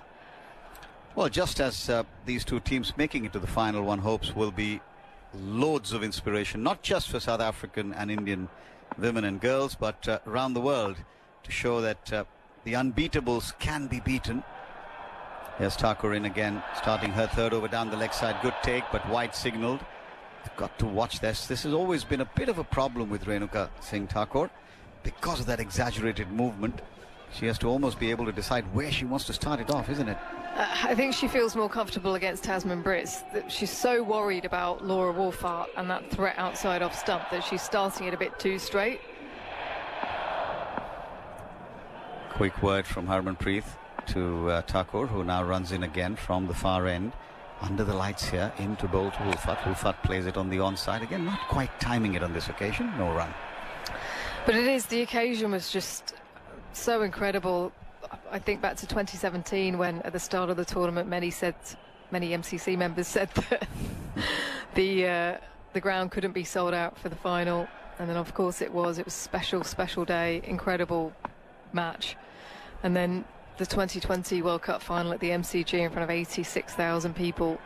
That was something very special, wasn't it? Here's Thakur in, bowls to Wolfart once again, not quite able to time it there.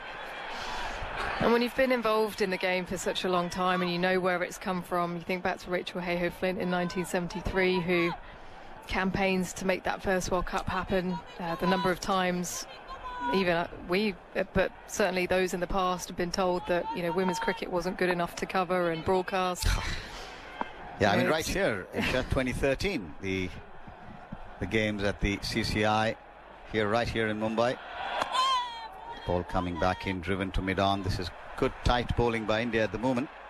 To be told, you know, you're not skilled enough, not powerful enough, not competitive enough, I think this tournament has kind of just blown that out the water in terms of the skill levels, the levels of power, the competition between the teams now. I think those two semi-finals were just incredible, but also having the good pitches to play on. Definitely. I mean, I think if there's a broad theme, it's just that Sri Lanka probably wasn't the place to host games outside India. This one's gone off the inside edge. Big heave. It will go away for 4. Kranti Gord running at the ball instead of round the boundary, but it probably would have gone there anyway. So Wolfart moves up to 7 and South Africa 17 without loss. Yeah, it wasn't pretty, but it was effective. Slightly fuller, bit of seam off the pitch as well into her. Caught the inner part of the bat, but it was full enough for her to just swipe to the leg side.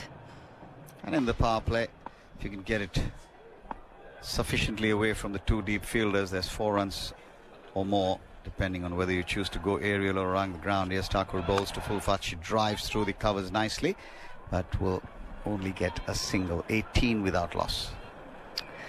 But it's also a celebration of those that have taken the leap of faith and invested in the sport when no one else did. I think, you know, Sir Jack Hayward with Rachel Hayhoe-Flint, and then different boards around the world who broke the cycle and they decided to put on matches and games and broadcast them even though they weren't sure that people would turn up. I think back to 2017 and the Women's World Cup there, and the ICC made a last-minute decision to broadcast every single match of that World Cup. And they couldn't look back after that. It was a wonderful moment for the sport. Thakur into Brits, and Brits drives in the air, just short of the fielder who'd just been moved there, right by the non-striker. And Jamie Rodrigues quickly onto Thakur, giving her a pat on the back, saying, yeah, that's what we want. It's 5 overs bowled, 18 without loss, and more from Isha Guha, and Daniel Norcross is all set. Yeah, conveniently positioned there. Just on the bounce, half volley into Jamie Rodrigues. Silly mid-on. Catching almost near the stump she was. Smart work there from India. The tactics, 18 for no loss after 5. Welcome down. Hello, Cranty still in the attack. Starts up. It's pulled mercilessly through mid-wicket for 4. Dragged down, and Wolfhard latched onto it, smashes it away, gets into double figures. Well, that was what Tasmin Britt should have done the over before. She's so unflustered, is Laura Wolfhard. It's a couple of steps down, sees it all the way, full flourish of the bat, right out in front, smashes it square of the wicket in front of square. I think there's a lot of value in pace on short on this. 22 without loss.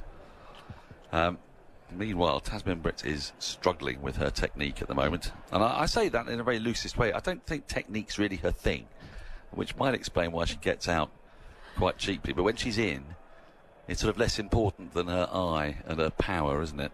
But she's got to get through those phases. Well, she's an inspiration to a lot of people, because with a poor technique, she's able to score plenty of centuries. Oh, I could have learned a lot from that.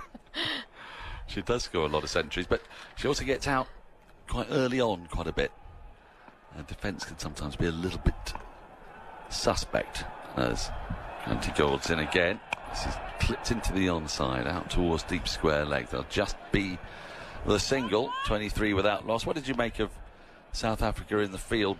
Ground fielding was great, but catching was a little bit awry today. Annika Bosch, I'm just worried for her at number 3. She's got to park those two drops out at deep mid-wicket.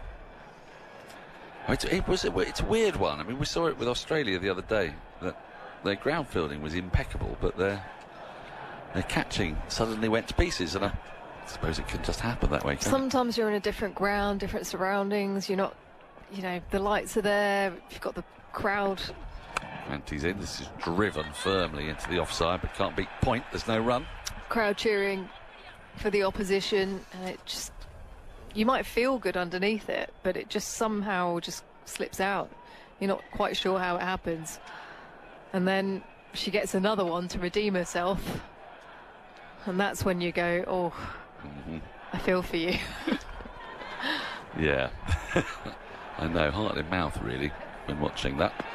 Next delivery is worked into the onside by Britt. She'll take the single down to deep backward square leg. 24 without loss. Well, coming towards the end of the 6th over. So when you played a World Cup final, when you go to a World Cup final, presumably memories of your own World Cup final come flooding back in. I'm guessing it wasn't quite like this. It was North Sydney Oval, and I think Cranty's in, and Wolfhard works the ball into the onside. Might get 2 this time, because she's found a nice bit of space out through deep mid-wicket. In fact, it's running off closer towards the boundary than I thought it was going to get to. They might have run 3 if they'd set off really quickly initially, but they end up sticking with 2, 26 without loss. And you divide the number of people here by about 5,000. Oh, really? Really? It was a smattering of people. But at the end of it, when you'd won it, I mean, obviously it would be brilliant, wouldn't it, to win a World Cup in your own country in front of 30,000 people. As Cranty's in, clipped into the onside, but goes straight to short mid-wicket, no run. There's still, surely, that end of the over, 26 without loss after 6. That sense that you're a world champion, and you are, and that's it, and you can never not be. I think nice, it's one of the all-time great feelings, because people don't realise that this work begins a long, long time before. So it took us 7 years. We went to a previous World Cup, 2005. We thought we were better than we were. We got knocked out by Australia in a semi-final. And then you go, okay, we weren't quite ready. Got to keep building. Literally every single goal is centred around being able to win a World Cup, and the One Day World Cup, the pinnacle in the women's game. I remember Shardle. Singh Thakur is in. This ball she bowls has been driven to short extra cover, no run. Rohit Sharma's in the house, so there's a lot of excitement. It's just been shown on a big screen, and he's actually lifted his hat up so everybody could be absolutely sure it is him. And so there's more cheers. Sorry, let's get back to your World Cups. I remember just all the effort we put in. We were all so focused on becoming better as a team. Thakur in. Oh, smashed high in the air, back over the bowler's head, and I think that's gone all the way for 6. And that's the power that Brits possesses. She was on 7 off 20 before that, but she's a very powerful batter. When she gets underneath that ball, it often stays hit, and it's gone a long, long way back, as straight as you like. 32 without loss. That is where she is super dangerous, but that is a half volley, and that is a free swing for her, really. You talk about her technique, she can just move her legs out the way, and it's a free swing with that bat. It hits the middle of it and it goes straight. How will she respond here? Renuka, she's in again, and Brits defends rather crabbily, awkwardly, with an angled bat up to the short mid-on position. So at the end of the year we had a tour to India, and obviously we've been building nicely. It was a good contest against Australia in the semi-final. Just won the Ashes that summer. Here comes Renuka. Brits drives, but just digs the ball out, really. It goes to short extra, there's no run. Went to India and we didn't win a game. Yeah. I remember going, it perhaps just needs to reset here again. What do you think was the reason for that? It was tough conditions. Look, you're in India, it's tough touring conditions. I remember it was Lottie had taken over as captain. Claire Connor, who's here today, hadn't officially retired from captaincy, but it was Lottie's first tour.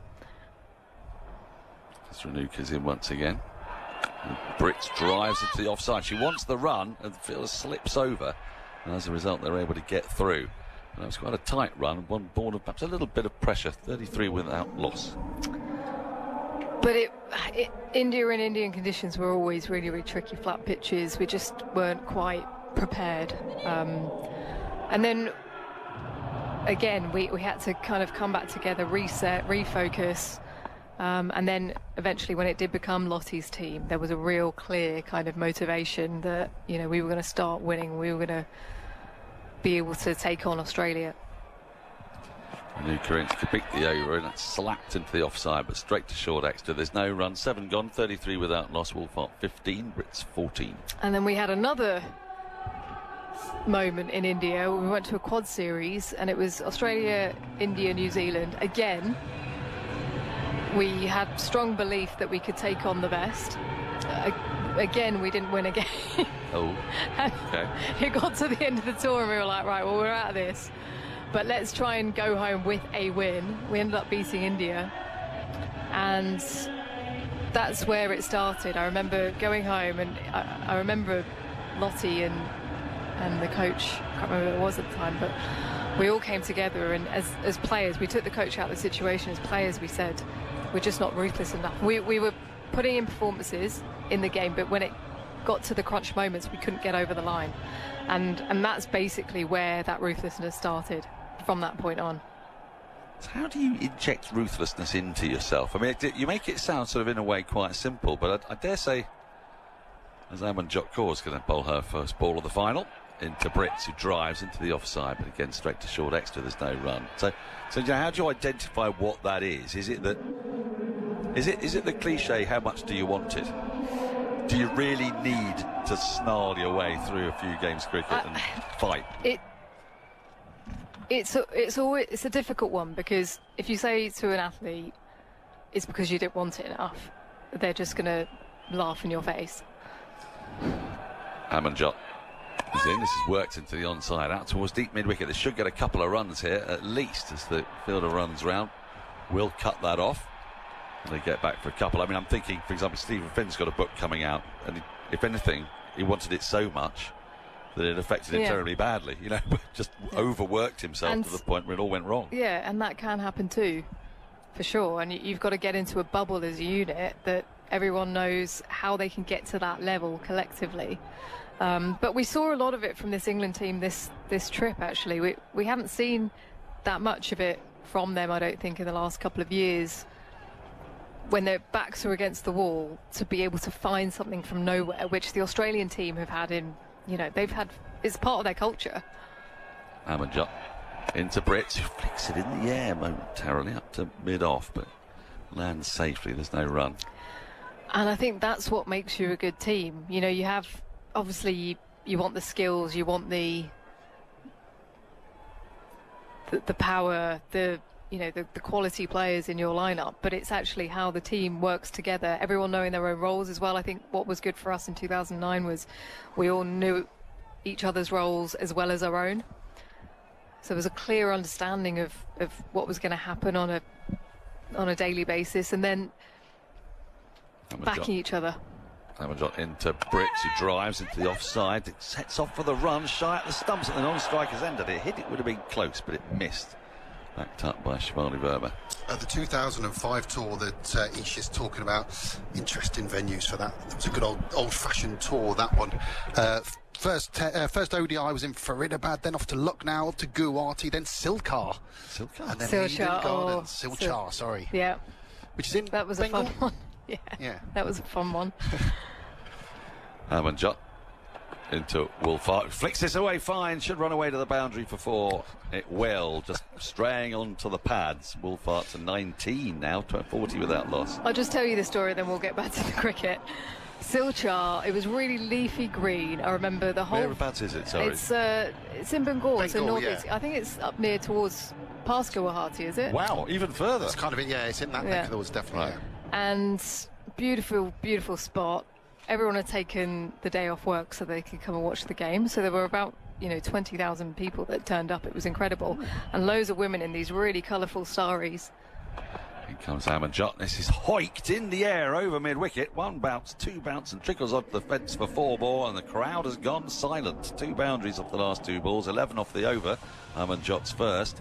Wolfart 23, Brits 17, and South Africa now just getting some momentum in the batting, 44 without loss after 8. And that's what she's been working on, that leg side game. She's bowling quite straight to the stumps at Amanjot, and Laura Wolfart just taking that over mid-wicket for 4. Just the way she sets herself up, she's so good, she's so strong, and waits on it really well with her balance. So we turn up, it's 9 o'clock, so we're having games that start at 9, 10 in the morning. I can't remember why. And we turn up absolute green top. So I'm like, Lottie, please win the toss. Well, it gets dark early, and if there's no lights, so you've got to start early. Okay, that's fine. Yeah, very early. Green top. Lottie loses the toss. India put us in on a green top. Julanka Swami is opening the bowling. Ooh, nice. Yeah. How much do you think we got bowled out for? You're going to say 47 or something? Oh, you're very close, Dan. Yeah. Bowled out for 50. Julan Goswami 5 for 16. But then Isha Guha on the self-same green top obviously took 7 for 12. Couldn't get Guha when they were bowling. She got not out off 15. Yeah, oh, nice. Yeah, but when you got ball in hand now, Ish, you must have been absolutely licking your lips. I'm pretty sure they got the runs in 10 overs. Yeah, there's not a happy end to this story. Okay. Now, Dipti Sharma's hit the attack for the first time, and now then, driven back towards her. It's a drop. And I think she might both have got a hand on it and diverted it onto the stumps, but Wolfart's home at the other end. But she might also have just put one down. Very first ball that she's bowled, and Brits has come after her straight away. And no, I don't think she did get a hand to it. It was a chance, but not a drop, if you know what I mean. 45 without loss. They took the single as the ball rebounded off the stumps. It just kept going away from her, I think. It sort of dipped and was curving. In she comes once again to Wolfart. Taps ball into the onside. They've gone through for a quick single. There's underarm at the non-striker's end, but Wolfart is home. This feels slightly earlier than normal for Dipti to bowled. He's been bowling in the power play much in this tournament. I suppose she'll only bowl the 1 over in the power play, but coming to the attack in the 9th over here, with India looking for a breakthrough as this opening partnership is developing. Brits bends into the onside, just flickerly, but straight to short square leg, no run. It's going to be key today, Dipti Sharma and Charani. Can I tell you something that will truly outrage you? The viewers and writers into a BBC poll, you know, our people, as Dipti is in. Down the wicket comes Brits and smashes it back past the bowler's head, nearly takes the umpire's head clean off and gets 4. She sort of tentatively just stuck her right hand out. I'm not Dipti surprised. Sharma, and then pulled it back in pretty much immediately as that was smashed back at her. I think the word smoked was invented for that. Oof, horrible. Oh. And nearly did for the umpire. 50 comes up with that. And good evasive action from the umpire. As Dipti's in again. Down the wicket again comes Brits, and then just strokes it along the ground up to long on for a single. So, our viewers, it's the team of the tournament, yeah? They can vote for not literally for anyone, 2 opening batters, 5 all-rounder stroke batters and 4 bowlers. As Dipti, the leading wicket taker in this tournament, is in. It's ball's driven back to her, and the first person ever to take 10 wickets and score 3 50-plus scores. She wasn't in the team. Really? I know. I'm pretty sure she's in contention for player of the tournament. Me too. We did our team of the tournament earlier, and I had to change the rules to make sure that she was in, because it's just unconscionable. Yeah. I mean, she's not a very well heralded player. Do you need to skedaddle? I'm just having a quick look. Maybe one more over. I don't think that's your. Oh. Yeah, that says India. Oh, no, that is. Yeah. Oh, it is. Oh, Yeah. phew. Right. Oh, sorry. I Put there especially for Give me Isha the at fear there. 11 o'clock this morning. Oh, right. Lovely. Yeah, you got one more. Then we'll have to make a change. What time is it? Yeah, we're fine. We'll do a double change at the end of this over. Still evenly poised, this game. It is, isn't it? But Dipti Sharma is an unheralded member of this team. Is it because she doesn't really seek the limelight to a degree? As Renuka Singh Thakur is still in the attack, bowled unchanged, and full ball is driven back to her on the bounce. A bump ball, and then suddenly Brits, who's like a cat in a hot tin roof here, thinks that there might be a run on when the ball's thrown between her legs onto the stumps and rebounds into the offside. She's been a bit punchy today, as Tasmin Brits. Did you see the incident when just after Annika Bosch dropped Shefali Verma? You're very observant, Dan. I've noticed this. It's one of those things today, is it? You have to be good at that in your role. Sort of job description, really. Yeah, she went to have a few words with Shefali Verma after she'd been dropped, which I thought was quite a punchy move. As she drives into the offside, but can't beat short extra cover. There's no run. And what was Verma dropped on, and what does she end up getting? She's dropped on 56, and she got 87. Yeah. So yeah, but it was straight after she'd been dropped, and then the ball went to Brits at short extra, and she sort of went to throw the ball at the non-striker's end. I wasn't quite sure it was Shefali's fault that she was dropped. But cricketers are odd. Slower ball worked into the onside to short mid-wicket. A shy of stumps hits. This could be really close. I think this could be out. Direct hit. Brits called for the single, and it's a brilliant bit of fielding. It's been given out. Jackie Williams has given it out. The word must have come through. And Tasmin Brits, well, she would have thought there was a run on, but a direct hit was always going to have her in trouble, and this is fabulous work at short mid-wicket. She did have to make her way round the bowler, but that is what will happen. And this is just superb stuff. I mean, she's got 1.5, 2 stumps to aim at, Amanjot, and fires it at the base of the stumps, and Brits is out by, as I say, between 6 inches and a foot perhaps, and the breakthrough's been made to the gleeful delight of the crowd and to the Indian team. South Africa 51 for 1. And that's what you got to do. You got to find a way when there's a partnership going. How are you going to try and get that breakthrough? That was brilliant from Amanjot at mid wicket. She picked it up cleanly. Probably 1.5 stumps to aim at. It was stunning piece of work. It really was. Do you need to go? I think I need to go. Henry's going to come in. I'll chat to Henry for 3 balls. Can you chat to Henry for 3 balls? I'll let Henry in. Yeah, so big moment here, just to get that crowd going again for India. 51 for 1 in the 10th over, target of 299 for South Africa. And it's Annika Bosch next in. Didn't have an impact on the game in the semi-final, and she's dropped 2 catches here this evening. I wonder what's going through her mind. Well, indeed. Lovely to see you, Ish. Lovely to see you. What a Henry. scene this is. Isn't it, Ace? You're off, aren't you? It's No. right. I've 3 got balls. 3 balls. Excellent. Oh, this is very pleasing. Yeah, Annika Bosch in this World Cup's made scores of 6, a duck, 1, 28, and another duck. Good time to find a little bit of 4. Laura Wolfart will be on strike with that run out, seeing the breakthrough. Luka Singh bowls, it's sliced away through the offside, but there is a fielder in the deep to protect. 3 balls left of the power play. The required rate is more than a runner ball, but not much more than a runner ball. It's a brilliant piece of fielding there. It was. She did have to divert, though. Tasmin Britt, she just diverted way too much. She didn't need to divert as much as she did. She was sort of running towards the other end. She went round the M25 and all she needed to do was the North Circular. That's the problem. Do you know what I mean? Well described. 52 for 1. Little pause. Keep her up to the stumps. Big deep breath from Annika Bosch, who's on strike as full delivery is defended into the offside. The cauldron-like noise around this ground.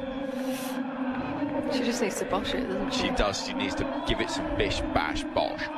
Like she did against the Aussies in that semi-final in the UAE. She played brilliantly.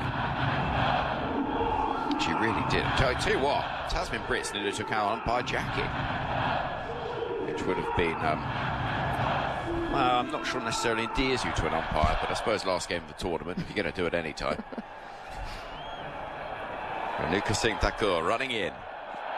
Oh, it's a low full toss, which Bosch can't put away. It goes up towards Smriti Mandana. Isha Guha, thank you very much to you. We'll see you later on. Thank you to Henry. Isha, who's a World Cup winner, of course, with England 2009. And he's coming to join us here in the commentary box. He's another World Cup winner. We can't move for him in here. Alex Hartley standing by to join us with the score after 10 overs, 52 for 1 at this stage. India was 6 feet 4 without loss. Hartles. Hello, hello. All it was good? It was just brewing up nicely, that partnership, wasn't it, before it was broken? But Ish was right. And Tasmin Britt, they needed to divert a little bit, but not too much. Yeah. It was just a little bit of a long way round, wasn't it? Here we go. The power play signal being made, as in we're out of it now. As Laura Wolfart, 25 from 23, has a look around and sees fielders spread. Now we've got 3 on the leg side, 1 in the deep on the off. And immediately as we see Deepti Sharma bowl, it's a good piece of bowling there. And the message from India here will be join those dots. Crank up that required rate. Yeah, keep that rate above 6s for as long as possible, because it'll quickly climb when you get into the latter stages of this innings. 52 for 1. As Wolfart waits, comes down the track to meet it, doesn't time it. It goes gently towards Radha Yadav in the offside, and the crowd are enjoying the dot balls. 10 since a boundary. And Deepti Sharma creeping in once again in her second over. As this is a cry of catch. It goes down the ground, but it goes over the head of long on. And Laura Wolfart gets 6 runs down the ground. And that will quieten that crowd and quieten that pressure, if pressure was building. Well, Laura Wolfart continuing the marvellous form she showed against England with a brilliant shot down the ground for 6. It's amazing how quiet the crowd go when South Africa do something well, isn't it? But just uses her feet, gets to the pitch of the ball, even though long on's back. She backed herself to clear that fielder and nearly went into a dugout. It's a very clean hit. Deepti Sharma. So Laura Wolfart, who is going to play off the back foot down the ground for 1. And job done for the over, if you like, in terms of keeping up with the required rate, which stands at 6.1. 7 from the over so far. It's 59 for 1. And the seventh six of this final. That's the most in a Women's World Cup final. As we can see on the screen in front of us, Laura Wolfhart's brought up 500 runs. The record 509 by Alyssa Healy in the last World Cup. Right, she needs 8 further runs. I saw Mandana had scored the most amount of runs for an Indian in a Women's World Cup. Here is Deepti Sharma again from the far end. Bowling to Bosch, who's looking for her first run. Won't find it there towards short mid-wicket. South Africa need 240 runs to win from 39.1 overs. Sounds simple. Run a ball, basically. But far from simple, of course, as Bosch, deep in the crease, will clip the ball towards mid-wicket, no run. Yeah, it won't be straightforward. Bosch will be desperate to get a score on the board in this World Cup as well. 11 overs gone, by the way. 59 for 1 is the score. Email from Kevin, tms@bbc.co.uk. Thank you for the coverage of the World Cup. Safe travels home. I guess filled the power long, be rowing across the seas. Walking starting tonight. Yeah. Using the trains and the buses whilst on land. Hopefully no bare feet for Fionn. And Henry will get his Oxford United predictions on loop. Daniel can explain gravity more to Alex in Sri Lanka. I never listened the first time he was explaining gravity to me in Sri Lanka. Thank you again, says Kevin. Here's to the next tournament. Well, thank you, Kevin, for joining us and being part of it. It's been great fun hearing what you've been up to over the last few weeks, and it has kept us going, certainly. I love the name Kevin. Never seen a baby Kev. Sri Charani is starting a spell of bowling that could be crucial. And I'll tell you what else could be crucial. Good fielding like that from Jemima Rodrigues, who dives to her right to prevent the single being taken. Wolfhart remains on 32. You never see baby Ian's either. No, Nigels are gone, basically. No, I think there wasn't a single baby Nigel last year. Sri Charani in. Nicely whipped away into the leg side by Wolfhart. And I'll tell you what, could be 4. No, not a bit of it, because that is some fabulous fielding out there on the boundary by Amanjot again, who affected that run out, but has also just saved a couple of runs. Brilliant work, 61 for 1. An unbelievable bit of fielding from Amanjot Court. Timed her dive to perfection. It was just out of her reach, but she went through the air. That was brilliant. Managed to not touch the boundary rope when she was sliding across that slippery outfield as well. Charity in. Worked off the pads, and there will be a run for Wolfhart, but only the one. So there wasn't a single Nigel born in the world last year? Yeah. No, UK. Oh, I was going to say. It's a start and a half. Tell you, some surprising ones. Names at risk. At-risk names. Barry, Claude, Clive. Grandad's a Barry. Well, he's not. Sri Charani into Annika Bosch, who is driving, looking for a run. Won't find it there. I don't actually know my granddad's name, because he's always been called Barry since he was a baby, because he was born on Barry Island. Right. But it's not actually his name. It's not his name.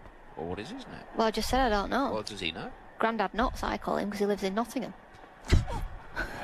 Oh, there's a big appeal for LBW. Bosch is deep in the crease and on her way back to the dressing room. I think every single person in this ground, this commentary box and on that field is giving that out. She just got those feet going nowhere and is being centred away by Laura Wolfhart. Sri Charani gets the wicket of Annika Bosch, who finishes with a 6-ball duck. South Africa 62 for 2. Yeah, it's not a great shot from Bosch. She's had a poor tournament. She had a poor day in the field today. She was brilliant when the ball was actually along the floor, but she dropped a couple of catches, and now a 6-ball duck playing across the line, going deep in her crease, trying to knock the ball into the leg side, plays all around it, and that is how to not play a spin bowler. Going across the ball, into the leg side, and missing it. Well, 62 for 2, Annika Bosch heads away and will be very disappointed to be leaving the stage, and her World Cup concluding with a duck. 62 for 2. Yeah, her third of this World Cup tournament. What's make you laugh, Al? Mum's just text, because she likes to listen when we're on air. Grandad Barry, or Grandad Knots, is called John. Well, there you go. You learn something new every day. Yeah. Ah, Well, I'm very glad that we've cleared that up. It's a shame it's not something slightly more sort of unusual. Yeah. So maybe he's called John Barry Clark. I think about that. I nearly said Nottingham. Stop. Sunelise, former captain. Oh, it's an appeal for LBW, but it's unlikely to be given with the ball having hit the bat. 3 from the over and the wicket, 62 for 2 is the score after 12. Required rate is 6.24. And amazing how just the feeling around a ground can change, Alex. Yeah, you can hear the crowd now. They're up and about. Every time a partnership builds, the crowd just go completely silent, and then something goes India's way and it erupts again, doesn't it? You can see all the crowd on the big screen dancing, pretending to play the guitar. Now India have just got that wicket, and the crowd will give India and the India girls an extra boost out there as well, knowing that every single person in this stadium is cheering after them. Bar the 10-15 that aren't, but 90% are. Yeah. Kevin's back in touch. In my case, Kevin is probably the only nice thing about me. Kev, I'm sure you sound lovely. Although my humour is childish, I can be called Baby Kev. There you go. I hope Baby Kev's about 60. Love it. Here is from the far end of the ground, Amanjot replacing Deepti Sharma. This is hit back towards the bowler, but hit back past that bowler, and it goes down to the boundary in the distance for 4. Wolfhard is looking in the mood once again. She's on to 39 off 31. It's 66 for 2. Well, she's putting the youngster Amanjot Kaur under a little bit of pressure here. And a lovely shot from the captain. A little bit too full from Amanjot in the slot, and it's drilled straight back past her. I've got to the bottom of why John Barry Clark, my granddad, was called Barry, because there were 6 other Johns in his class, so they used their middle names. Ah, well, there we are. Very good, thank you, Alex. I've got some more extinct names for you in a minute. I love it. But it's a shame, really, because they say these things come back around, but there are some that maybe won't. And for good reason. Well, maybe. You may have just heard, by the way, Phil sharpening a pencil. Oh, look at that. Look at that. Amanjot to Laura Wolfhard, who's driving again once more. Straight, but straight to the hands of Smriti Mandana, who always gets a big cheer, whatever she does. It's just slightly too full, this, from Amanjot Kaur. She just needs to drag her length back by a few inches. So, Nigel gone. Gary, yeah. this has been pointed out by Mark in the office. Nigel Rio Coco would be like your youngest Nigel, recent footballer, retired probably 4 or 5 years ago. Wolfhard whipping the ball into the leg side, out to deep mid-wicket for 1. 67 for 2. South Africa need a further 232 runs from 37.5 overs. Laura Wolfhard goes on to 40, which means she's now scored more runs in a single World Cup than any other player before. What a jet.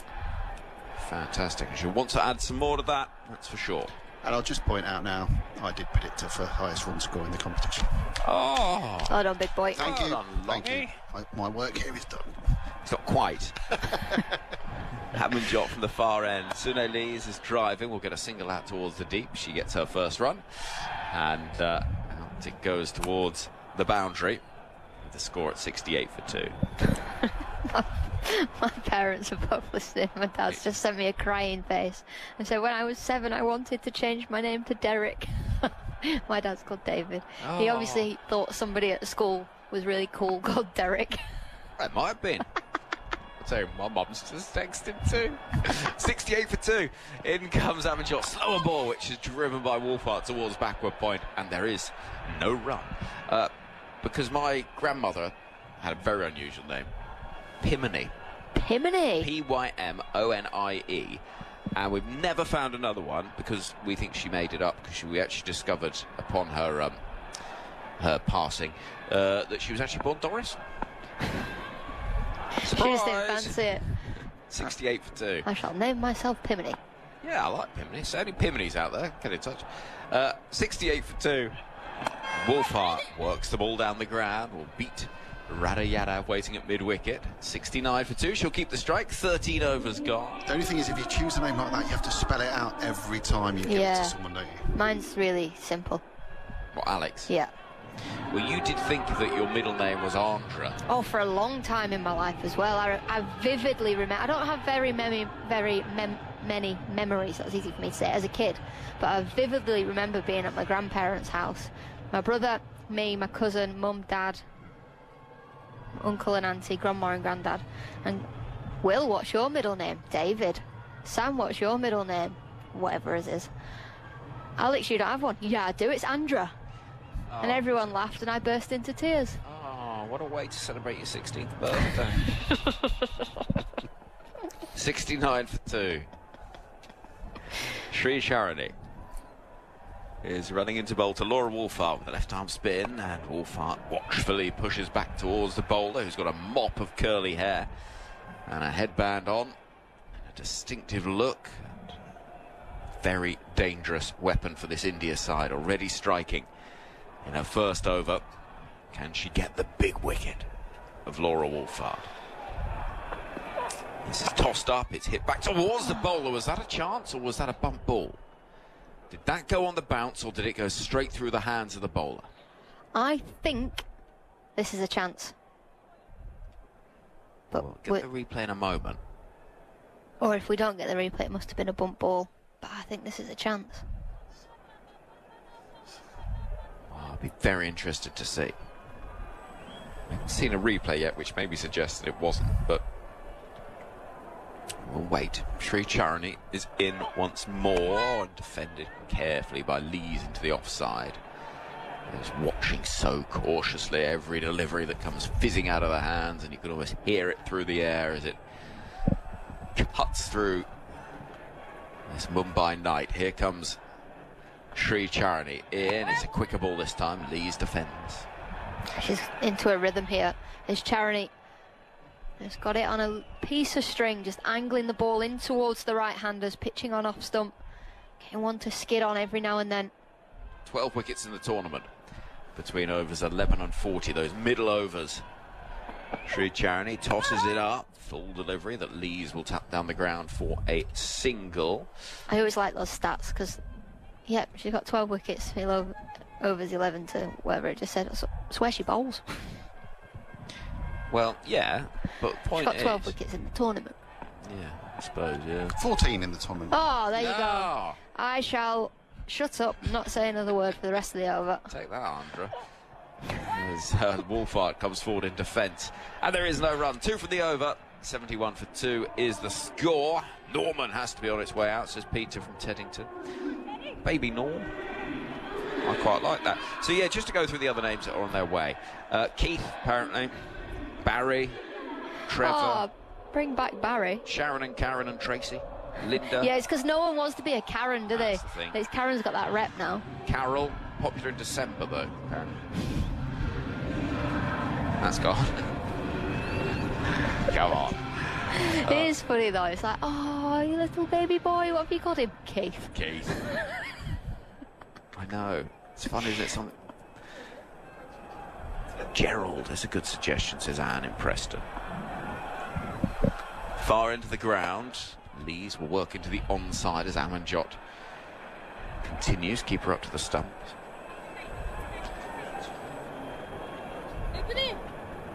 That's a good point. John emails. I'm known by my middle name. Blame my parents for that. It's handy because if someone rings me and asks to speak to John, I can quickly know that someone I don't want to speak to. Good point, says John Gareth at Parsons. 71 for 2. Amanjot bowls. That's sliced away. It's going to bring 4 runs from the batter, Sunil Lees, flashing past backward point. And out of the reach of Sri Charani, waiting down there at deep third. The flags fly. The crowd falls silent. And India will see, or rather South Africa will see that score move to 75 for 2. A win predictor popped up there on the screen. 58% India, 42% South Africa. We're in for a rip snorter, aren't we? Amanjot Kaur is clearly somebody that South Africa have chosen to target. She can be quite erratic with the ball. Amanjot runs in, shirt untucked. Pushed gently into the offside by Sunil Lees, who's Interesting hearing from Ferdosmund halfway stage. She said, I've never seen Sunelise with that determined look in her eye like we've got in this tournament. So certain players in this South Africa lineup you just sense are in the zone. And one of those is on strike now, Wolfhard on 42.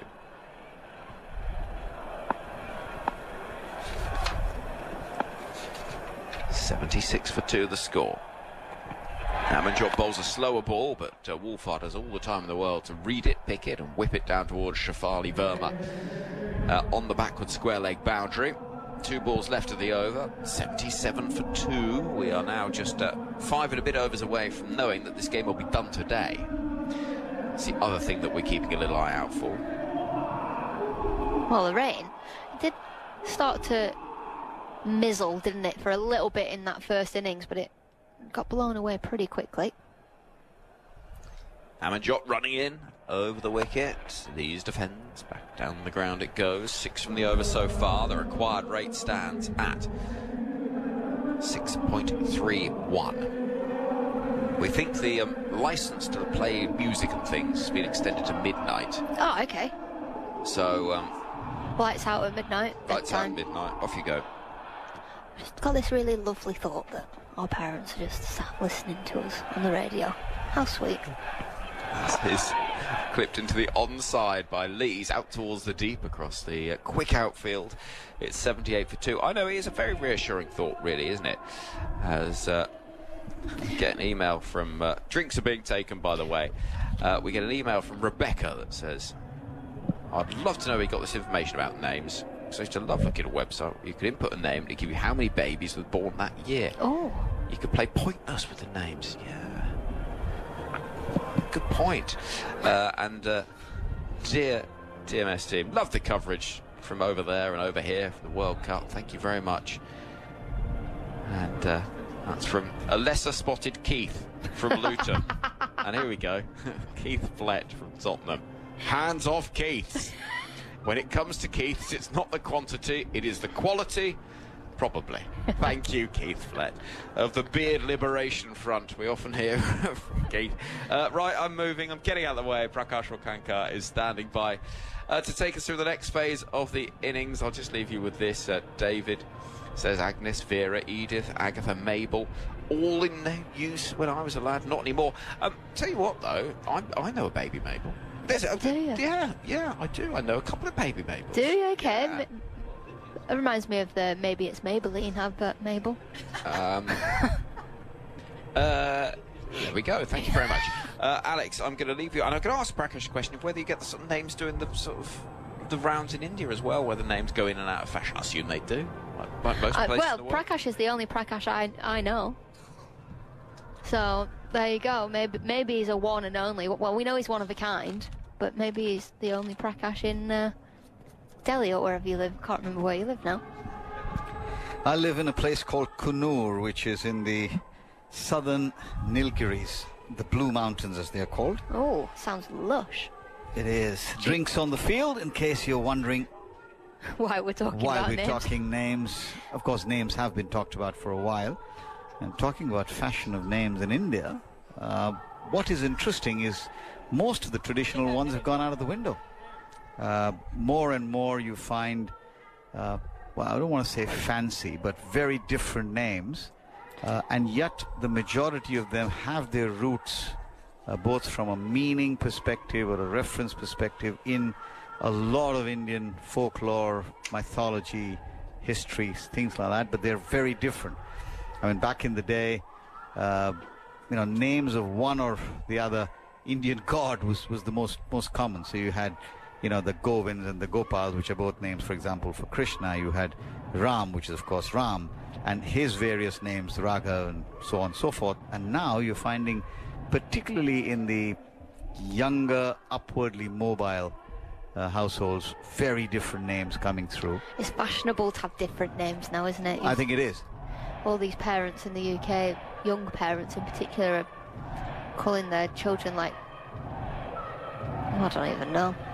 Probably a couple of lampposts knocking about or something. Well, I mean, I can only tell you something very personal. My parents, we're three of us, two elder brother and elder sister, And for whatever reason, but hats off to them, they named the three of us Deepak, that's my elder brother, Jyoti, who's my sister, and Prakash. Now, Deepak means an earthen light. Jyoti means the wick. No and Prakash way. means light. There you go. Oh, there you go. Anyway, cricket about to resume. So it's 78 for 2, full fat on 43, and Sricharani to continue to bowl to Lees. Round the wicket, between the umpire and the stumps, down the leg side. Will be wided, rightly is, by umpire. And there will be one extra run to the total. Already extras are 5. And Sricharani looking to try and just cramp Lees there for space. And in the process, just drifting off her pads. Here's Sricharani again. Comes in and bowls, and good length delivery. Defended on the offside. Jemima does the fielding. No run. 79 for 2. The target, remember, is 299. So 220 runs separate South Africa from creating history. There's Sricharani once again. 3 steps to the crease. Bowls on the back foot. Pushed away nicely. Down towards the deep field on the onside for a single. Amanjot, who's been definitely the most expensive of the Indian bowlers. 3 overs none for 25. Thakur 5 overs none for 18. Kranti Gaur 3 overs none for 16. Deepti 2 overs none for 14. And Sricharani is in her 3rd over now. Field just moving a little bit. 2 fielders behind the batter on the offside at the edge of the circle. Sricharani in. Comes in, bowls, tosses this one up, driven, and she gets a hand to it. The crowd thinks it's a catch, which it wasn't. 80 for 2. South Africa well on course here, Alex. Yep, they are, but they need to make sure that run rate doesn't get too out of hand. They'll back themselves to chase 7s. It's below 7s at the minute. I think Charani's going to be key for this. You do think so? I mean, yeah, Radha Yadav hasn't really made that much of an impact. This one's ball, good delivery again, just a hint of turn. Fielded by Rodrigues.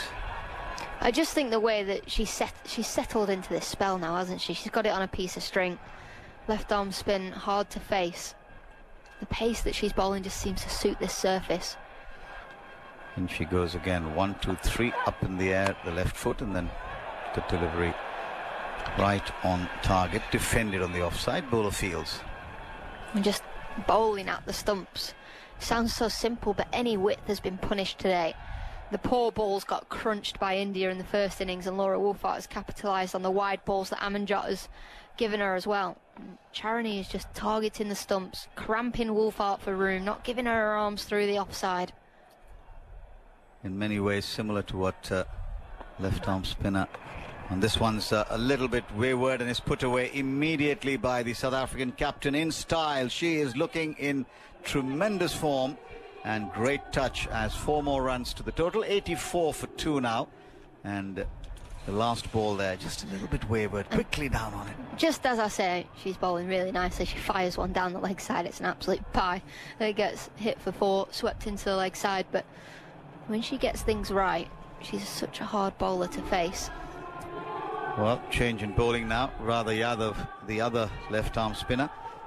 And that's been the debate, isn't it? Radha Yadav or Sneh Rana. India choosing to go with Radha Yadav. And maybe it was a winning combination in the semi-final or something else that prompted them to do that. She's a much better fielder. But Sneh Rana does bring a lot of ability with the bat as well. But that's all now history. South Africa now needing 215 runs from 34 overs. And Alex Hartley just being replaced by Fionn. Clearly, at least in my mind, South Africa well on course, unless they do something really silly at the moment. Oh, I don't know. I think it's... You think it's more... I think it's more in India's favour than you think. Really? This one's squirting. Oh, there's a collision between bowler and non-striker as Woolfart was running towards the striker's end. But no malice in that. I think Radha Yadav just thought she'll chase after the ball, and now very generously comes across and hands over the bat. That's one way to knock someone down and then walk across and... I like how there was a cheer for that as well. There was. As if she wouldn't do it. Nah. Whoops. No, I just think in terms of South Africa's batting, they don't have the depth, they quite have the depth that India had.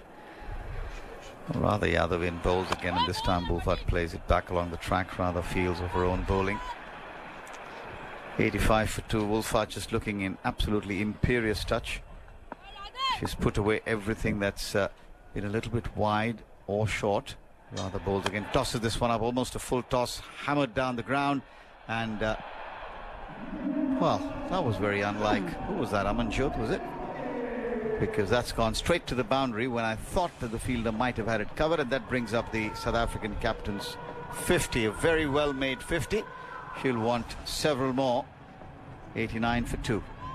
Yeah, another fantastic innings from South Africa's captain. She's looked in complete control again, almost as if she's just picked up from Guha and carried on. It's a bit of a limp dive out there. Smriti Mandana just dived over it almost. Oh, she goes for a shot square of the wicket, gets the outside edge, that'll run away. So back-to-back boundaries. South Africa just getting ahead of steam now with those 2 back-to-back boundaries. The second one unintentional, but as effective as any other. 55 now, Laura Wolfart, 93 for 2, and the required run rate creeping closer to just run a ball. 6.18 now. And India know that if South Africa, I think, bat the full 50 overs with Laura Wolfart there till at least the 40th, it's game done. My opinion. Rather bowls, tosses this one up, played away on the onside by Wolfart for another single. She'll keep the strike as well. 94 for 2. Yeah, the key will be for others to bat around. That's right. In terms of keeping the strike rate up if they can, because you can afford one batter, you know, as Jemmy Rodrigues did against Australia, to bat through and not get bogged down, but, you know, anchor the innings. Rather Yadav to lead. He works it away nicely on the onside. There's ample acreage available, and a single is comfortably taken. So 95 for 2 at the end of 17 overs. Yeah, Laura Wolfart's 50 came off 45 balls, 7 fours, 1 6. It's quite a relevant one, actually. It's the 14th time she's passed 50 in a World Cup. Nobody else has ever done that. Mitali Raj and her before today were level on 13 50s each in World Cup cricket. Her ODI record is staggering, isn't it, Laura Wolfart? You know, overall, I think it almost feels like it goes unnoticed how good it is. Because we talk so much about the likes of Smriti Mandana, we talk about Nat Siva-Brunt, we talk about pretty much all the Australians, don't we? And Laura Wolfart is probably, you'd say, maybe one of the unfashionable ones, but her record is phenomenal, and she's still so young. Well, I'm just seeing Smriti Mandana's running long on to long on. Oh, good luck. Rather you than me. 95 for 2, 204 runs. No wonder she flopped over one. She must be exhausted. Sri Charani into bowl now to Lee's bowls, and Lee's waits, makes a little bit of room, cracks it on the offside, thinks of a run, and quite rightly sends her captain back, because there was no run there. Rodrigues was onto it fairly quickly. Into her 4th over now, Sri Charani. And Harmanpreet Kaur will be cognizant of that as well. Bowling from a little bit behind the crease this time, and is defended on the offside. Yeah, I noticed that. I wonder if that was quicker. She might have been trying to fire it in a bit quicker. Yeah, I think firing it quicker and bowling just that little bit before the crease, just adjusting the length, hoping the batter might get drawn into a false stroke. Bowls pushed back along the track for her to field. She's really come along, Sri Charani, in relatively still new to this Indian side, but performing admirably indeed through this tournament. Here's Charani again. Down the wicket she comes, makes it into a full toss, does Lees, and drives it out towards Smriti Mandana at long on for a single. Yeah, it's interesting how competitive the spin attack has become for India. How many players have always kind of come and gone. You think of somebody like Shriyanka Patel, who burst onto the scene after the WPL and then had a few injury problems.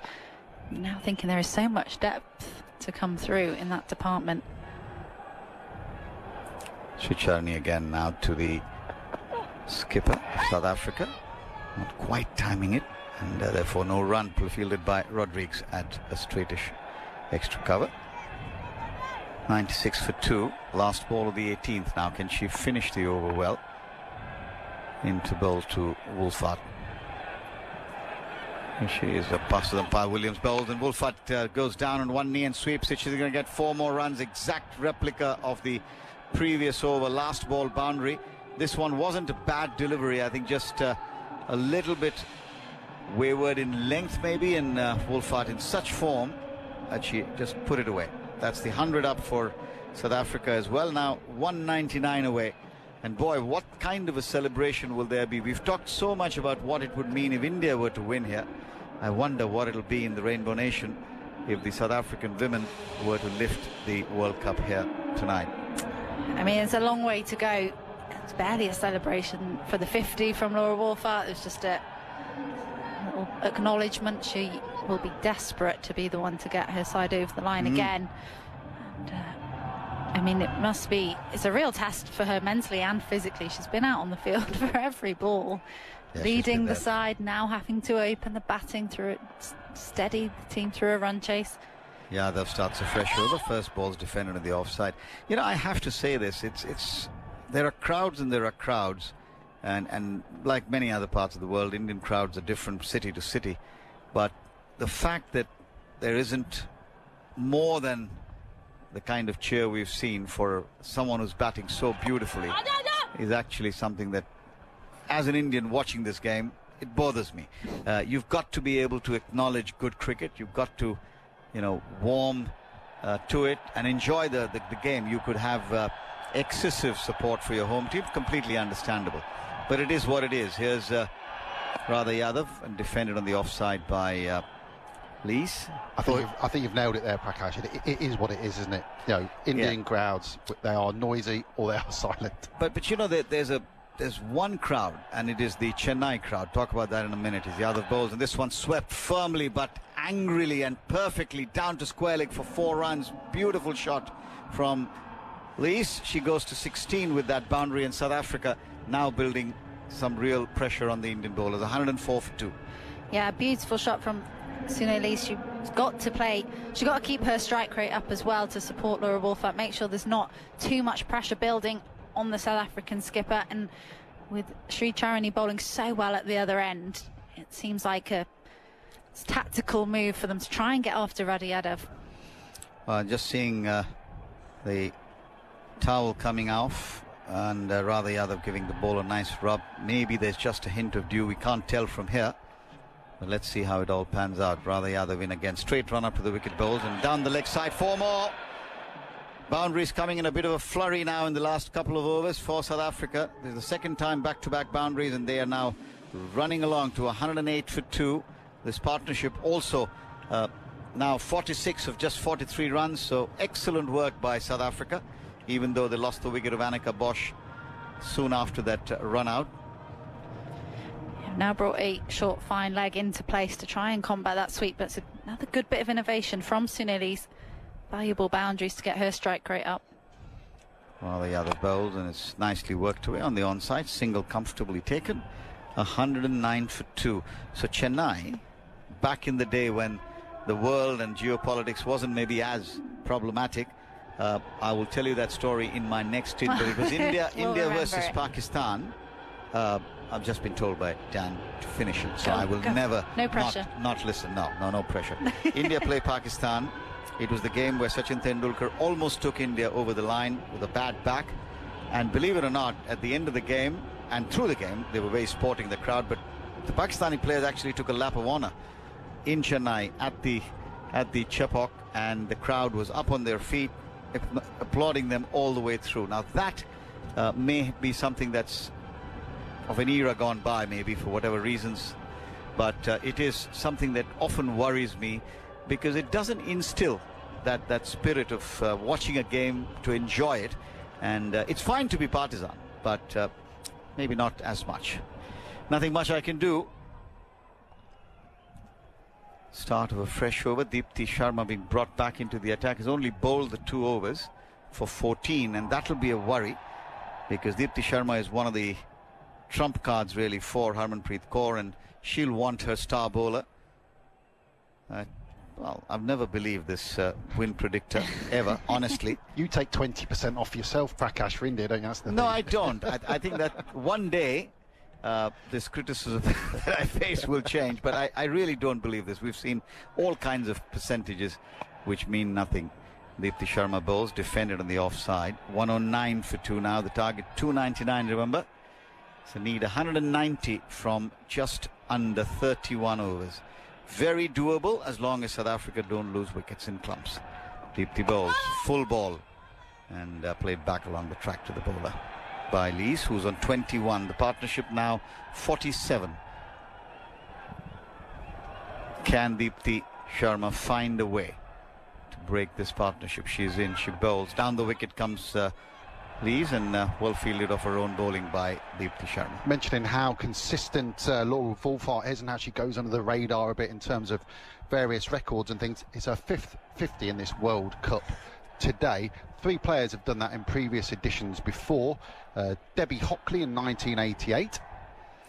Deepti Sharma bowls, and this one's the slog sweep, and it's been timed and placed brilliantly. It will beat a diving effort from Renuka Thakur. 4 more runs. South Africa dealing in boundaries at the moment, really. Yeah, Debbie Hockley in 1988, Elise Perry in 2017, and Laura Wolfart in 2022. She's Brilliant. up there. She is up there with the greats. Brilliant, absolutely. The sweep is working really nicely for Sunelise at the moment, isn't it? She's just building up a bit of a momentum, and you can see she's really trusting. There's not a huge amount of turn in the surface, so she's really trusting her shot selection. That's the 3rd swept boundary in recent overs. Bowls again full, very full, Deepti. Trying to make sure she doesn't allow the batter to get underneath the ball, but in the process she's allowing the batter to be able to place the ball wherever she wants. At the moment, Lees waits now. Richa Sharma up. Richa goes up to the stumps and played quietly to shot mid-wicket, not for a run. Yeah, that swept 4 brought up the 50 partnership between these two, 48 deliveries. It's the end of the over. More from Fionn and Daniel Norcross wearing all blue. I hope that works. Yeah, the important thing that India did in their innings was that they didn't lose wickets in clusters. They kept building partnerships even after a wicket fell, and that just allowed, well, it just ensured that they didn't ever lose that momentum, really. And South Africa, they've got to keep chipping away. Another 50 partnership, and hello. Hello. Hello. Hello, Daniel. Hello. That's not what I was helloing. I know. But hello. Hello. Hello. Hello, everybody. We'll stop saying hello. We'll try to explain why we're saying hello in a minute. Because you can tell India are a little bit rattled here, because a 7th bowler is being brought into the attack, and it is Shafali Verma. I don't think I've ever seen her bowl. I think this is a smart move, because, you're going to want to get after her. Okay. Off breaks. Oh my gosh, she's only 21. I know. Feels like she's been around forever. Wolfart faces up to her, and first ball she just drives along the ground up to long on, takes a single. Tasmin Britt's a bit on strike there. She'd have come hurtling down the wicket at her. No in respect. Furious rage. But I think Wolfart's just going to try and be a little careful here. And I think just going to have a word there with Sunelise to say, yeah, I think it's off breaks she bowls. I've not seen him much. I'd have a little look first. Don't get too excited. Phil's just finding out how many times she's bowled before, I'm assuming. There's a slight weirdness on our screen as well, because it looks like there's a bigger gap between the F and the A of her name than you really want as the ball's... Oh, now flicked back to her and she's got the wicket. Would you believe it? Genius from Harmanpreet, who leaps into her arms. The Indian skipper brings on Shafali Verma, and she breaks the partnership just like that. The ball chipped straight back to the bowler, taken low down, two-handed. Sunelise goes for 25, and well, I never. Could that be the moment that changes this World Cup final? It's a limp dismissal from Sunelise, chipped back, but the glee, the delight on Shafali's face, and then her captain leaps into her arms, gives her a massive bear hug. This is quite the story. South Africa 114 for 3. Well, I don't know what Laura Wolfart went down the pitch to say to Sunelise, because she went down and had a little chat with her after that first ball, and all I would probably assume is that she was saying, don't do anything silly, because we don't quite know what she's bowling. And it was just... I think it would be have a look. Just take a little look. Don't chip it straight back to her. The problem was that sometimes that was a shot of kind of uncertainty, wasn't it? And I wonder if, have a look might not necessarily be the best bit of advice, because it's sort of... It's like she was in 2 or 3 minds when she was playing the shot, wasn't it? It was almost like she didn't know whether just to defend it or to try and push it back past her for a run, and, well... Shafali Verma's second ODI wicket, her first, Kate Cross. Oh, no. You've got a reminder of that. Well, I never. Well, I never. What an incredible moment in this match, though, because she was brought on. It felt like, look, not panic, but it's like the other bowlers hadn't been working, and Harmanpreet was looking around for something to change things up. And who should it be but the woman who wasn't even in the squad, who's come back in for the semi-final, who's top scored for India here in the final, and bowling these little part-time off breaks. I mean, it didn't do anything, that ball, but it's got the breakthrough. Golden arm. Yeah, top score by an Indian in a World Cup final earlier. Right, Shafali's into the new batter, Cap, who's got no interest in that sort of thing. She goes after her first ball and slaps it down a deep backward point, takes a single. And you mentioned the lettering on her shirt might not be quite right. I bet it's a bit of a rush job, wasn't it, to get it ready for the semi-final? Well, it's got, the thing is, there's a gap between the F and the A, so on our screen, so it looks like Shaf Ali. Which is not her name. It's not her name. It was doing my head in a little bit to start with.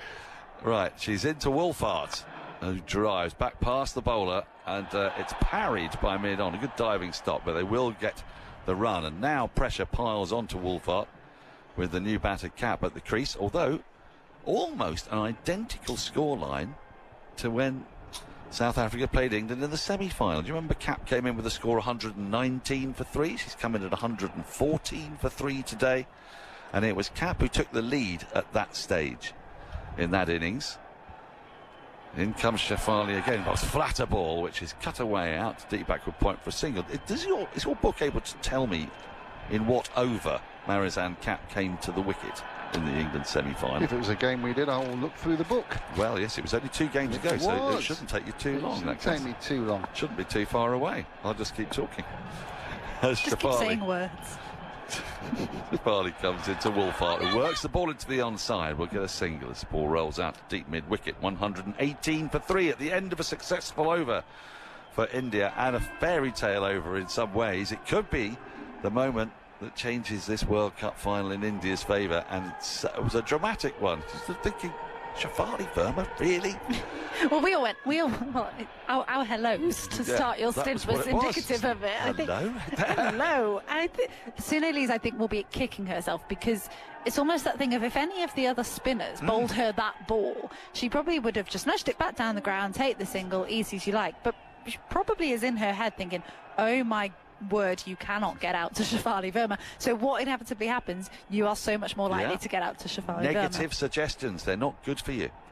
Yeah, 119. Dipti Sharma, back in the attack. She's changed ends. The first ball's pushed to mid-on. There's no run. Yeah, 119 when Marizanne Cap came to the wicket against England in the 26th over. 26th over. So it tells you just how much they got the afterburners on after that, South Africa, in that game in Guwahati, as the next ball's driven back to Dipti by Wolfhard, who's on 63. And of course, that night she played an extraordinary innings, one of the most remarkable, if not the most remarkable innings I've certainly ever seen live.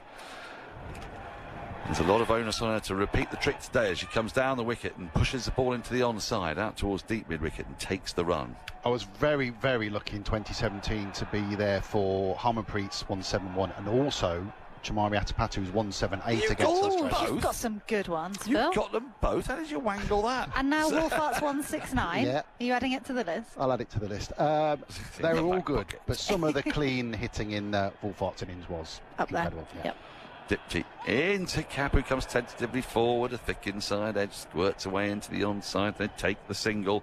There's a different atmosphere now. That wicket has lifted the crowd. Prakash was talking about the sort of perhaps slightly excessive partisanship of Indian crowds. Well, they're now swinging back the other way as this ball's down the leg side. Went for a swing at it and missed it, did Wolfhard, but Dipti's pretty sure that there were 2 noises there, and she's saying, hang on, might that actually have been caught behind? Gosh liked it too. She did like it. Let's have a look. They've only got one. Wow, they're going for it. Now they've already burned 1 review, and I think Rishi Ghosh is saying, Rishi Ghosh partly saying, I took it, you know. It's not necessarily the most reliable of keepers. Fantastic. Okay, we have a player review. It's very hard to read Laura Wolfhart's expression. It never changes, does it? Fair delivery. But I can thought see split screen. I Let's thought play I that heard forward, 2 noises, please. but play that forward. Play that forward. Yep. So the ball is passing close to the bat. It's nowhere near the I'm going gloves. to need ultra edge, please. Yeah, Sue Redfern. Okay, just play that real slow for me. Here we go. Gap on the Big left-hand moment. side. Play through. Play through. All the way through, please. Yeah, no Right. bat or glove involved. So back on field, please, to Jackie. I do understand why, because I sort of did hear something, but you never know what that noise is. And wide will stick. And there are now no more reviews. That's right, as you mentioned, a big moment. Did they use the first one on Wolfart too? As Dipty's in, worked into the onside. Wolfart will pick up another single. No, Tasman Brits. No, Yes, okay. yes. That was ill-advised as well, wasn't it? I was just Although thinking- that one looked more out from memory, because it was at Renuka Singh Thakur, wasn't it? And the ball swung in, it hit her in front of the middle and off, but it just did too much. As Dipty's into Marizan Cap, who flicks the ball away with lovely use of the bottom hand, rather almost helicoptery out to deep mid-wicket. Another run, 5 off the over, 123 for 3, 176 more needed from 28 overs, but with 3 wickets down. But the flip side of this is, we've talked about it before, South Africa bat deep. They've got Nadine de Klerk at 9. So, yes, Elise is a big wicket, and it was an amazing moment at the Glee. Wasn't that fantastic when Harmanpreet just leapt into Shefali's arms? Yeah. It worked. Well, it really makes you look like a genius when you captain a side. And it's like, yeah, I'm not captain for no reason. It was a matchup. So India, by the way, have taken 16 bowling reviews. They've had 4 successful ones, 1 umpire's call, and 11 unsuccessful. I wonder where that ranks as Shefali starts a new over down the leg side. Now she's now the finger's gone up, and Cap is walking off. She must have got a little tickle to that, and Risha Ghosh has got a wicket, and Shefali Verma, get this, has got figures of 2 for 5 in 7 balls. And the South African veteran, Marizan Cap, walks off, strangled down the leg side. Unbelievable. Pandemonium ensues. This has been an incredible 6 minutes. And you've got to take your hat off to Harmanpreet, but also here to Shefali Verma. And that's come off a fair bit of bat. That's a really well-taken catch by Risha Ghosh down the leg side. That has absolutely flowed off the face of the bat and taken away to her left, standing up. It's incredible. Shefali Verma delighted. Up goes Harmanpreet again. Embraces, wraps her legs around her waist. And Marizan Cap's World Cup is over. She goes for 4, and South Africa suddenly a 123 for 4. I don't think anyone can quite believe what's happening, least of all us. I think it's 2 really poor wickets from South Africa, though, you have got to say. I know you could probably say that's a little bit unlucky, getting strangled down the leg side, but she could have left it would have been a wide. And Lisa's one was just chipped straight back to the bowler. They've gifted to India 2 wickets. Soft. Really, they are soft, and I think they will be. You could see there wasn't really any expression from Marizan Cap, and we always say how you can always tell how she's feeling. I think there was too much rage there for even her to express. Right, Salala Jafta is a new batter. She goes back in the crease and pushes first ball to short mid wicket, no run. I mean, what I will say is that they look like soft dismissals, but I'm going to give an enormous amount of credit to Harmanpreet there, because it's caused a bit of mayhem in the brain here for these South African batters as Jafta squirts one behind square but can't beat backward point. The throw is fired in by Dipty Sharma, no run. Do you know what I mean? Mind games. And it is kind of mind games, and the batters are in 2 of those minds is the problem. The Sanala Jafta with a lofty average of 12.09 goes back into her crease and rather awkwardly pushes a ball to short mid wicket, no run. And this Shefali Verma was in with a chance of player of the match by top scoring in India's innings. You add 2 for 5 to it. Jafta drives back to her, no run. We could be on the verge of a wicket maiden. Slight problem for Harmanpreet, she can't take her off now. That's true. Although, what I might say, she's ruthless captain. Harmanpreet should do whatever she wants to do. As Shefali is in once again. And it's looking straight, it's accurate, it's nudged it to the onside. Jafta wants the run. In fairness, it was always there. Wolfart late to respond to the call. So not a maiden, but a wicket and a run. 124 for 4 It's, well, drama is the word, I suppose. It's unexpected. That's absolutely what it is. But fantastic But work brilliant, and from the skipper. yeah, and you know what? She's probably is going to be playing in this tournament now, and she's going to be a hero if it's proven to be an India win. And you two greeted her to the bowling crease with what, 7 hellos? Surprise! Well, that was very welcoming. It was very was. welcoming. It was. Hello, Surprise hello. doesn't mean bad. Absolutely. Yeah, thank Surprise. you. Thank you for defending our corner, Yeah. Fionn. Yes. I always do. Hello. Hello. We actually thought, hello, this is tactical genius. Yeah. Who are you to dispute that, Phil? Yeah, exactly. Right, start of a new over, change of bowler, Radha Yadav at the attack, and Jafta comes forward and defends to backward point, no run. So this game has swung, possibly decisively in favour of the home side, as VVS Laxman, Rohit Sharma and Jay Shah look on. Radha Yadav is in, played off the back foot to backward point, there's no run. I've got to say that VVS Laxman was in animated conversation.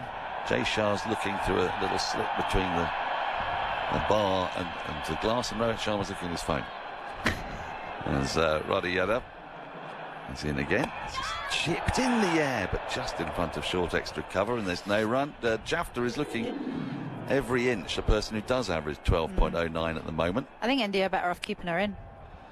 Well, we did say that when she was playing against England. Yep. England didn't heed our advice. As Yadav is in, dug out, back up the wicket to the bowler. There's no run. It mystifies me why she is Me batting too. at 6. A perfectly fine cricketer, but when you've got Anna-Marie Dirks and Chloe Tryon and Nadine de Klerk batting below, I mean, all that can happen here is she's going to dot up for a while and take that scoring rate up. So, I mean, if she's going to come in at 6, you might as well just say to her, have a free hit, because the worst thing that happens is she gets a few boundaries or she gets out. Yadav is in, she advances and drives up to mid-off. There's no run. She's faced 10 balls. Instead, now she's 1 off 10.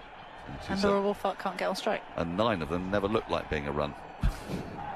One of them was a nudge into the big space on the onside. Now, she might get a run here, but this is tactical because they put Long off back and said, please take the run. Keep Laura Wolfart off strike. Thank you very much. Radha Yadav bowls to her. On the pads, she nudges it to the onside, takes a single. She's run the first quickly, but there's really not a chance of a second. So, 1 off the over, 125 for 4, South Africa. And 24 overs have been bowled, and this game has just been turned upside down in the space of 10 or 15 minutes. And none of us thought it would be Shafali Verma. We might have thought she'd done it with the bat. We were all kind of rooting for her with the bat, really, weren't we? A bit of an unlikely hero. Rooting? Did I? Yeah, he said he'd been quite a safe lad. I was just trying to be like you, Dan, that's all. That's all. Well, I know.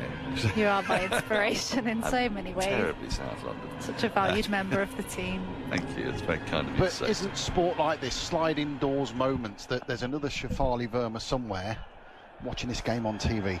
Shafali's in, down the wicket comes Jafta, drives back to the bowler, there's no run. Not a member of the squad, watching on TV thinking, I could be out there. Instead, 87 and 2 wickets. Well, if it hadn't been for Pratika Rawal's injury, slipping on this ground, wasn't it? In that rain-affected game against Bangladesh, the last game in the group phase. Shafali's in.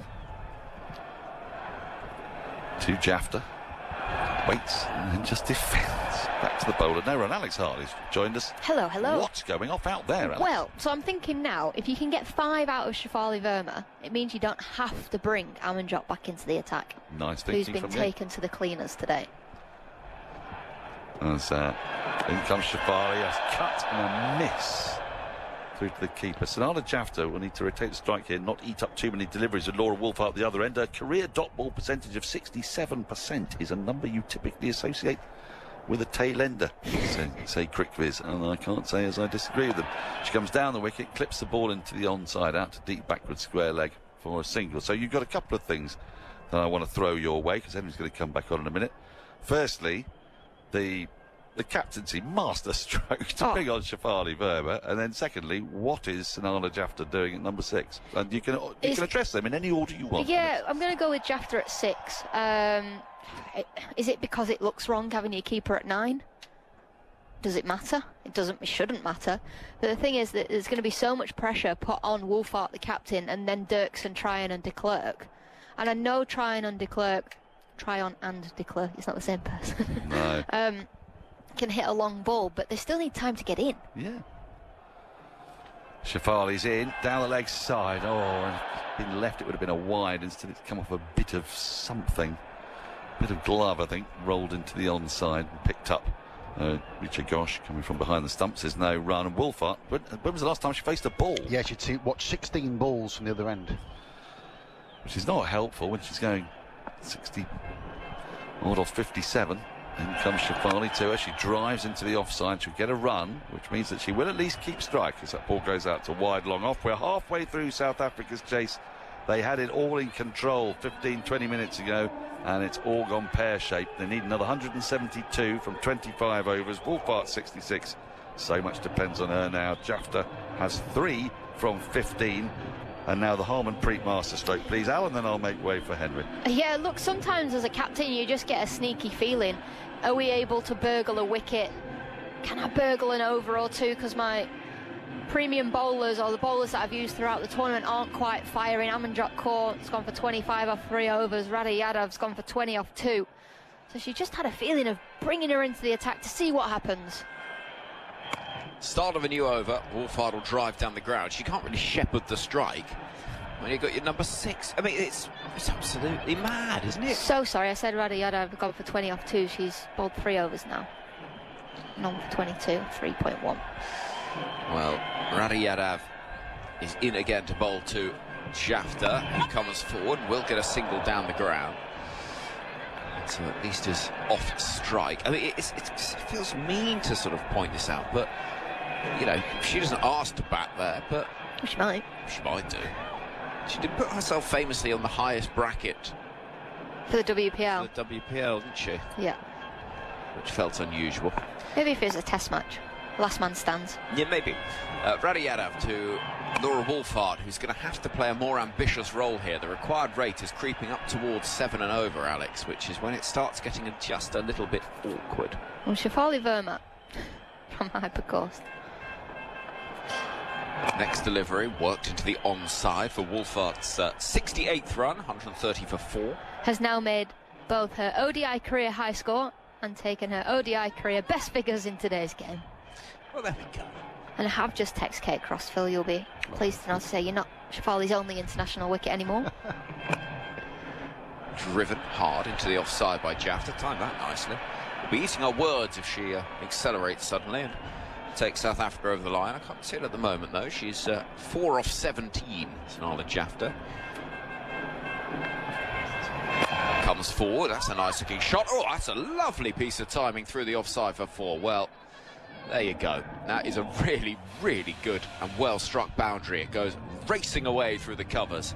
And the over, the 26th, concludes with 4 runs, 134 for 4. Well, Jafta's been good in this comp when South Africa have been bowled out cheaply. In the 2 times that they've been bowled out for under 100, she's the one that's got 20-odd.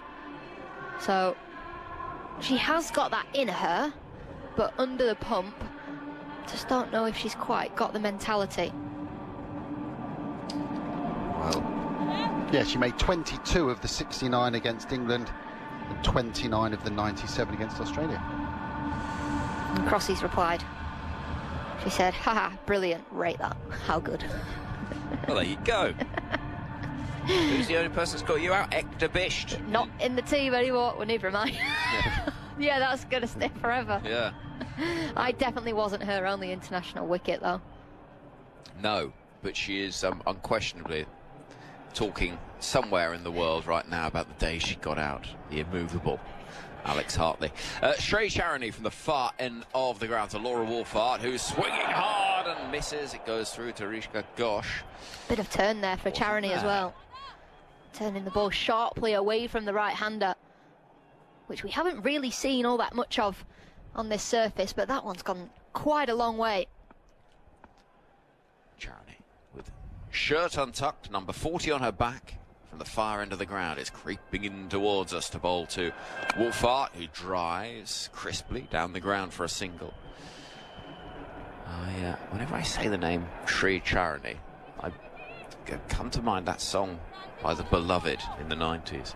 Sweet Harmony. You know the one, Phil? Yeah, absolutely. I'm with you on that. Let's come together. With sweet charity. With sweet charity.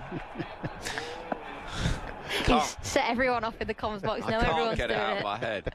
She comes in now, creeping in front of the umpire, and Jafta is beaten by beauty, deep in the crease. Started Jafta versus left-arm spin in ODIs in 7 innings, averaging 11. That's since 2024. Actually more than I thought. We're only averaging 12 overall, so... She's great against left-arm spin there. It's a good matchup. Strike rate of 60. She'll only strike at 42 otherwise. This is Jafta driving into the offside, running quickly for the first, getting that single. South Africa need 163 to win from 140 balls. That is the equation for World Cup immortality. Still on. Still very, very much on. Sri Charani into bowl to Laura Wolfart, who, cries of catch, but no, the ball goes between the fielder at backward point and extra cover and gently along the ground towards Amanjot, who's waiting at deep cover. And the turn and the bounce, and Wolfart was not in control of that stroke. No, she wasn't. Had there been a cover and not a deep cover, that would have gone straight to that fielder. But Charani here getting the ball to turn is encouraging for India. Charani bowls, and Jafta will clip the ball into the onside. Up the ground it goes.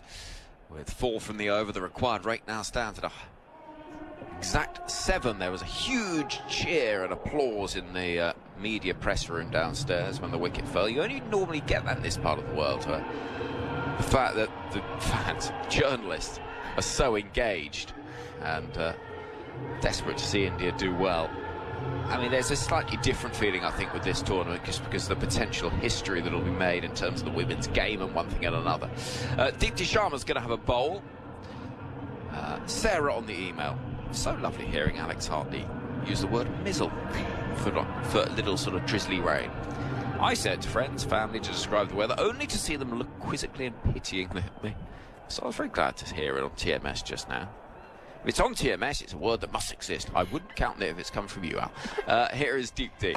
Start of a new over, and Jafta wants a run that will eventually be there. It was just one of those that was a bit of a teaser, but mid-on couldn't quite stop it. 139 for 4. I have got form for making words up or getting my words muddled together.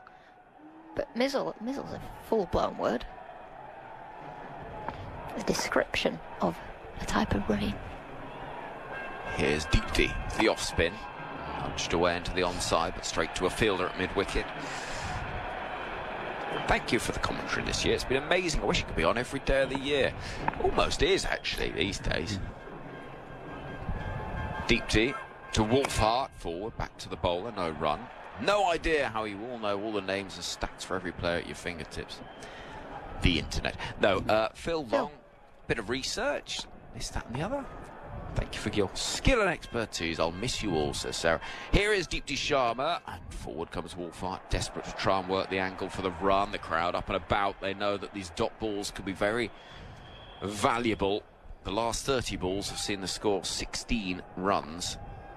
The loss of no wickets, but it's the dot balls that are damaging. Working the ball into space on the leg side is Wolfhart. Probably a couple of runs there. And a good piece of work in the deep by Amanjot. And they will get back for 2 at least. So 1 ball left of the over. 1 for 1 for 4. Well, the good news is, Sarah, is fairly any time before the men's Ashes starts. 21st of November, every ball of it. So look out for that. And there's the ongoing white ball series for Australia as well, which we've got for you from our friends at the ABC on Sports Extra. And loads of content on BBC Sounds as well from the Test Match special feed. So just subscribe on there for all sorts of stuff. Worked behind square down to that fielder at short fine leg, Sri Charani. And a dot ball, 3 from the over. Pressure just beginning. And that run rate also beginning to rise, Alex. Clever bowling from Deepti Sharma there, as she ends up coming around the wicket for the last ball of the over, so she can only get hit into the leg side. So even if Wolfart wanted to give herself room to go through the covers to find a boundary, she more than likely can only knock the ball into the leg side and not concede that boundary with all the fielders deep square leg, deep mid wicket, long on. So a clever bit of bowling from the experienced Deepti Sharma. 1 for 1 for 4. 158 needed from 132. Shafali Verma's been called back into action, having taken a quite spectacular 2 for 8 from her 3 overs. Dear all, says Clive, with the heating on in Edgbaston because it's chilly. Maybe it's just me. But every time somebody talks about the set batter, I keep thinking you're talking about former president of FIFA, Sepp Blatter. I can see that. We talk about him a lot, to be fair then, don't we? Shafali Verma from the far end of the ground to Jafta. It's not a great ball, that, and it's whipped away into space on the leg side. Fielder does brilliantly out there in the deep. It's Kranti Goud, and they do get back for 2. Good running, but a really good piece of work out there in the deep. They've been good again in the field today, India, haven't they? And just see them doing a little bit of analysis on the left arm spinners for India on the telly. And Katie Martin was asking for my opinion yesterday about those spinners, but I was too tired to reply, so I don't know what they've gone with. Oh, well, there you go. As Jafta cuts hard, timing it nicely now, I have to say, and only finds the fielder. It was one of those where she sent me a side-by-side screenshot of both their actions and said, what do you think about this? And I thought, I'll reply in a couple of hours. Anyway, by the time I replied, she'd done her work. Probably got hold of a better left arm spinner, maybe. Who else is there? There's loads of them. Well, who else is there? Come on. Oh dear. Here is Verma. Jafta has beaten a swinging bat as the one skids on through, and Verma just mops a stray hair from her forehead and turns and begins to walk back. 143 for 4. South Africa need 156 from 129. Verma bowls, and Jafta this time will get 1. Up the ground it goes. 1-4-4-4-4. Getting 4 overs out of Shafali Verma is such a win for India. And the captain, Harmanpreet Kaur, just gives her a little bit more breathing room towards the back end of this innings, can save her strike bowlers. Thakur, 5 left. Kranti Goud's got 7 left. She's got so many options here. Yeah, if you can burgle a few overs in the middle. Should be illegal, but like, you know, it's working. Like Heather Knight used to do when you played. Yeah, she had a golden arm though, didn't she? I meant you bowling. 144 for 4. Verma bowls to Wolfart, who'll get 1 into the leg side. She moves to 73. It's 145 for 4. How very rude. I'm sorry. A very rare Barbara gets in touch. We're talking about names that are disappearing earlier on. Any idea what I'm going to do tomorrow? No women's cricket to listen to. I've been recovering from a dislocated shoulder, so you be my entertainment. I know the Ashes coming up. It's just a week away. Lovely to have you with us, Barbara. Just go through the archives. Jafta is slicing the ball with good timing out towards the deep. She's starting to find a bit of rhythm here. 15 from 27. The required rate for South Africa stands at 7.29. It goes up again in that over with just 5 from it. As we see the total at 146 for 4. Phil Long still here, as he has been travelling the length and breadth of India on trains, planes and automobiles all tournament. And now it's 10 to 11 at night. And we've got 126 balls still to be bowled. Come on. Come on, we knew it would be a long day, but we're loving it. We are loving it. It's getting done today, we know that much. Well, yes.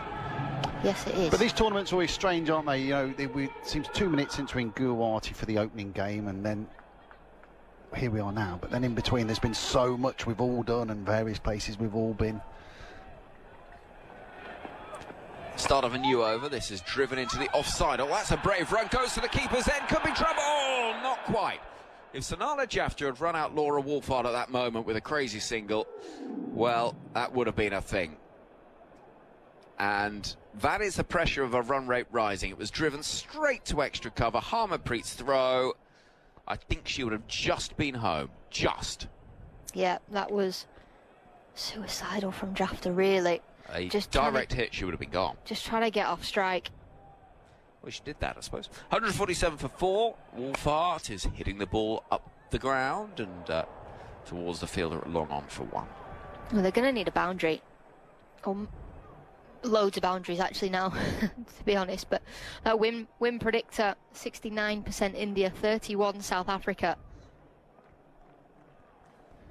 Win predictor has India at 69%. Jafta comes forward, it's in the air. Is it into the hands of the fielder on the full? I think so. Jafta goes 16 from 29. And South Africa lose a 5th. It's 148 for 5. Deepti Sharma strikes as the ball plinked gently towards mid-wicket. Jafta was on her way even before the ball was safely in the hands of the fielder. Deepti Sharma with the wicket. South Africa 5 down, 148 for 5. Well, there's Radha Yadav with the catch, one of India's best fielders. She's never dropping that in a month of Sundays. Such a good fielder. And I have to say it, I don't think that's a bad thing for South Africa. Getting rid of Jafta, her strike rate of 55, 16 off 29, has just put South Africa under a bit of pressure here. And all eyes are on Laura Wolfhart. Can she get back-to-back centuries in World Cup knockout games?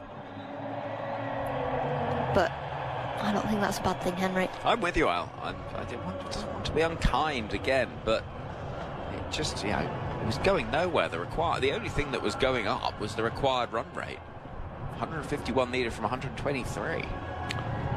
Deepti Sharma's 18th wicket of this World Cup, barring one or two surprises. She will be the leading wicket taker in this World Cup edition. And she's not in the BBC's team of the tournament. Outrageous. So Anari Dirksen, who is more conventionally a big hitter, waits for Deepti Sharma, and she very cautiously waits for the ball, and then could be in trouble at the non-striker's end, and Radha Yadav having to run round the ball. Just a fraction of a second too long to be able to affect a run out, and maybe just getting a bit of a sense that the pressure is starting to tell on South Africa here. Yeah, Deepti Sharma now coming around the wicket to Laura Wolfhart, the set batter. Get her to hit into the leg side, don't concede a boundary. Wolfhart clips the ball into the leg side, out towards the deep for 1, it'll just be the 1. And 4 from the over so far with the ball left of it. 23 deliveries now since we've seen a boundary. Yeah, and back over the wicket to Dirksen. It brings in all modes of dismissal. Dirksen is pushing the ball into the offside. No run there, so 4 from the over. Required rate heading towards 7.5 and over. 149 needed from 120, so 20 overs left of the Women's World Cup if required.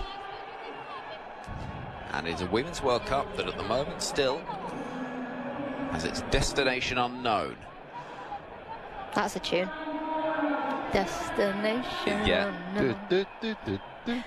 That's the one. We're going right through the dance classics today.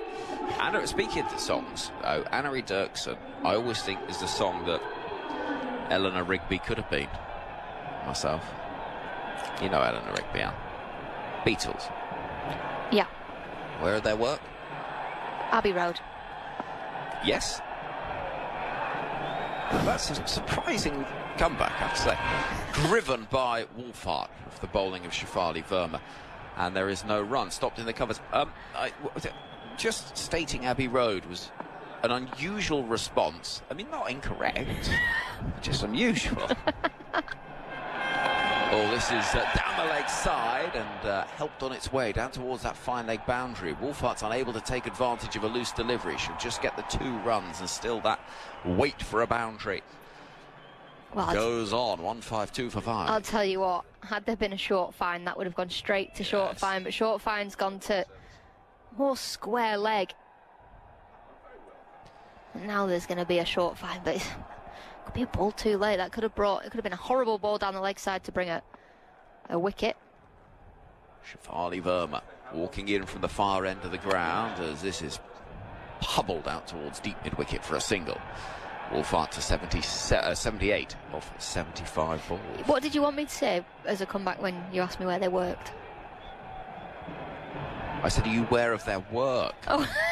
I'm not where did they work? Abbey Road is a very good answer then. I thought you had some sort of joke for me. And No. Oh, right, I see what you mean. Like knock, knock. Where do they work? Abbey Road Studios. Verma bowls and pushed off the back foot by Dirksen, straight to cover. Oh dear, that makes more sense. Right. I was honestly like, what?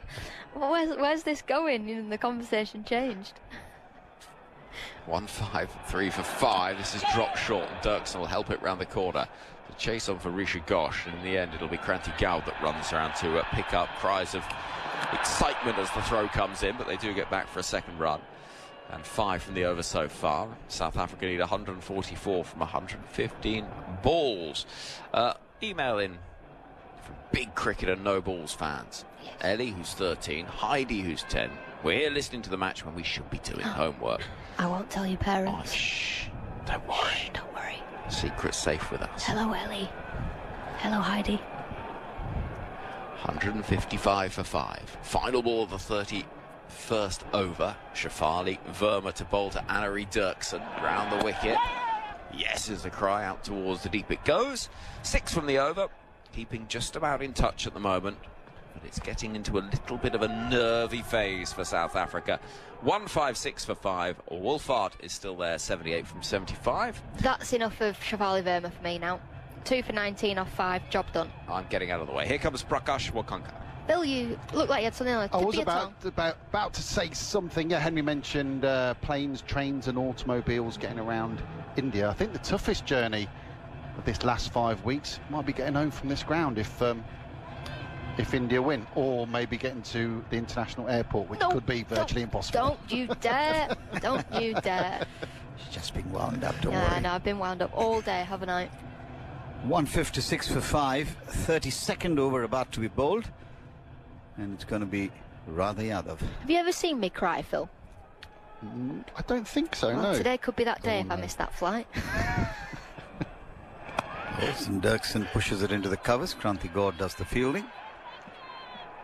Laura Wolfart standing firm, and I think just scheming and plotting and planning as to when and how they are going to launch the offensive that has to come at some stage. This one's off the back foot, driven out towards wideish mid-off. Smriti Mandana will do the fielding. There'll be a single. 157 for 5.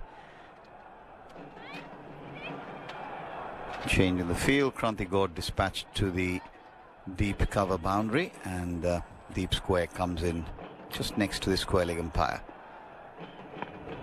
Now move to short fine, and Deepti Sharma gets into that position at short square. Short ball pulled away. This will be 4, or will it be cut off? It is fielded. Jemima Rodriguez moving around, gets a huge... It's only 1 as well.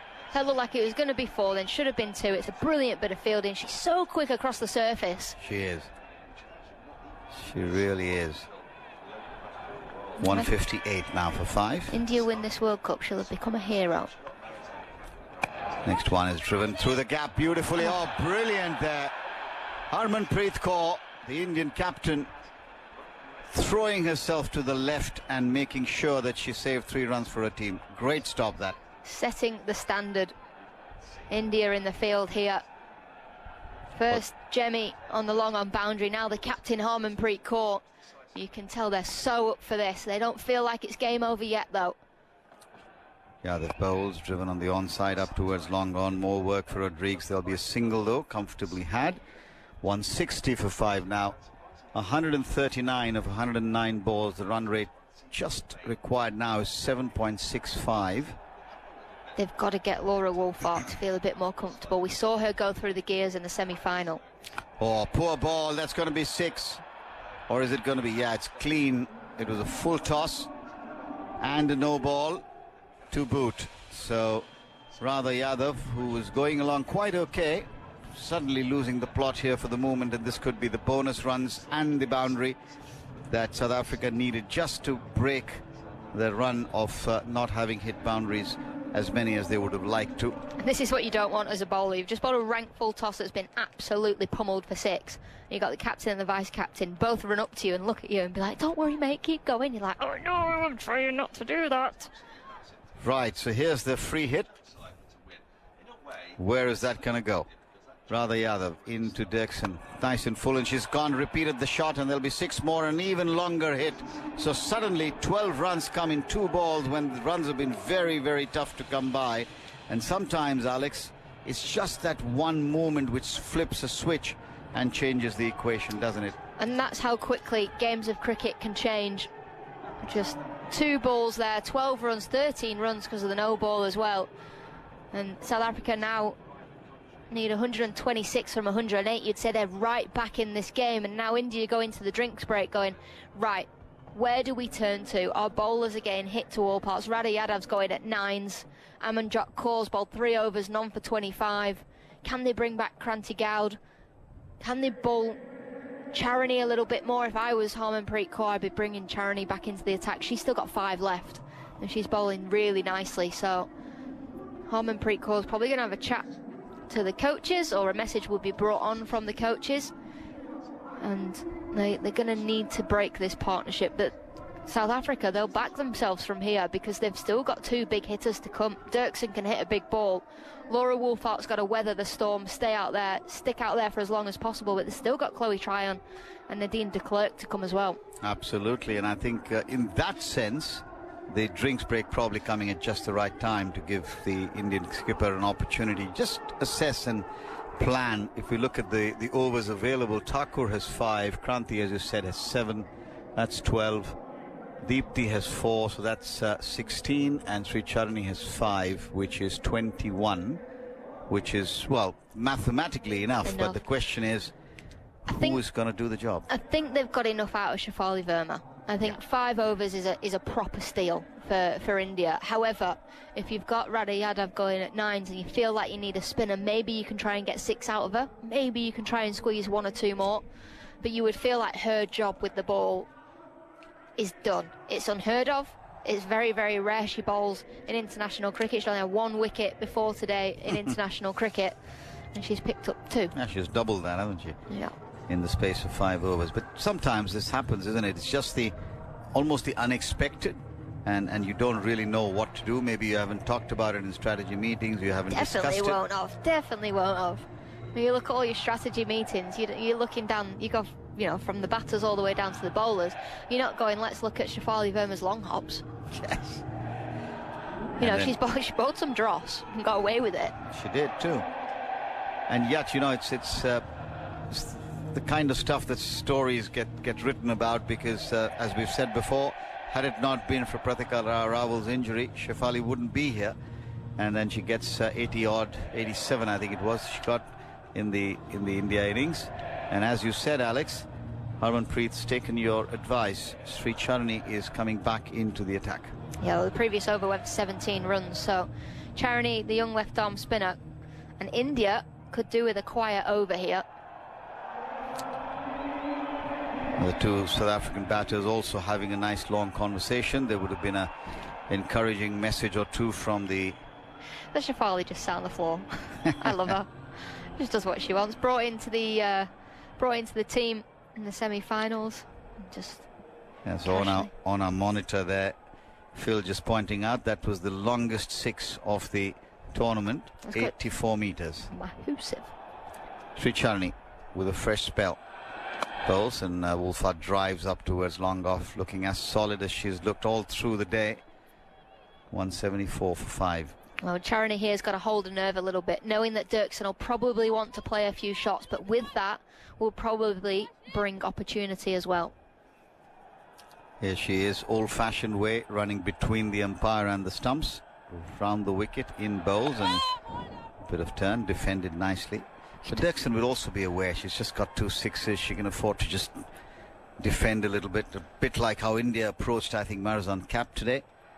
She doesn't want to be playing too many more shots like that previous one. Bit of French cricket right in front of the stumps. Sri Charani in again to bowl to Dirksen bowls, and Dirksen drives into the covers straight to Harmanpreet. No run. Yeah, Annie Dirksen not had much of a World Cup before tonight. Scores of 2, 9, 5 and 4. Well, there you go. Cometh the time, cometh the player. Dirksen waits. Knees bent, bat raised, and drives on the offside. Work for Harmanpreet. She'll only be able to parry that. It should have been fielded, given how well India have. Harmanpreet, I think, maybe just getting stuck a little bit in the, well, damp turf, if nothing else, the knee, I think. She's gone left corner there, hasn't she? It was a goal. Yes. Sricharni now to the South African skipper, who's, as we've said before, just holds the key, one feels. Ooh, that was a great delivery. Beats the set batter with an absolute gem. She strikes me as a player, Charini, that loves the big occasion. Because this, so one of the best batters in the world, is an absolute pearl of a delivery. Brilliant, absolutely brilliant. There she is again in bowls. Quicker through the air, pushes Laura but full far onto the back foot, who pushes it back along the pitch. And 2 run over to come after the 17 run over. Just what India needed. Yeah, exactly what they needed. Need to bowl in partnerships. Do India? Be interesting to see where Harmanpreet Kaur goes next. Renuka Thakur, I think, is who she's turning to. Renuka's first 5 overs, none for 18. And with 175 now, 124 runs required of 102 balls. Very much doable. Can South Africa hold their nerve? Can India do something special to put pressure back on, or further pressure on? Or will the Indian fielders and bowlers crack under the inevitable pressure that they must be feeling? Only time will tell. 33 overs completed in the World Cup final, 17 overs away from history either way being created here at the D.Y. Patil Stadium in Mumbai, as the field settles for Renuka Thakur to bowl to Dirksen. Right arm over, she's away from us, bowls, and Dirksen defends on the offside, places the ball nicely into the gap in the covers, and will take a comfortable single. 176 now for 5. Required run rate 7.31. I want to get that down to around a runnable, you would think, just to kind of make themselves feel a little bit more confident going back into the back 10 overs. But that is a phase that South Africa are really, really strong in. Rather Yadav again bowls, and this one's played beautifully again by Bulfat. She just looks in a different zone. Amanjot again doing a brilliant job in the field. She certainly hasn't been good with the ball, but she's made up with some brilliant fielding. There's no question about that. She's so dynamic, isn't she? So quick along the ground. I think we've been treated to some fantastic ground fielding from both teams today, actually. I know South Africa dropped some catches, but their ground fielding and fielding along the boundary was so impressive. Certainly was. Renuka bowls. This one was coming back, and Dirksen's played it with soft hands and will comfortably take a run before Radha Yadav comes in from long on to field. 178 for 5 now. 121 of 99. And as the runs required come into double figures, that again serves as a sort of a tonic almost to the side chasing. And South Africa will want to make sure they get there without any further damage. Renuka bowls. Cracked on the offside, but straight to Harmanpreet, no run. 178 it remains. 299, remember, is the target. 121 runs of 98 balls. Well, just keep an eye on where South Africa get to at 40, because they were 202 for 5 of 40 against England. And I know they were setting the targets. So it's a very different challenge here, chasing. But it shows they are capable of it. Thakur bowls and pulled away towards the wideish long-on region. Amanjot does the fielding. One more to the total. 179 for 5 now. Yeah, we did mention it at the mid-innings break. In the end, India only made 69 for 3 off their last 10 overs. Yep. If India don't make it through, that'll be something that'll get talked about a fair bit. Last ball of the 34th over. Renuka Singh Thakur in bowls. A little bit in the air, thickish outside part of the bat, and the parry is there. The run was probably there to be had, but a bit of yes-no wait maybe. In the end, they decide not to run. Jemima Rodriguez again diving away to her left, parrying the ball away into vacant space. But the South African batter's not quite in sync. I think Wolfart wanted the strike. I don't blame her. But Jemima Rodriguez went tumbling there, didn't she? She's all right. She's laughing it off.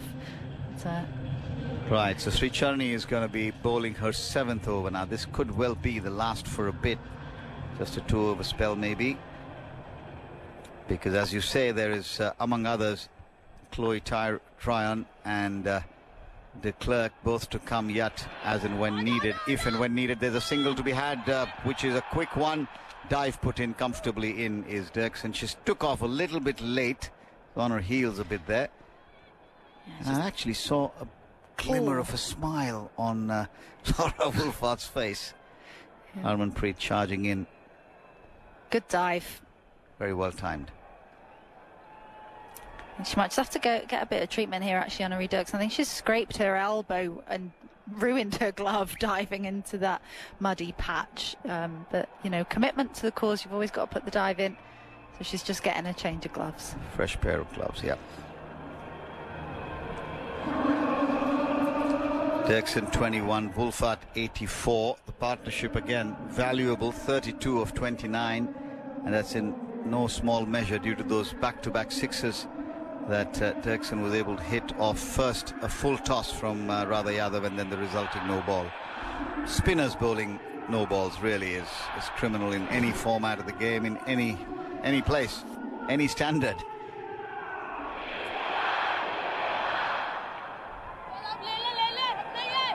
Richa Ghosh shouting encouragement to Sri Charni, who starts a fresh over in bowls. Dirksen defends of the back foot, fielded by the bowler. 180 for 5. That was 79 kilometers an hour, that ball from Sri Charni, bowling just about the right speed one feels for these conditions. Here she is again, crowd expectant, driven nicely out towards the wide long off region for another run. 181 now for 5. Feels like this could be a really important innings for Anna Dirksen, who is, you know, a really promising all-rounder for South Africa and for the world game. She's not lacking in talent at all. She's very destructive. Those sixes showed how powerful she can be. Oh yeah, 84 meter 6. Sri Charni to Wolfart, who drives firmly and nicely. There will be work to be done. Renuka Thakur. But in terms of how she plays here, and I wonder whether she'll be thinking about who's watching in terms of Women's Premier League deals, if she can get, you know, show some of that strength again. There's always a little bit more on it in these games. And once you get that opportunity and that breakthrough, it can be life-changing. Can be absolutely transformational, no question about that. Here's Sri Charni in again, bowls and squirted in the air by Dirksen, but well within that gap that exists between backward point and extra covers. A comfortable run, no concerns really, no worries there. 183 for 5. Required run rate is now 7.65. Sri Charni, the last ball of the over, 4 of the over so far, and Laura Wolfart on 85 now on strike. Here's Sri Charni, eases and bowls, and Laura Wolfart gets the outside edge, but it falls on the first bounce to short third, a little bit finer, and that could have been 4 runs. A little bit firmer, and it might have carried. It's the nature of the game. 183 for 5. End of the over, and Sri Charni now has bowled 7 overs for 26 runs. That is quite remarkable. And look at the speed variations there. If you're on 79, the slowest delivery, 82 with the quickest, and there's variations coupled with her length control has been remarkable today. Yeah, she's been so impressive, I think. But then what that does is it forces the likes of Wolfart and South Africa generally to take on other bowlers, and India haven't quite made the most of that. Radha Yadav has really struggled, and you know, they were very productive. They've been very productive against her the whole way through, so it's a very clear plan. They are happy to settle against Sri Charni. They did kind of similar to Sophie Ecclestone. I know she took 4 wickets against them, but they were much more hesitant to go after her and back themselves to go after the others instead.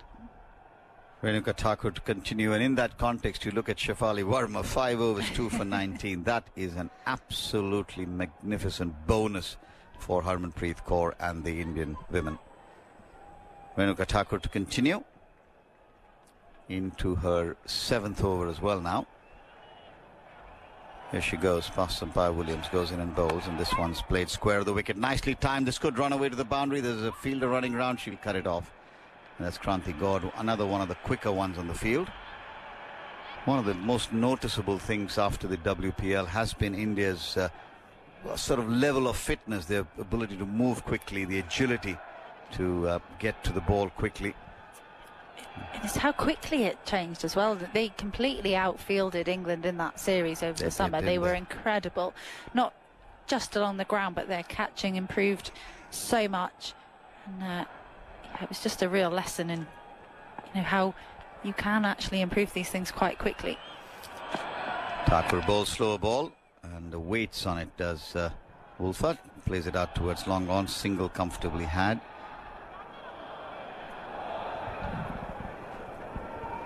.114 required of 88 balls now.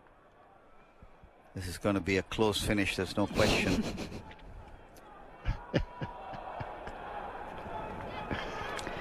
I've got a report to write, Prakash. And I don't know what I'm going to say. There's ball pulled in the air, dropped. Just put her down. It was Dirksen pulling the ball straight to Deepti Sharma, and she's normally very safe. It was low, but it was eminently catchable. And uncharacteristically, in some ways, Deepti Sharma puts it down. We were just going on about how well they'd fielded and how much they'd improved, and she's furious with herself, Deepti Sharma. It's a miscued pull shot. Hit quite firmly, but she would have wanted to get it a bit squarer.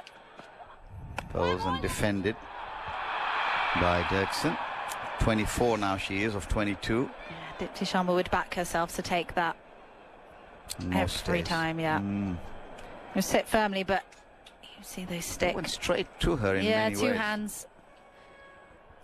Again, maybe just misreading the pace at which the ball came to her. Probably went for it with hard hands. Anyway, that's gone down. Here's Thakur in, bowls, and Dirksen pushes on the offside. Won't get a run. Harmanpreet moves across to her left. That's a good last 3 balls. 2 runs coming off the over so far. The run rate just tipping 8 now for the first time. 8.05 now the required run rate, as the local time moves towards 11:20. And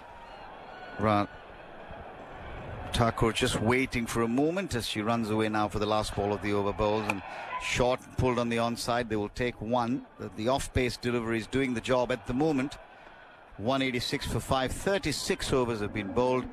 Dan Norcross is ready to take us through the next period of play, with Wolfhard on 86 and Dirksen on 25. Yeah, we were saying to keep an eye on South Africa's death overs batting. That's their strength. That's what they've been renowned for, is kind of how they've got themselves into this position, really, with those, and India will be very wary of what they can do in the back end of an innings, because in the group stage it was Nadine de Klerk, wasn't it, who was the hero, but they took that game away from them, and I think they'd be wary of what's to come. Yeah, in the group game, South Africa were 142 for 6, chasing 251. So yeah, as you say, their strength is at the back of their innings. Tryon made 49 off 66, and Nadine de Klerk 84 not out off 59. And they're both still to come. And she's batting at 9. And Sonala Jafta batted at 6, got 16 off 29. Isn't this fantastic? It's 20 past 11. It's the final, and we still don't know who's going to win the competition. No, we've got some way to go, I fancy. Shafali Verma is back in the attack. She's bowled 5 overs. She's going to bowl a 6th. I think you'd have got pretty long odds on that at the start of the day. She's taken 2 for 19. And she's waiting to start her over. Anna-Marie Dirksen waits. Short ball pulled out towards deep mid-wicket, and it's going to be 4. The silence should have told me. 4 more for Dirksen at the start of the over. A drag down. 190 for 5. Dirksen 29. Yeah, Alex was just saying that, was it 1 over too many for Shafali Verma? South Africa have got to be ruthless here and make sure that if the bad ball comes, I know they're going to be wary of getting out to her anymore. They've got to make sure that they've put it away. So it's a great start to the over from Dirksen. Now, just a word, though, if you're an India fan, we've talked about South Africa's great batting and the death. India have struck regularly in the last 15 overs of competition so far, taking a wicket every 17.1 balls. Only Australia struck more frequently in the last 90 deliveries of the innings. Now then, it's got a top edge to a a half pull, half sweep that's just rolled past Risha Ghosh's left hand and fine to where a short fine leg would be. There wasn't one there, so they were able to take an easy single, but for a moment I wondered if that just plopped straight up in the air. And we can see now the South African friends and family, none of them are sitting down, they're all standing up looking deeply nervous, with 108 more needed from 82 balls. If this goes the distance, you know, it's going to take a long time to get there, because there's chats taking place after every ball. There would be now. There's no problems on that score. I wouldn't have thought. I can't see an over 8 penalty coming in. Short, pulled out towards deep mid-wicket. It's in a pocket. They might get 2 here. They really should have done, but perhaps a bit of exhaustion has got into these players. Wolfhard, of course, has been out there for every single ball of the match so far, and Dirksen ran herself ragged in the field earlier. They just take the 1, but that should probably have been 2. Wolfhard to 87. Wolfhard, of course, on the field for all but every ball of the semi-final as well, travelling in between. Yeah. Captaining the side. Round the wicket to the right-hander. Oh, that's come through Dirksen and into the gloves of Risha Ghosh and off the gloves of Risha Ghosh and onto the stumps. But she survives, this Dirksen. 19 drop catches for India in the tournament, the most of any team. Well, just saying how good their fielding was. And that ball just missed off stump by a whisker from round the wicket. Back into her crease. Again, finds that gap through deep mid-wicket. Will they think of a second? No. It's between long on and deep mid-wicket, and you look at it and think there's got to be 2 there, but we've got to bear in mind it's late in the day as well. I mean, Alex Hartley said adrenaline will get you through this. I'm sure it does, but Shafali's in. This is driven into the offside, out towards the sweeper. 8 runs off the over with that single. They needed 8.08, so it's another over which ticks by. And we still don't know the likely destination of that trophy. 105 needed from 78, Wolfhard 88, Dirksen 31 from 94 for 5. Chloe Tryon is shadow batting. Nadine de Klerk will have a kit on as well. Drinks are being brought out. Nadine de Clutch, as we call her now. It's going to be around about this time that someone's going to have cramp at least. Get the stretchers ready. Yep. Someone holds Alex back if the stretchers come out. I think, as you mentioned, Dan, this isn't going to be the quickest 78 balls you'll ever see, I don't think. No. Oh, I'm not getting my 12 hours sleep tonight, am I? No, you're not. No, you're absolutely not. You've got things to write and after parties to attend and breakfast to get up for. Oh, that's not... breakfast is not happening The tomorrow. after party and breakfast might be the same thing at this rate. It could very well be. Dipty continues, so around the wicket. Her first ball is driven back past her right hand up to her long on for a single. Wolfhard to 89. Not much of an after party person. I might have to be today. I think, yeah, I think so. Well, after a game that goes until 1 a.m. Well, the thing is, it's. We might as well just stay up. I think so. I think you just got to access your inner student, feel. Oh, she's long gone. I'm sure you can find her. No, you don't. You don't want that. No, I'm not saying I do, but it's a full ball is driven up to long off by Anne-Marie Dirksen. She goes to 32 off 29. She's playing exactly the sort of innings that South Africa needed, but could probably have done with 5 overs earlier than it occurred. What are you suggesting? I'm suggesting that the batting order of South Africa is completely insane. Yeah. 196 for 5 as Dipty Sharma comes in again. Down the wicket comes Wolfhard and drives up to long on. 1 more to the total. Wolfhard at the 90s. Well, we were saying 202 for 5, wasn't it? That was where they were at 40 against England. They went on to get 319. They got 117. They don't need to do anything like that today because that target's 20 lower. Dipty in again, back into crease goes Dirksen, can only push the ball back to the bowler, there's no run. Laura Wolfhard's hit 9 fours, the last of which was in the 18th over. Oh. No wonder she's exhausted. Well, she did a little bit of that against England, didn't she? She went into a slightly different gear in these middle overs as Dirksen waits.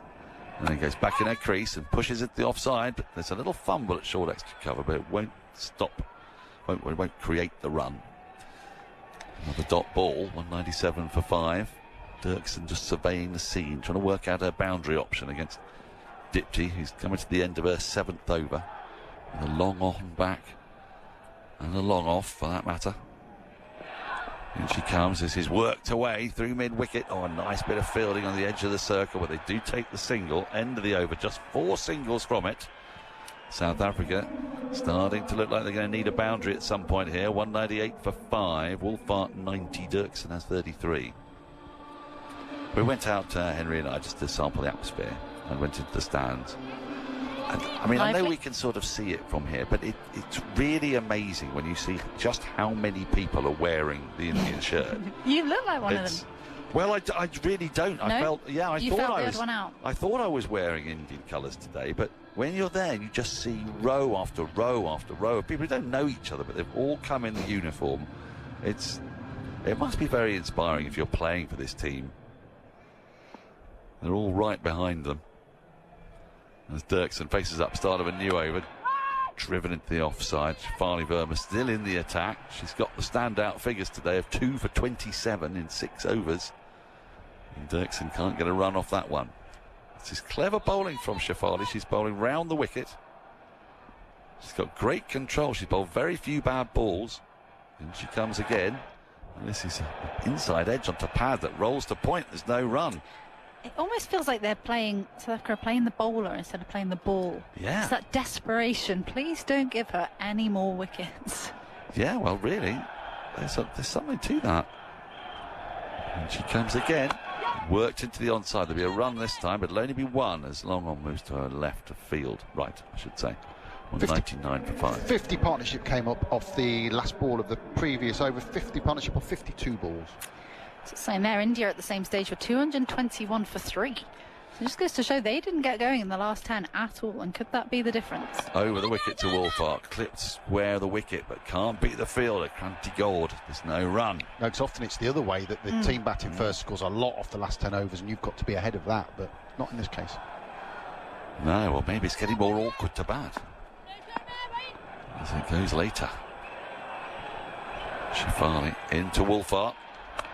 Carves this into the offside. Out towards deep extra cover. Fielders after it. Dives over the ball. And that's going to be 4. A much needed boundary. And South Africa's 200 comes up with that. 203 for 5. The target now is under 100. 96 needed from 67. And Wolfart up to 94. And hits a boundary.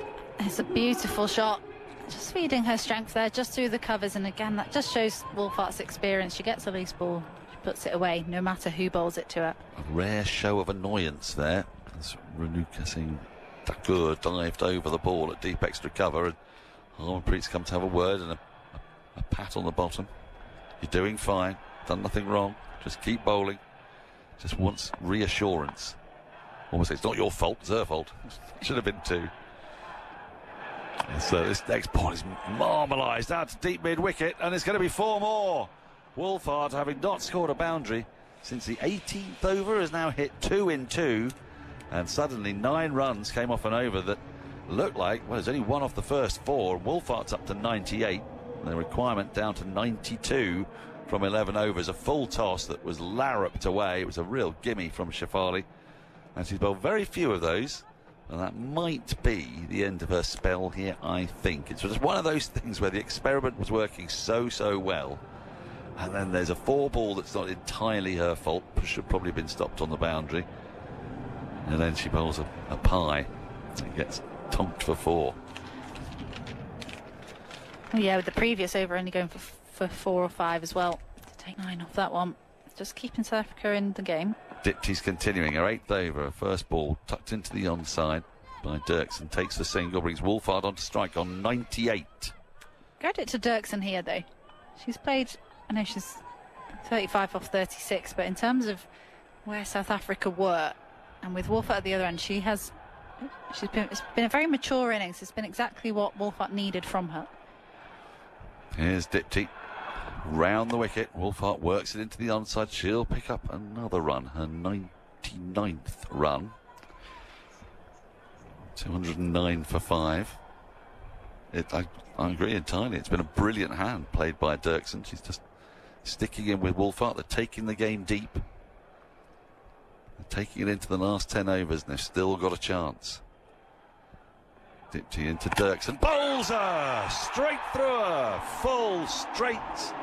And Dirksen tried to jab down on the ball. She missed it. The zing bail side up. Dirksen goes for 35, and the game swings again to the hosts. South Africa 209 for 6. Yeah, we were just going on about how well she'd played. It was still a very, very handy cameo for Mannery Dirksen. What she's done is supported Laura Wolfhart, and it was a really full delivery, fired in quickly from Dipti Sharma. Really clever piece of bowling. First ball of the over, and almost yorked herself there, Dirksen. And again, and Jordan, and she's gutted, shaking her head, but she's played really, really nicely on the big occasion. Deceived there, wasn't she? Yeah. Because when it came out of the hand, it looked for all the world like it was going to be a full toss, but it's almost like it's just suddenly dipped on her, and it's landed just beyond the crease, and Dirksen just couldn't get the bat down in time. And, well, brings Chloe Tryon to the crease, and the leading wicket taker has done the trick again. I was about to say, another wicket for Dipti Sharma, and another chance for you to go on about how she wasn't in the team of the tournament.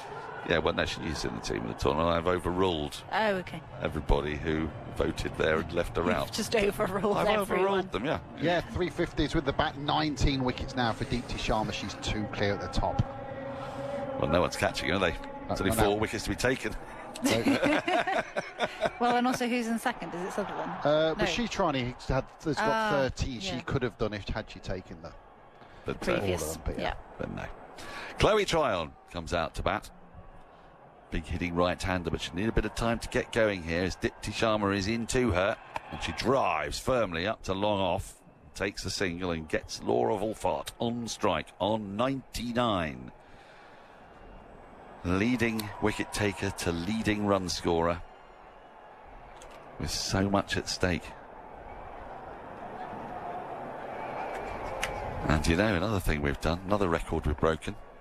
This is now the latest finish to a Women's World Cup match. Here is Sharma into Wolfhart, who works it into the onside, takes the single that brings up her 11th 100 in one-day internationals. Back-to-back hundreds, at 169 against England. She takes off her helmet, she raises her bat. Muted celebration, just a little arm round the shoulder. She knows the 100 is meaningless unless, in all likelihood, she's still there at the end. But another fabulous knock from South Africa's captain, who's just been so consistent, coming off 96 balls as Dipti's in again, and Chloe Tryon just defends into the offside, goes to short extra, there's no run. End of the 40th, South Africa 211 for 6, need 88 from the last 10 overs with Laura Wolfhart on 100. Chloe Tryon on 1. It's been another incredible innings, hasn't it? And not only the mental toughness and the physical fitness that she showed to get back-to-back hundreds in these conditions, but the way she looks so unflustered when she's doing it, it's just so enjoyable to watch. You can just kind of sit back, and it's almost, if you're a South African fan, I almost feel like, or maybe like you do with Joe Root when England's batting, you just feel quite safe when she's there, don't you? It's serenity now. It's just comforting knowing that she's there. Yeah, her 11th ODI century, as you mentioned, Dan. It's her second of this World Cup, her second in World Cups overall, and her second against India. This time it came off 96 balls. The other night against England, 115 balls. But my word, she then caught up, didn't she? Right, Amanjot is going to replace Shefali, and she's in to bowl to Wolfhart, who pulls this vigorously out towards deep, long on, takes the single, brings Chloe Tryon on to strike. Now, Tryon cannot afford to chew up too many balls here. This is where Laura Wolfhart really accelerated, wasn't it, the other night against England? She got to 100 and then she went bang. She'll need some support, but she's shown that she is capable of doing it herself. Well, she is, and that's, I mean, there's batting, there's Tryon, there's de Klerk, but it's a World Cup final, and 87 runs is quite a long way away, but also we saw just how rapidly she can accelerate and make She did go back 69 off 28. Amanjot is in, and swing and a miss from Tryon with the keeper standing up to the stumps. Rishi Ghosh, the helmeted keeper, up to the stumps. 69 off 26. Off 28. Off 28. Yeah. Well, I mean, to get 69 off 28, then they've won the game. Easy, actually. Yes, it's a 69 off 28 is exceptionally difficult to do. Not for Laura Wolfart. I didn't look it anyway. It didn't, did it? Tryon on strike. It's a wide ball that she can only push into the covers, and it's another dot ball. And now we're at the stage when the crowd are screaming every dot ball. No one's going anywhere, despite the fact that it's well past 11:30 local time. The atmosphere in this crowd, absolutely amazing. 11:30 and nobody's going anywhere. The crowd's not thinned out at all. In comes Amanjot.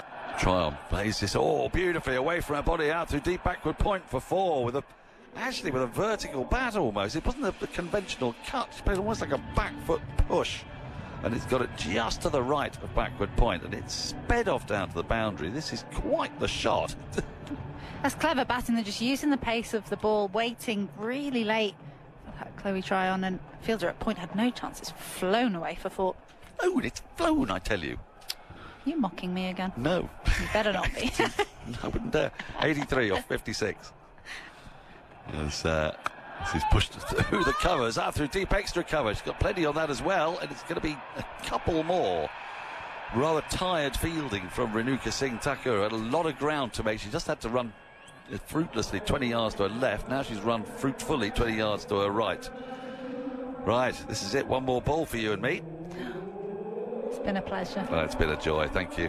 Thank you very much. I've thoroughly enjoyed it from the very beginning too. And obviously we'll both be back at the end of the game, but it's our last bit of commentary before we... Let's make it a good one, shall we? This ball. Yeah. A sign off in style. Soaring into the skies. Like a bird, Come on, set like the a scene. kestrel. Set the scene. Here comes Amanjot. Into Tryon, who carves this away again through backward point, and Renuka Singh Thakur is going to run round once more. This time to her left. They're coming back for a second. They'll get there. 9 off the over, which is pretty much exactly what South Africa required. And they've swapped around. They've swapped Jemima Rodriguez out there because Renuka Singh was just dead on her feet, frankly. Wolfart 101. Tryon has 9. There are 9 overs left in this World Cup. And we have got the thriller we so desperately wanted. South Africa needs 79 from 54 balls. It's time for a double change. Alex Hartley's going to replace Fionn Wynne. Henry Moran's going to replace me. And hopefully Phil Long's got something to tell us.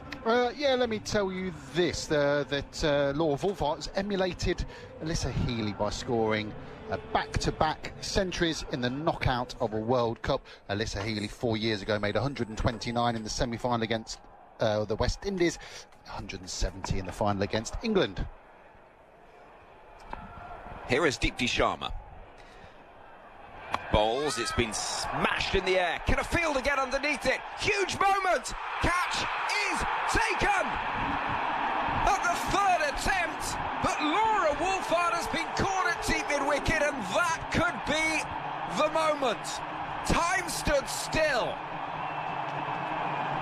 It was juggled. It bounced in, it bounced out. It was in finally, decisively, just millimetres from the floor. And what a moment that could be, not just for Indian cricket today, but for Indian cricket and women's sport for generations to come. It went so high. Amanjot underneath it, had it, dropped it, had it again, and was embraced by her teammates on the floor. Extraordinary scenes, an extraordinary catch to end an extraordinary innings. Laura Wolfart out for 101, 220 for 7. South Africa needs 79 from 53. Well, no wonder she was mobbed by her teammates. Radha Yadav climbed on top of her, lead on top of her for what seemed like an eternity, because some things are just meant to happen, and Amanjot Kaur was meant to take that catch. She's got her head in her hands. She can't believe what she's just done. She's just helped dismiss the South African captain. She's had back-to-back centuries in knockout games in this World Cup, but has she just given her wicket away, and have India just won the World Cup with that catch? 79 needed from 53. Nadine de Klerk who's got them over the line from awkward position, South Africa. Oh, big appeal for LBW immediately. They love it. No, says umpire Jackie Williams. Outside the line. It's turned sideways. I think that's outside the line. Are you going to be tempted? Well, they can't. They've got no reviews. So, no. Be tempted as much as you want. Yeah, you can be tempted. I think this has hit her outside the line. You reckon? Yeah. No, it hasn't. It really hasn't. Back leg above the pad. 220 for 7. Deepti Sharma is in. And Nadine de Klerk will work the ball into the onside. I would love to see ball tracking on that, and we will in just a moment. 78 needed from 51. Deepti Sharma with a wicket to start the 42nd over, and the biggest wicket of her life. 2-2-1 for 7. Tryon waits on 9. Oh, there's a big appeal. They love that as well. And up goes the finger. Immediately the review, whether out of belief, conviction or desperation. I'm not sure she's sure that she's hit that, but they have to check it. And Deepti Sharma, this fabulous, undemonstrative cricketer, is being mobbed. Is out. Check the bowler's feet. It's a fair delivery. Can we go front on, please? Let's have a look at split screen. Play that through. This is out. Play through, please. Gap on the left-hand side. There is no bat involved. We can move to ball tracking, please. Clever, clever bowling from Deepti Sharma. It's flatter, it's quicker. I think Chloe Tryon, in her heart of hearts, knows that she is on her way back here. How funny is cricket? How funny is pressure and what it can do to a team? Okay, ball tracking, original decision is out. Pitching in line, impacts in line. Wickets, umpire's call. Staying with your on-field decision, please, Jackie. Signal out now, signal out. The decision remains. And so, 221 for 8. And just like that, the party is beginning to get started around Navi Mumbai. Well, you can see here, India all in a team huddle. Harmanpreet Kaur talking to her teammates. Let's not get ahead of ourselves. We still need to take 2 wickets. We've still got to finish this game. But the game is basically India's here. It would take something remarkable for South Africa to win. Yes, the run rate's fine, but it's wickets down. They're 8 down. The tail enders are in. The South Africans can't believe what they've seen. Captain Laura Wolfart falls to a magnificent catch in the deep to Amanjot Kaur, and then a superb bit of bowling from Deepti Sharma. The previous ball 73 kilometres per hour. That ball 87 kilometres per hour. Flatter, quicker, brilliant, brilliant bowling from the all-rounder. And she's got 4, Henry, in a World Cup final. Bonga Kaka on strike. Deepti Sharma, well, it wouldn't be Deepti Sharma without a little pause and a delay and pretending to bowl before not bowling. 2-2-1 for 8. She's in now. And forward in front of her pads is Kaka. And the question here for South Africa is, where do they get these 78 runs? I just don't see it. No, me neither. 9.55 runs per over. 78 needed from 49. They needed de Klerk and Tryon to have a partnership when Wolfart fell. Deepti Sharma tosses it up and comes off the inside half of the bat, drops to short fine leg. The screw is tightening. It's 1:45. Ridiculous. 1:45. In theory, the curfew is midnight. For the PA system. Yeah, but it's going past that, isn't it? Has to be. It has to. You can't have India win a World Cup and then silence around the ground. You've got to be able to hear the post-match interviews. Well, they didn't the other night. Funny if the lights just went out as well. Right, everyone home. All right, that's it. DLS. This stadium will erupt. 2-2-1 for 8. We're joined by Prakash as well for these final few overs. A stray Charity from the far end of the ground. The left arm spin is bowling. Well, it's gone in the air. Can I feel to get underneath it? No, it'll drop safely away from Kranti God, who almost then paddles it onto the ropes. And that would have been an awkward moment. Prakash, what have you made of what we've seen in the last few minutes? Well, all I can say is it's remarkable, isn't it? I think Alex put it very nicely to say what pressure can do. Laura Wolfhard, having played such a magnificent knock, did she just throw it away? Was it required, that shot? We can never tell. If it had sailed over the boundary, everyone would have been cheering on the South African side. Wasn't to be. And then that juggled catch and then try on straight after. Umpire's call. LBW, 2 wickets in that over. Shrey Charity bowls. This has been swept beautifully by Nadine de Klerk. It clears the infield and it goes down to the boundary for 4. De Klerk, who is a gutsy cricketer and somebody who likes this sort of situation, she will still believe. Of course, you have to. You have to still believe, but she's going to have to do the majority of this work. You would imagine she's got to score 65 of these 72. So, Shrey Charity from the far end of the ground, as Harmanpreet Kaur knows that she has destiny not far away on this Mumbai night, but there is still work to do. Here is Charity. It's a bit quicker, it's a bit flatter, it's driven down the ground, and 1 run will be taken. 71 needed of 45. How are your nerves, Prak? Holding for the moment. Don't know for how much longer. You'll be okay. Is today the day Prakash can relax watching India? Who knows? Well, de Klerk certainly has. Oh, no ball. How's that happened? It's a free hit for, well, it's number 10. It's not ideal. It's no front foot no ball. It's not ideal when your number 10's on strike for it, but yeah, still, every little helps.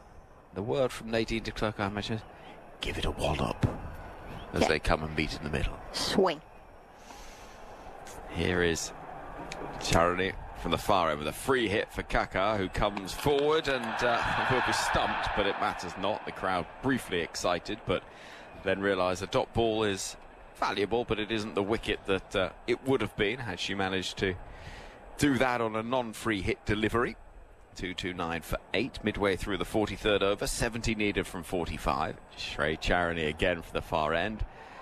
And this time a swing and a miss, which doesn't see the stumping because the feet haven't left the ground. But again, a dot ball, and from the non-strikers end, de Klerk is powerless. She's turning the ball here. She's bowled fantastically today under pressure as the youngster. 1 for 34 from 7.4 overs. Charney again, far into the ground, and another delivery which beats the outside edge, the flailing loose drive of Ayabonga Kaka. 3 dot balls that followed that no ball. You can feel the tension in the ground. It's loud, but everyone's watching, eagle-eyed. 229 for 8. And another delivery that beats the edge of the bat. It's wonderful bowling. 70 needed from 42, Prakash. They're getting close. They certainly are getting close, but Harmanpreet above all will know.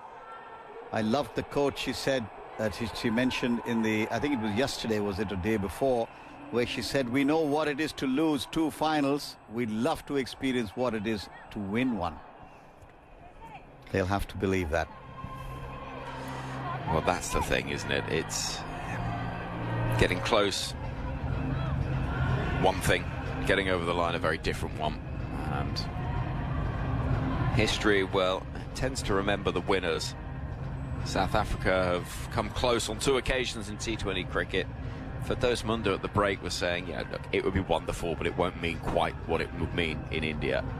And I think that is fair. Phil, you've been around this country so many times, you know what the impact could be of the next 42 balls go the way of this India side. Here comes Renuka Singh Thakur running in. The keeper up to the stumps, and again a swing and nothing on it this time from de Klerk. Yeah, I think we're sat here now, we're potentially watching history made, watching the game change. I don't think that's overstating it. We're here with 40,000 people watching this game. It's 10 to midnight. I mentioned it before. I don't think a single person has left. No. The traffic's going to be a nightmare, isn't it? And rightly so. This is swung away into the leg side, but there's protection at back with square leg, so it will not be any more than just a single, and Kaka on strike. Yeah, when we were sat up in Guha, what was it, the 30th of September, who'd have thought that at 10 to midnight with the final, the game, the tournament would still be in the balance. Fantastic. What are you confused about? Just the single there. Ah. That was all. Me and Prakash both looked at each other saying, it's got to be 2 or 4, hasn't it? Yeah. 2:30 for 8. Kaka waits. And is playing it back just past the bowler. They'll get a single. She dived to her left, but she could not quite get there. And it was close, but it was not quite close enough. There are nervous faces all around. Everywhere you look. Prakash, I'll get your thoughts on that in a moment. 2-3-1 for 8, giving herself a little bit of space as de Klerk into the leg side. Oh, the catch has been put down. It's Jemima Rodrigues. What? Well, this is sport, isn't it? One of the finest fielders in this Indian team, and Jemima Rodrigues puts down the one from de Klerk, which might just have sealed the game, but it wasn't to be. There's been so many drop catches today. The ground fielding has been superb, but the catching has been atrocious. That's got to be taken. It's got to be taken. 68 needed off 38. Thrashed into the offside. No run there. Stopped by Kranti Gaud. It's extraordinary. And saw it the other night. Elisa Healy, Talia McGrath. Yeah. It's funny what pressure can do in these situations. But Jemima Rodrigues, one of the best fielders in this team, you'd back her to catch that all day. Kranti Gaud, I think, has hurt herself from what I can see. Yep. Oh yeah, she has. Split webbing, possibly. Oh, I don't know, I can't see. Maybe the thumb. She's certainly off. Thumb that might be pointing in a different direction there. As that just, yeah, they're horrible. Painful Oh one. yeah, that's the tip of a thumb. So onto the field comes Harleen Dool. Renuka Singh bowls. That's onto the pads. They're going to run through for a single. Their quick throw comes in underarm from Charani. Quick work from Rishi Ghosh, but they do scramble the run. The required rate's now up to almost 2 runs a ball. 67 needed from 36. 6 overs left of the World Cup final. Well, Kranti Gaud will want to get on that field as soon as possible, if she can. But that looks nasty. It looks like a nasty one. One of those where the TV goes on her and goes, oh, nope, get it off. Sorry. Yep, get that off the telly. 2-3-2 for 8. Required rate 11.17. De Klerk is on 10. Kaka's on 1. But 1 from 7, and she hasn't looked like really finding any runs. De Klerk has to be the one for South Africa. Shrey Charity to continue. De Klerk finding only the outer half of the bat, drops into the offside, and there will be no run. There's not much time for blockage here, is there? There isn't. I know Charity's bowled so well. Still got over to come after this. They can't keep blocking.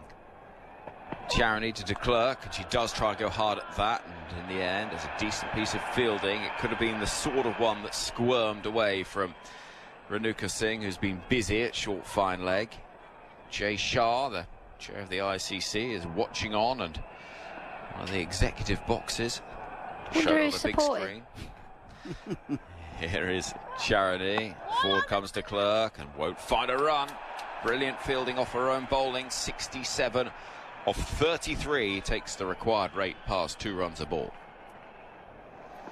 India tightening their grip on that trophy you got your hands on 8 years ago, Alex. De Klerk waiting and swinging into the leg side. Might have found a boundary here, and I think she has. In between the 2 fielders on the leg side, and it is 4 runs that takes the requirement to 63 of 32. Yeah, going to need A few more of those for South Africa, but it just gives them a glimmer of hope, but they can't afford dot balls here. With the run rate above 12 and over, or at 12 and over, they've got to find a way of keep rotating the strike, but also Nadine de Klerk has to be facing most of these deliveries. So it's got to be a boundary or a 2. 2-3-6 for 8. Shrey Charity is in and down the leg side. This is going to be 5 wides unless the fielder can get there, and she's running for all she's worth, but she can't stop it. Renuka's thing, and it was just a sort of agonising chase that you fancied the ball was always going to win it. And 58 off 32. Don't look at me like that, Prakash. Pressure. Sri Charani, who at different times in this game we've talked about having the ball on a string, firing this one down the leg side. No chance for Richa Ghosh, and bonus runs there for South Africa. Very welcome. 2-4-1 for 8. 2 balls left of the 45th over. And here is Shrey Charity. Down the leg side it goes, and got a little bit lucky. It's only the wide. It could easily have been either 5 wides, or it could have been deposited anywhere into the leg side from the batter, Nadine de Klerk. She's just so worried of Nadine de Klerk having her arms and swinging into the leg side. But either go wide line or toss it up. But if you're going to toss it up, you've either got to go back of a length or underneath it. 2-4-2 for 8. And this has been helped away into the leg side. Tell you what, this could be 4 more, and it is. Nadine de Klerk here is just starting to get ticking. 18 off 15 for her, 53 needed off 31. Ball left to the 45th over. Well, Captain Laura Wolfart will just be thinking to herself, why? Why did I try and take the game on then? But you can kind of understand that the rate was sort of getting out of hand, so something had to be done. And it was a brilliant catch from Amanjot Kaur. But there's a conference between Harmanpreet Kaur and the youngster Charani here, because she's gone for 14 in this over with still a ball to go. It's so easy to say, isn't it? Just keep doing what you've been doing up until now. The fact is, this is the tail end of the game. A World Cup is up for grabs, and the youngster feeling what it is and what pressure can do. Shrey Charani to try and conclude the over. And de Klerk wants the single. Throw will come in from Deepti Sharma. Bullet arm, that could be out. Kaka running to the danger end, and the hugs for Deepti Sharma suggest they think this is out. An enormous embrace from Jemima Rodrigues, and immediately the finger has gone up from Jackie Williams, so it is out. They are 9 down and on the brink, trying to get de Klerk onto strike, and Ayabonga Kaka run out, meaning Nonkula Leko Mlaba is going to have to come to the middle and try and offer that support. It's 2-4-6 for 9. Well. And Prakash Wakankar, your thoughts? You know, this is game awareness, right? You just saw the replay. Kaka was not backing up at all. When you know the situation, you know you want to get de Klerk back on strike, and maybe that's the folly, but that can happen. Cricket's a funny game. There was 2 wides in that over. Had there not have been, there might not have been that run out. The extra ball, yes, it gave a 4 as well, but it gave the run out, and an absolute rocket from one of the better fielders, Deepti Sharma. They're a good fielding side, India. They've dropped a couple of catches today. They've taken a couple of screamers as well, but they are on the brink of winning this 50-over World Cup. And we're on the brink of midnight as well, Alex. 5 overs remain. 2-4-6 for 9. And India holds its breath, knowing they are so close. It's what 2 India sides have got very near to doing in the past without getting over the line. Will the generation, the class of 2025, led by Harmanpreet Kaur, be the group that finally gets it done? It would be so apt if Deepti Sharma takes the final wicket, gets herself 5 for player of the tournament. Round the wicket to bowl to Nadine de Klerk, swinging hard at the ball. She says no to the single that was there into the leg side. Say an awful lot for how she feels about Kulaleko Mlaba's batting, it has to be said. Well, she's number 11 for a reason. I used to be down that end, actually, right at the bottom, and I would never run the singles. Deepti Sharma, Nadine de Klerk swings at that again. She can do nothing more than just plink the ball, this time into the offside. And South Africa need 53 from 28. Hearts will be pumping out there in the middle now for India. Deepti in again. This is sliced in the air. Could be a catch. Yes! It's taken by the captain. Harmanpreet Kaur takes the catch that sees India win the World Cup. Listen to the noise around Navi Mumbai. Look at the scenes. It's gone midnight, but this party will be going on until the early hours. Fireworks, flags, noise, colour everywhere you look, because India have won. India have gone over the line, and India, at long last, have won the World Cup. Women's cricket has never known a moment like it. Women's sport in this country has never known a moment like it.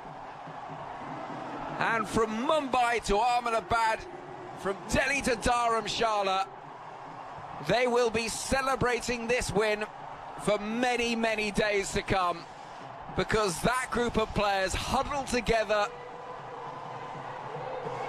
celebrating right out there in the distance, have achieved greatness. Greatness in a country that adores this sport and will adore this group of players. Deepti Sharma finishes with 5 for 39. And everywhere you look, the celebrations are quite extraordinary. India are the world champions. How does that sound, Prakash? Music to my ears, and yet the first thought that comes to my mind is just looking at the South African dugout on our screen. What it must be for them as well to get so close and then not quite be able to make it. Harmanpreet Kaur, so sorry Prakash, she's just celebrating with all of her team, she's crying with her teammates, and then she looks down and she's still holding the ball. And she went, oh, I've still got it in my hand. World Cup winner Alex Hartley, Indian cricket ball broadcaster Prakash Wakankar, alongside me as we see these incredible scenes at the D.Y. Patel Stadium with India world champions. South Africa cannot be forgotten in this narrative. They have more than played their part. Laura Wolfart with another 100. But the night belongs to India. It certainly does, and that moment where Harmanpreet put the ball into her trouser pocket reminds me of the reality of the 25th of June 1983. Remember, it was Michael Holding who was out leg before to Mohinder Amarnath. The ball squirted away to Sunil Gavaskar. He put the ball in his pocket and has kept it with him ever since. I suspect it's going to be impossible to get that ball out of Harmanpreet's hands, but just think about this. This is going to be as big an event in Indian sport, in Indian cricket and Indian life, I would say, as any before, because this is a landmark moment for Indian women's cricket. All those women who struggled to even get an India jersey, to get official recognition from the BCCI, and everyone who's come after that, they're all going to be thinking this is their win, and it is the right thing to happen. It's happened at home in a tournament where till about 10 days ago there were questions about whether India will make the semi-final. The journey has not been simple in this tournament and well beyond, but when you finally cross that landmark and reach that moment, well, what a moment it is. To win by 52 runs, well, the margin of victory perhaps greater than it looked like it was going to be. Certain points in that run chase, it looked as though South Africa were well in line, but they just couldn't keep that momentum going. And in the end, it is India who have done it, and they can't quite believe it. You can see that in some of the faces out there and some of the expressions. And right now, as we see Rohit Sharma shown on the big screen, somebody that 2 years ago in Ahmedabad was heartbroken. He could not look happier to see the women's side do what his team couldn't do. But the night's not about anyone but this group of girls, and the group of girls that will be inspired across this nation to pick up a bat and ball, knowing that they can emulate their heroes, and it does go deeper. We've spoken about it all tournament, Prakash. This is not like England or Australia winning a World Cup. India winning a World Cup will have reverberations for women's sport and women across this nation. Oh, without question. I think around the world you'll see that. You'll see a lot more excitement. Well, here's Casnado with Amanjot Kaur. South African captain Laura Volkart. I know you're emotional, but do you realise how important that moment was? Everyone playing knew how important that catch was. I guess, fumbled first time ever in my life. Glad I got that second chance to take that catch. That's all. I don't have words to express. You are a world champion, Amanjot. It's been such a recovery from where you were to where you are in a year. What does this mean to you? This means a lot. You can see the crowd cheering all around. We have created history, and this is just starting. Indian cricket is going to be at next level. We are going to dominate all over the world in every format. Your family has supported you. They have made so many sacrifices. What's your message to your family? Everyone is watching around India and around the world. Congrats to everyone around here, my family, my coaches, everyone has their family here. My sitting at home and watching because my grandma is not well. But glad we could do it where it mattered the most. That's all. What an incredible crowd here at DY Patil, with so many watching around India. This support has really taken your team across the line here at the World Cup. I think it's their victory as well, because they came in huge numbers to support us. Thank you, Mumbai. This is for you. This is for everyone. This is for Pratika, who missed out due to an injury. I know how it feels when you have to miss out a match due to injury. And Harsha sir said, not everything is good, but there's good in everything. So I'm very grateful. Congratulations. Let's go to Jatin. He's got Richa Ghosh with him. At the stroke of midnight, the Indian women's cricket team have made their own tryst with destiny. Richa Ghosh alongside me. The team is so much richer to have you, Richa.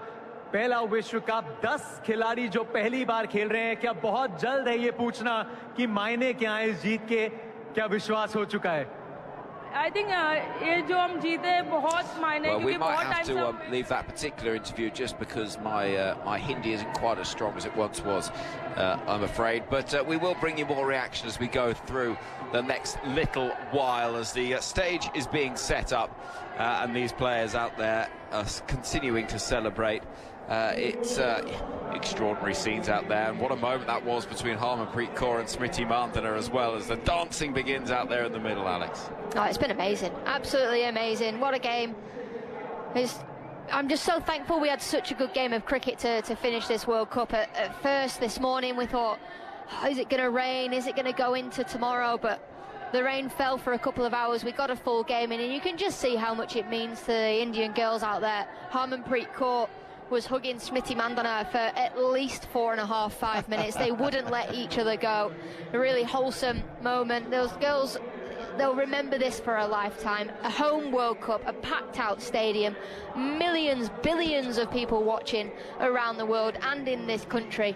Exceptional. And I have to tell you, you may or may not have got the context, but when Jatin Sapru started the interview with Richa Ghosh just a short while ago, he quoted the famous speech by Pandit Jawaharlal Nehru, India's first Prime Minister, when he said, at the midnight hour, India will keep its tryst with destiny.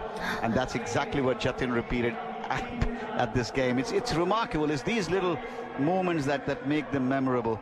And it's a phenomenal effort by this team, by the management, and indeed it is going to be something that will be talked about for a long time to come. Dare I say it, Daniel, Norcross, who joins us and been with us throughout the tournament, you're a cricket romantic, and where does the cricket romantic see what we can see out before us? Basically tears just come flooding to your eyes, don't they? I mean, just the reaction of Prakash here in the box, apart from anything else, the reaction of the women themselves, the sheer delight, and I mean, how do you, as people often say, how do you script that? Well, you can script it, but Dipti Sharma taking a 5th wicket, and it's caught by the captain to finish a journey that those two players have been on together for so long, in front of a home crowd that's going utterly berserk. It's lovely, it's wonderful, it's fairy tale for them. And it was a much more tense game, as you said, than that 52 run suggested. It all happened in the blink of an eye, really, in the last 25 minutes. There was nerves, people were getting a bit shredded, catches were being dropped, there were occasional moments of poor fielding, and it was all because of the pressure. Prakash mentioned it time and time again. He said, look at what the pressure's doing to them. And you can understand why there's that pressure when you see how much it meant to them to win. There's no pressure if you don't care. But my word, they did. They did, but they delivered, and they delivered not having gone the easy route. They lost 3 matches. They also beat Australia. Yeah. And your side did that as well, Alex, on your way to glory in 2017. And for any team in women's cricket, if you can do that as part of the journey to winning a trophy, it does rather underline the fact that you've earned it. Yeah, absolutely. Any team that beats Australia, deserves to win a World Cup final, but it doesn't mean to say that you are going to win a World Cup final. They had to have a good game today. They had to have a team performance, and ultimately it was a whole team performance from India today. Deepti Sharma was absolutely fantastic. I mean, for me, she's the player of the tournament. She stands up time and time again. But yeah, Australia will be devastated that they lost in the way that they did, but it was a remarkable chase in that semi-final from India, and they absolutely deserved it. I have no doubt that the games that they lost in the group stage helped them when they were under pressure in that semi-final. Just a word on the captain, because sometimes we've been a little bit critical of Harmanpreet. Has felt perhaps during the T20 World Cup that team spirit wasn't quite what it might have been, that perhaps sometimes her demeanour on the outfield wasn't helping, and we saw when Smriti took over there was a bit more of a smile on the faces of the players. They seemed to be a bit more engaged. But let's remember that I would say that the turning point of this game was when Shafali Verma came on to bowl. None of us were expecting that. That was the captain's call, and she picked up 2 wickets, and they were crucial wickets. At that stage, Sine Lease and Laura Wolfhart were managing the chase quite magnificently. She came on, it's sowed a seed of doubt. The South Africans had not planned for what you do if Shafali Verma comes on, and immediately Sine Lease chips back an ineffectual little lob back to Shafali, and then next over she gets out Marizan Cap. Oh no, it's a strangle down the leg side, but it doesn't matter. Wicket's a wicket, isn't it? Great generals have to be lucky sometimes, and Harmanpreet today was maybe a bit lucky, but she was also inspired, and it's just brilliant for her, because it's almost certainly her last 50 over game, you might think. Certainly it's her last World Cup. She's been at the helm for so long, and for it to culminate in this moment is just lovely. Phil Long, our statistician, a performance I want to pick out, Deepti Sharma today and across the tournament. Yeah, rightly so, to pick out Deepti Sharma. Let's remind you of her figures today. 9.3 overs, no maidens, 5 for 39. It's the second best bowling in a final. Don't forget, she scored 50 in the first innings as well. To go with that, she finishes the tournament with 22 wickets. Only Lynn Fulston in 1982 took more wickets in one World Cup competition. It's the most by an Indian in a World Cup. First person to score a 5 and 50 in a World Cup final. Yeah, Deepti Sharma. What a player. What a player. I still wonder if Shafali ought to be player of the match, but it'll be Deepti, won't it? But Shafali top scorer, because let's not forget her journey either. She wasn't in the squad. I think the really important thing about that is Shafali Verma coming into the squad, but the captain and the vice-captain wanted her there. It was the management and the coach that didn't want her there. So how good from, I guess, that little group of 3 players, if you're talking Shafali, Harmanpreet and Smriti Mandana, to go, right, you're in, do it, prove everybody wrong, and she's done absolutely that. Yeah, Shafali Verma, as you mentioned, 2 for 36 from 7. That was a bonus, because she made 87 in the Indian innings. That 87 came off 78 balls. That's the most by an Indian woman in a World Cup final. And Phil, Laura Wolfhart's numbers, most runs from any woman in a World Cup. Yeah, Laura Wolfhart, and then 571 runs in this World Cup. Clearly more. We thought, she needed 40 today to go past Alyssa Healy. She did that. 571 runs in this competition. She's now the second highest scorer in all World Cups. She's got herself up to 1,328 World Cup runs. Debbie Hockley top of that list, 1,501. she'll be in her sights for the next World Cup. Yeah, extraordinary. Phil, thank you very much for the time being, and Prakash Wakankar will join us once again, but a most enormous stage is being set up with the world champions out there being unfurled, and it still says on the big screen, India Champions 2025. Daniel, what have you spotted? I'm just looking at this crowd. No and one's it's left. 12:15, and no one is going anywhere.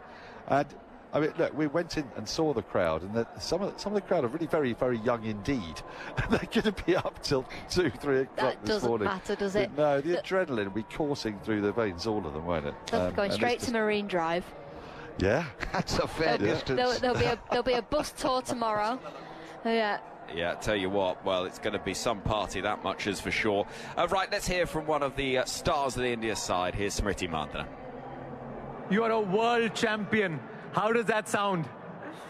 Well, I mean, I don't know how do I react to that. Still sinking in. As you said, I haven't been emotional on a cricket field, but yeah, I mean, just a very unreal moment, home World Cup, and yeah, I mean, just to read the champions India, I mean, I just can't. I'm still not able to process it. There is the essence of this moment. This is cricket's history that has secured the future of women's cricket for decades to follow. The macro picture of this World Cup win, what does that mean to you, Smriti Mandana? You've been trying this for over a decade. Yeah, I mean, you know, every World Cup we go in, and there have been so many heartbreaks for all of us. But yeah, I mean, we always believe that we have a bigger responsibility with women's cricket, and genuinely just to see the support we've got over the last 1.5 months, and to see people come in, support us. I mean, it just, I mean, I don't know how do I explain the last 40 days, but yeah, I mean, to end it with a World Cup win today, I mean, I will take that 45 days of not sleeping every night.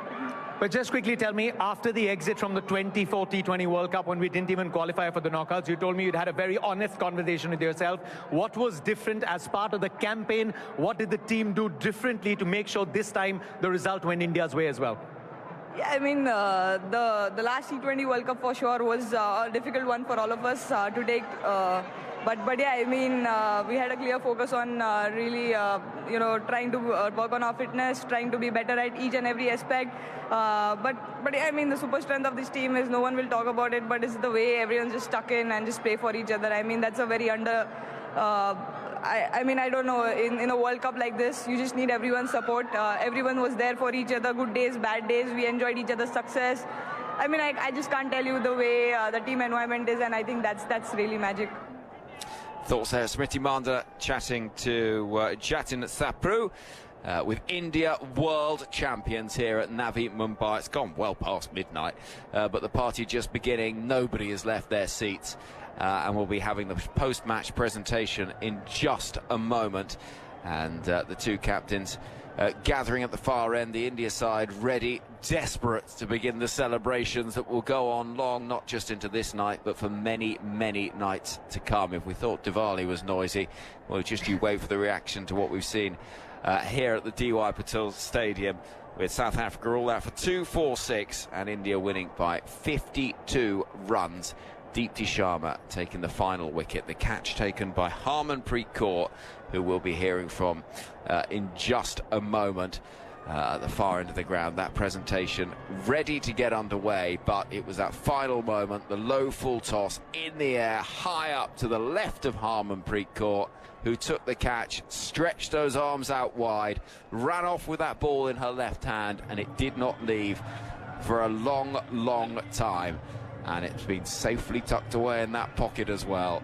South Africa, it'll be devastating for them. For the third time in less than 3 years, they've reached the final of a World Cup but not got over the line. However, their time at some point in the future, maybe not with this generation, but it will come. And they have shown more than enough to demonstrate quite how strong a side they are. And Alex, you just sense that at some point they will get that chance. Yeah, absolutely. Absolutely. You know, to get to 3 World Cup finals in a row, we've always spoken about India, and it's not if, it's when. Well, today is their when. You feel like South Africa are getting closer and closer. You know, they were in the Dubai World Cup. They probably should have won that and felt that heartbreak. But if I'm being honest, going into today, India were the better side. Righto, it is going to be Shefali Verma player of the match. She's getting ready for an interview at the far end of the ground. What a story this is, goodness me. Shefali Verma. Altukair, Managing Director of Aramco Asia. Congratulations to Shefali for a knock of 87 and 2 wickets for 36.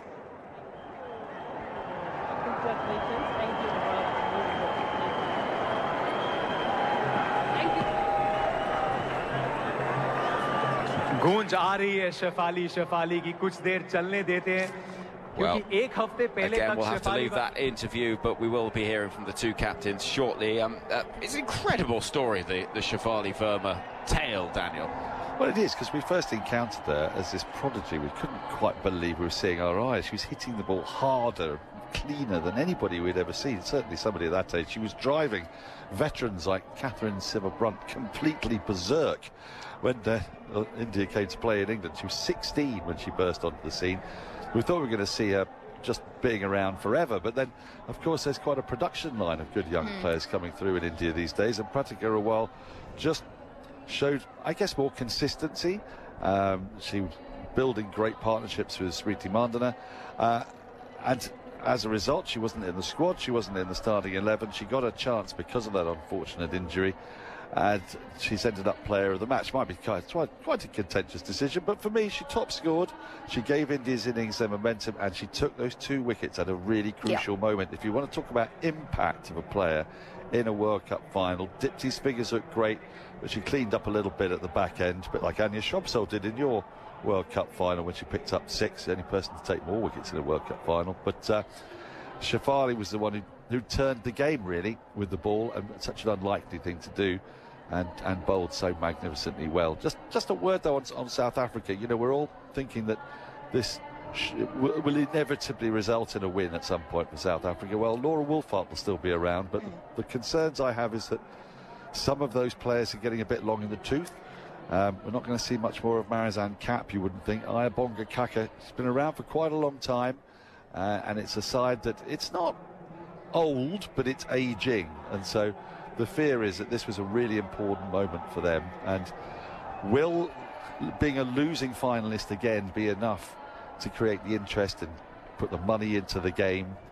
We said before this game we thought that actually the consequences for a nation might be greater for South Africa than they would be for India.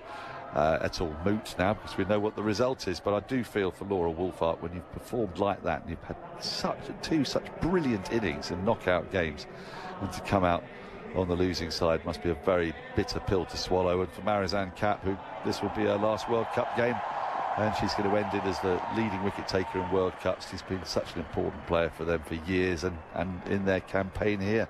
So yeah, there's a lot to digest, isn't there? But at the moment, I think we have to park South Africa and what it means for them, because tonight's going to be all about India. The game finished at exactly midnight, and I dare say there will be puns galore around that, but the party is not going to end.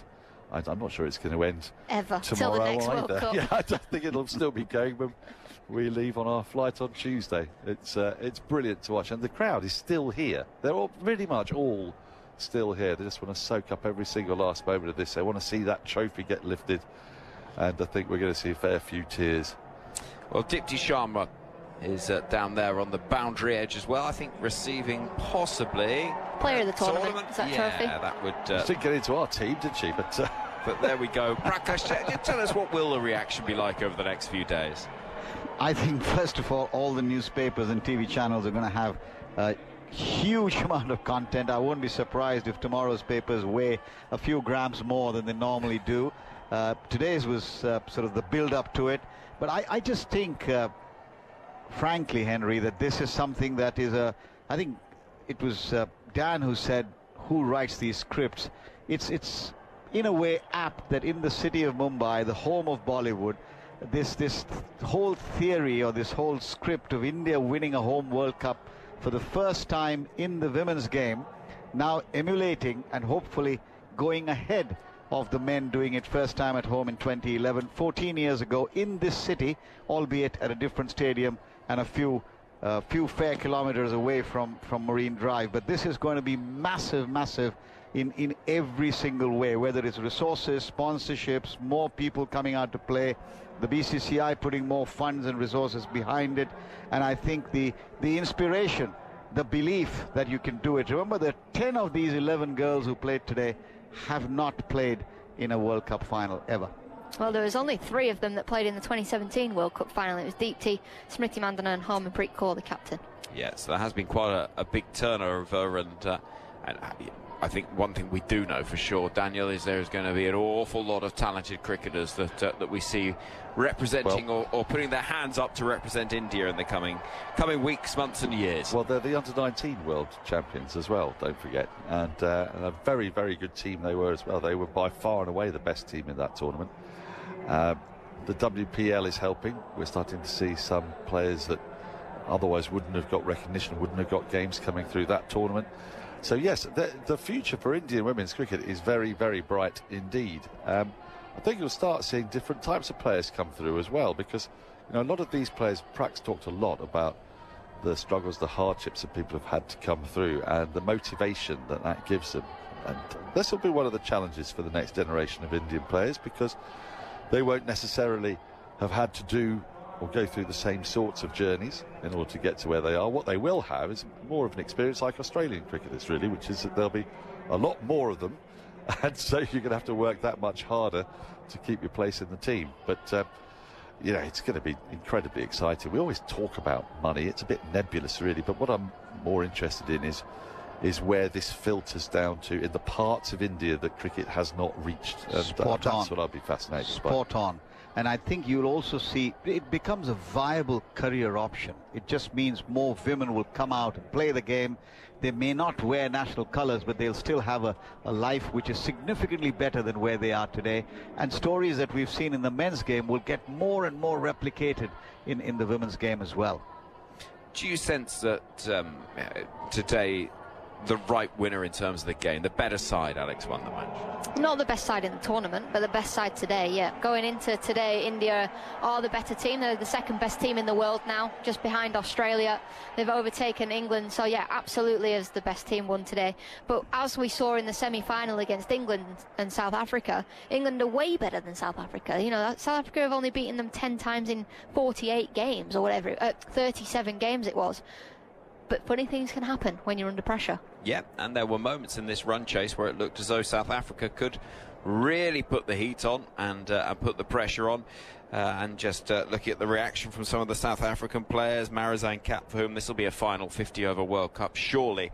But in the end, that run chase, that target of 299 was just too many. Wolfart's 101 off 98 was outstanding, but the next highest score from Annery Dirksen, 35 off 37, was never going to be enough of a contribution, really. And that 5 for 39 from Deepti Sharma, and Shefali Verma's 2 for 36 off 7 overs. I mean, it's just amazing, really, that she's come in and not only scored runs with the bat, that 87, but also managed to contribute as she did with the ball. Well, the photographers in their green bibs at the far end of the ground are quickly scooting on round, ready to get that shot that will be adorning the front page of newspapers around the land and across the internet, so around the world. Quick, get to the front. Who's going to get the best position? They're like flies on rubbish. Yeah, carry on. Right. It's been a long day. It's been a long day, Al. Telling me. So I couldn't say what I was going to say. I know. It's midnight. Yeah, we're past the watershed, actually. I probably could. I've just come to life around now, normally. Yeah. Well, we still wait to hear from the two captains, and we will bring that to you shortly, because really important that we hear from the South African side of things as well, because Laura Wolfart has been such a key protagonist as part of this World Cup story that has taken us from the far northeast in Guwahati to Colombo and the rain, to the south of Visakhapatnam and across to Indore as well, all over the place. And so it's been quite the journey, but it is a journey that ultimately sees India getting their hands on the trophy, and for the first time they have done so at the third time of asking. And so what relief it will be for those players as there's immense pressure, of course, on a home World Cup and the expectation, and it's quite understandable they're celebrating as they are at the far end of the ground, because this is historic and extraordinary, Alex. Yeah, it absolutely is. Absolutely is. And they'll be celebrating for hours and hours and hours, and rightly so. Days and days. I hope they get time off. I hope they get a chance to celebrate like the men did when they went down Marine Drive and had a parade. I hope the women get the same. I'm pretty sure they will. There's already been talks of days out of this World Cup final, plans in place in case India win. No pressure. No, yeah, there was so much pressure on India to win this World Cup. There always is. They're a team that billions of people watch. They're a team that creates so much money for the ICC. They're a team that the ICC want to win. They're a team that everybody wants to win it. And I said it 1,000 times, it was when India win that World Cup, and once they got through that semi-final, it was written in the stars, really, wasn't it? That's the point, I think, as we see more people gathering on the far end of the ground. Phil Long, what have you got? Yeah, game changes, tournament changes, everything changing. Sixes were the big thing, weren't they, that we were talking about coming into this competition. Would the game have moved on in terms of the power hitting that we'd see throughout the competition? Well, the answer was yes. 133 sixes in this whole World Cup, smashing the 111 record we'd seen before. Risha Ghosh with 12. That tied the record for a number of sixes hit by one batter in a World Cup. In terms of team sixes, well, this is where the two teams couldn't be divided. Both India and South Africa hit 35 sixes across the World Cup, and the 9 in this game was the most ever in a World Cup final. Oh, Phil, finishing with a he has been brilliant all tournament, by the way, as are Phil Long. I've been thoroughly entertained by having you by my side. Thank you. Thank you very much. Can I just spare a little thought for Pratika a while, because crumbs, you know, I don't know. She'll obviously be absolutely delighted that her team has won the World Cup, and she's been part of that squad. But it must be a bit weird when the person who's come in to replace you is player of the match. I mean, with the nicest will in the world, she was probably hoping that, not in a nasty way, but that somebody else would be player of the match. I think it's different in a World Cup final, though. There is always going to be that part of a player that you go, you know, if an opener gets runs, I'm not going to lose my place. In a World Cup final, it doesn't matter who scores runs. Doesn't matter, because she's got them, helped get them to this semi-final and the final. She's had a brilliant opening partnership with Mandana the whole way through this World Cup. You know, obviously it's such a shame she did get injured, but I'm a big believer that things happen for a reason, and the way Shafali Verma set the tone for India in that semi-final against Australia, you sort of felt like she had that fire in her belly as well, so maybe it was just meant to be. And you know, the chances are that she'll be playing in the same team as Pratika a while, because we keep on talking about it, but Harmanpreet is not going to be around for the next cycle. And so it's perfectly feasible to imagine Shafali goes back up to the top of the order and Pratika bats at 3. She looks like a perfect number 3 to me. Jemima would slot in at 4. You're not making much of a difference to that top order. That would be the obvious solution, wouldn't it? You'd have thought so. Well, the celebrations are continuing at the far end. Selfies being taken. Harmanpreet Kaur is being part of those selfies. I don't know if we are going to see the any danger presentation anytime soon, because frankly she's miles away from where everybody's gathering. So we'll have to wait and see for that. But there must be 200 people on that outfield at the moment. Oh, at least. You'd have thought, and the rest. And the rest of them. They've all changed their shirts, look. All the India girls have changed their shirts to India champions, it says on the front of it. What would they have done with those if they not won? Put them in the bin and pretend it never happened. I don't think there were India runners-up ones made, were there? Silver medalists. Not necessarily. I think that is fair to say. We can see Pratika is there, actually. She's sat there on a wheelchair. Yeah, she got wheeled out as soon as they won.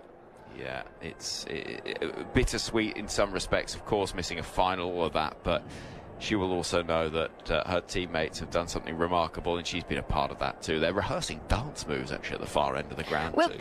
Harmanpreet must be elated, because she ain't dancing any other time, is she? And the youngsters are going, come on, get your dance moves out. And she's going, all right, then I will. Yeah, well, there we go. The dances are taking place. And Jemmy will be doing a TikTok. I think that is probably inevitable. There's going to be TikToks, there's going to be the works, and I can see that the team manager is ushering Harmanpreet Kaur towards somewhere in the distance where presumably we are going to see this post-match presentation get underway, where we'll be able to hear from two captains. I really do want to hear from Laura Wolfhard, because she's been brilliant this tournament. She's been somebody that has offered so much. Yeah, and imagine now you're a South African player. You've lost in the final. You're absolutely in pieces. It's nearly midnight, and you're sort of having to wait out there like they are now. The one place you don't want to be is out in the middle. You want to be in the dressing room, don't you? What do you mean nearly midnight? It's 25 to 1. Oh, is it? Sorry. I'm afraid, actually. It's got well gone past half past. Before we complain about our lot, let us remember that there's journalists who are waiting downstairs for a press conference. And then they've got I'll be on the plane by the time they do that. They've got 3 pieces to write. They've got a match report. They've got colour pieces. It doesn't matter though, does it? The adrenaline keeps you going. As we said about the players, the adrenaline's kept them going. But you're right to think about the South African players, and especially Laura Wolfhard, because she's been exceptional in this tournament. The hundreds that she scored at the back end in those knockout games. Her 169 against England is what got them to this final, really. And she's been so calm, she's been so cool under pressure throughout. And we forget how young she is. I mean, she's not been around that long. She's smashing records left, right and centre. She's got a very good claim to being the best batter in the world at the moment. Yeah. When you break records like she has, she smashed the record for the number of runs in a World Cup, and only got hundreds actually in the last 2 games. And her form was not brilliant right at the beginning, but she got into her form, didn't she? And then I think she's batted as well as I've seen anyone across a tournament bat. So, yeah, that's going to be a tough session she's about to have when someone's interviewing her. But she's always stayed incredibly calm, hasn't she? So with a bit of luck, she can get through it. Well, the trophy is being taken onto the stage by Mithali Raj, an India great who did so much for Indian women's cricket as well. Jay Shah applauds. Claire Connor's there as well from the ECB ICC contingent, and that gleaming silver and gold trophy that will soon be in the hands of the India side, and those fans that have stayed here for so long, desperate to see their side get their hands on the trophy. Here's Mel Jones with the post-match presentation. Incredible skill, determination and excellence, along with moments that will be remembered for years, even decades to come. We've had the most 300+ totals in any edition, 2 world record chases, lower order fightbacks and some inspirational individual performances. This World Cup has once again underlined the depth and growth of the women's game. The fact that new heroes have emerged and fresh rivalries, just like this one tonight, India versus South Africa, have been forged. It's a true reflection of how far the women's cricket game has come. Competitive, global and more exciting than ever. More than 300 fans have attended this World Cup, and viewership records for women's cricket events have been broken. On behalf of the International Cricket Council, I'd like to extend a heartfelt thanks to the Board of Control for Cricket in India for being wonderful hosts, and for Sri Lankan cricket for their magnificent support. Thanks to the global broadcasters, including Geostar, media partners, the players, and of course to the fans around the world who have made this event so very special.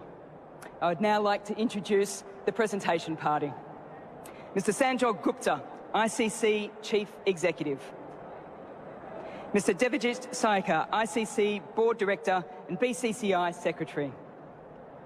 Dr. Mohammed Musaji, ICC Board Director and Cricket South Africa Vice President. Ms. Claire Connor, ICC Women's Cricket Committee Chair and former Captain of England. And Mr. Jay Shah, ICC Chair and one of the biggest supporters of women's cricket in the global game. To commence our final post-match presentation, we are honoured to welcome ICC Hall of Famer and India cricket legend, Ms. Mithali Raj, to place the ICC Women's Cricket World Cup 2025 trophy on the presentation podium.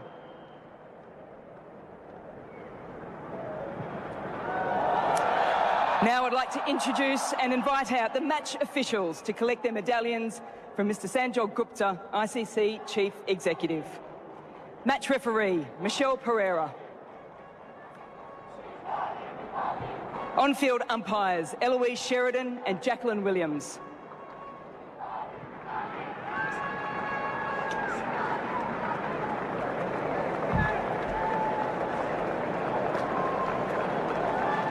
TV umpire, Sue Redfern.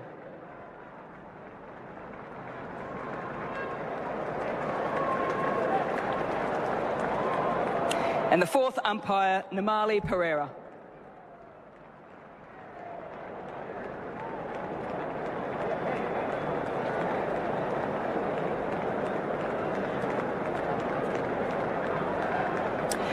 Let's now acknowledge the runners-up, who I think this evening have garnered so many more fans around the world as well. They've played with tremendous skill and spirit and determination right throughout this tournament.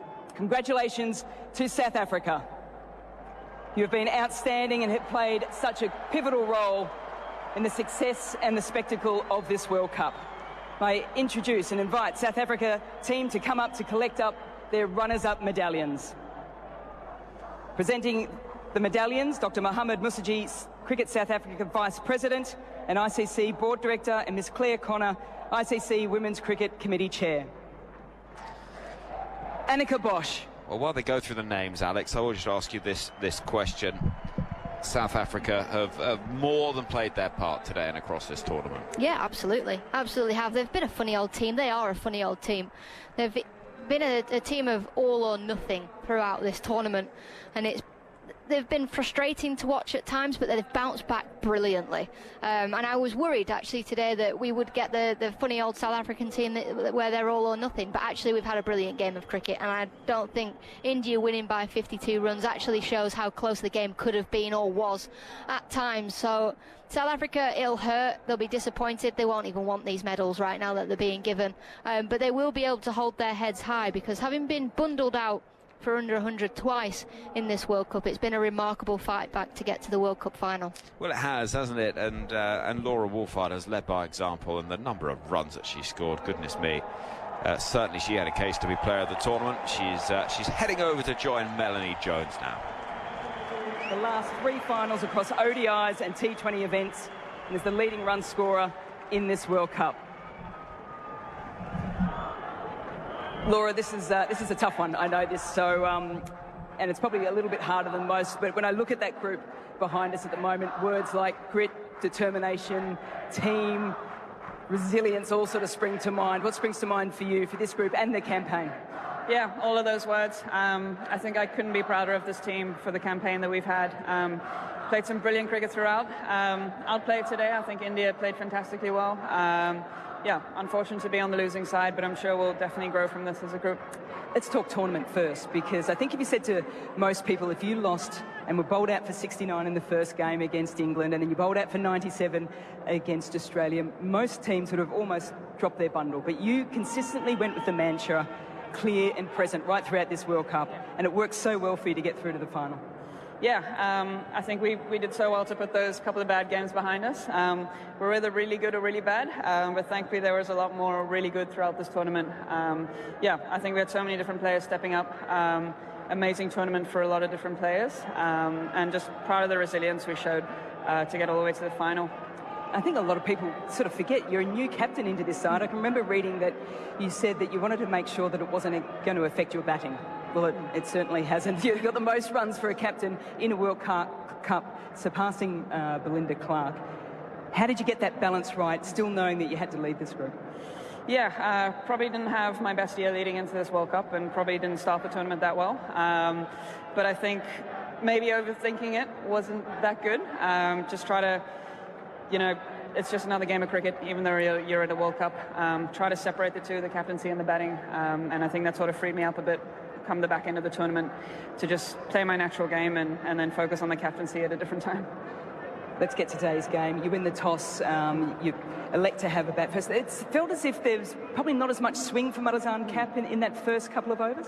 Yeah, we were hoping for a little bit more early on. I think there was still a little bit of something in the wicket though, so I do still think it was the right call to have a ball. And yeah, that chase, I think we were in it for a lot of the chase. Just lost too many wickets. Mlaba, Kaka, Nadine de Klerk really pegged things back at the back of that innings too, because it looked at one stage India was sort of pushing up to that 350 plus mark. I think the last 16 overs they didn't go for double figures at all. Yeah, that was brilliant. I kept checking that scoreboard and they were definitely tracking for like a 350. So yeah, that back end was amazing. I think we've been pretty good at that throughout the tournament. And I think we gave ourselves a good chance. I think 300 was about par and a good wicket, and we really felt that we could chase it. And you probably wouldn't have put too much thought into Shafali Verma at the start of the tournament. Then it would have been a little bit of scrambling coming into this match. Definitely her bowling. But yeah, I think she batted excellently. That's kind of the way she plays, really aggressive. And when it comes off like today, she can really hurt teams. I think she batted really well. There's a saying that the whole is greater than the sum of the parts, which I think is pretty much what you would say about this group. I do want to single out one person, though, because she's a bit of an enigma in your side. She is fire and ice a little bit half the time. Mudazan Cap, she's in her 5th World Cup. We might not see her back here on this stage again. What does she mean to South African cricket? Because she's ridden the highs and lows. Yeah, she's been absolutely phenomenal for so many editions of this tournament. Really sad that it's possibly her last one. I think the whole group really wanted to win it for her.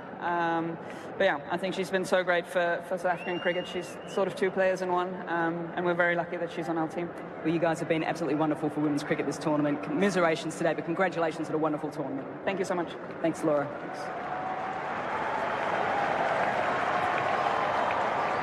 And now it's time to put a brand new name on the trophy. After a tournament where they lost against England, South Africa and Australia, they then turned things around.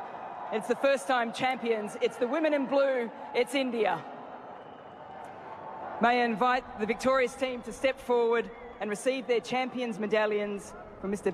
Devajit Saikai, BCCI Secretary and ICC Board Director, and Mrs. Mitali Raj, ICC Hall of Famer and Indian cricket legend. Well, Alex, you know what this moment is like. I mean, presumably you're just desperate to get your hands on the trophy. Do you know what? If I am completely honest, I have got no recollection of doing this. I think the moment just got the better of me. The emotions just got the better of me.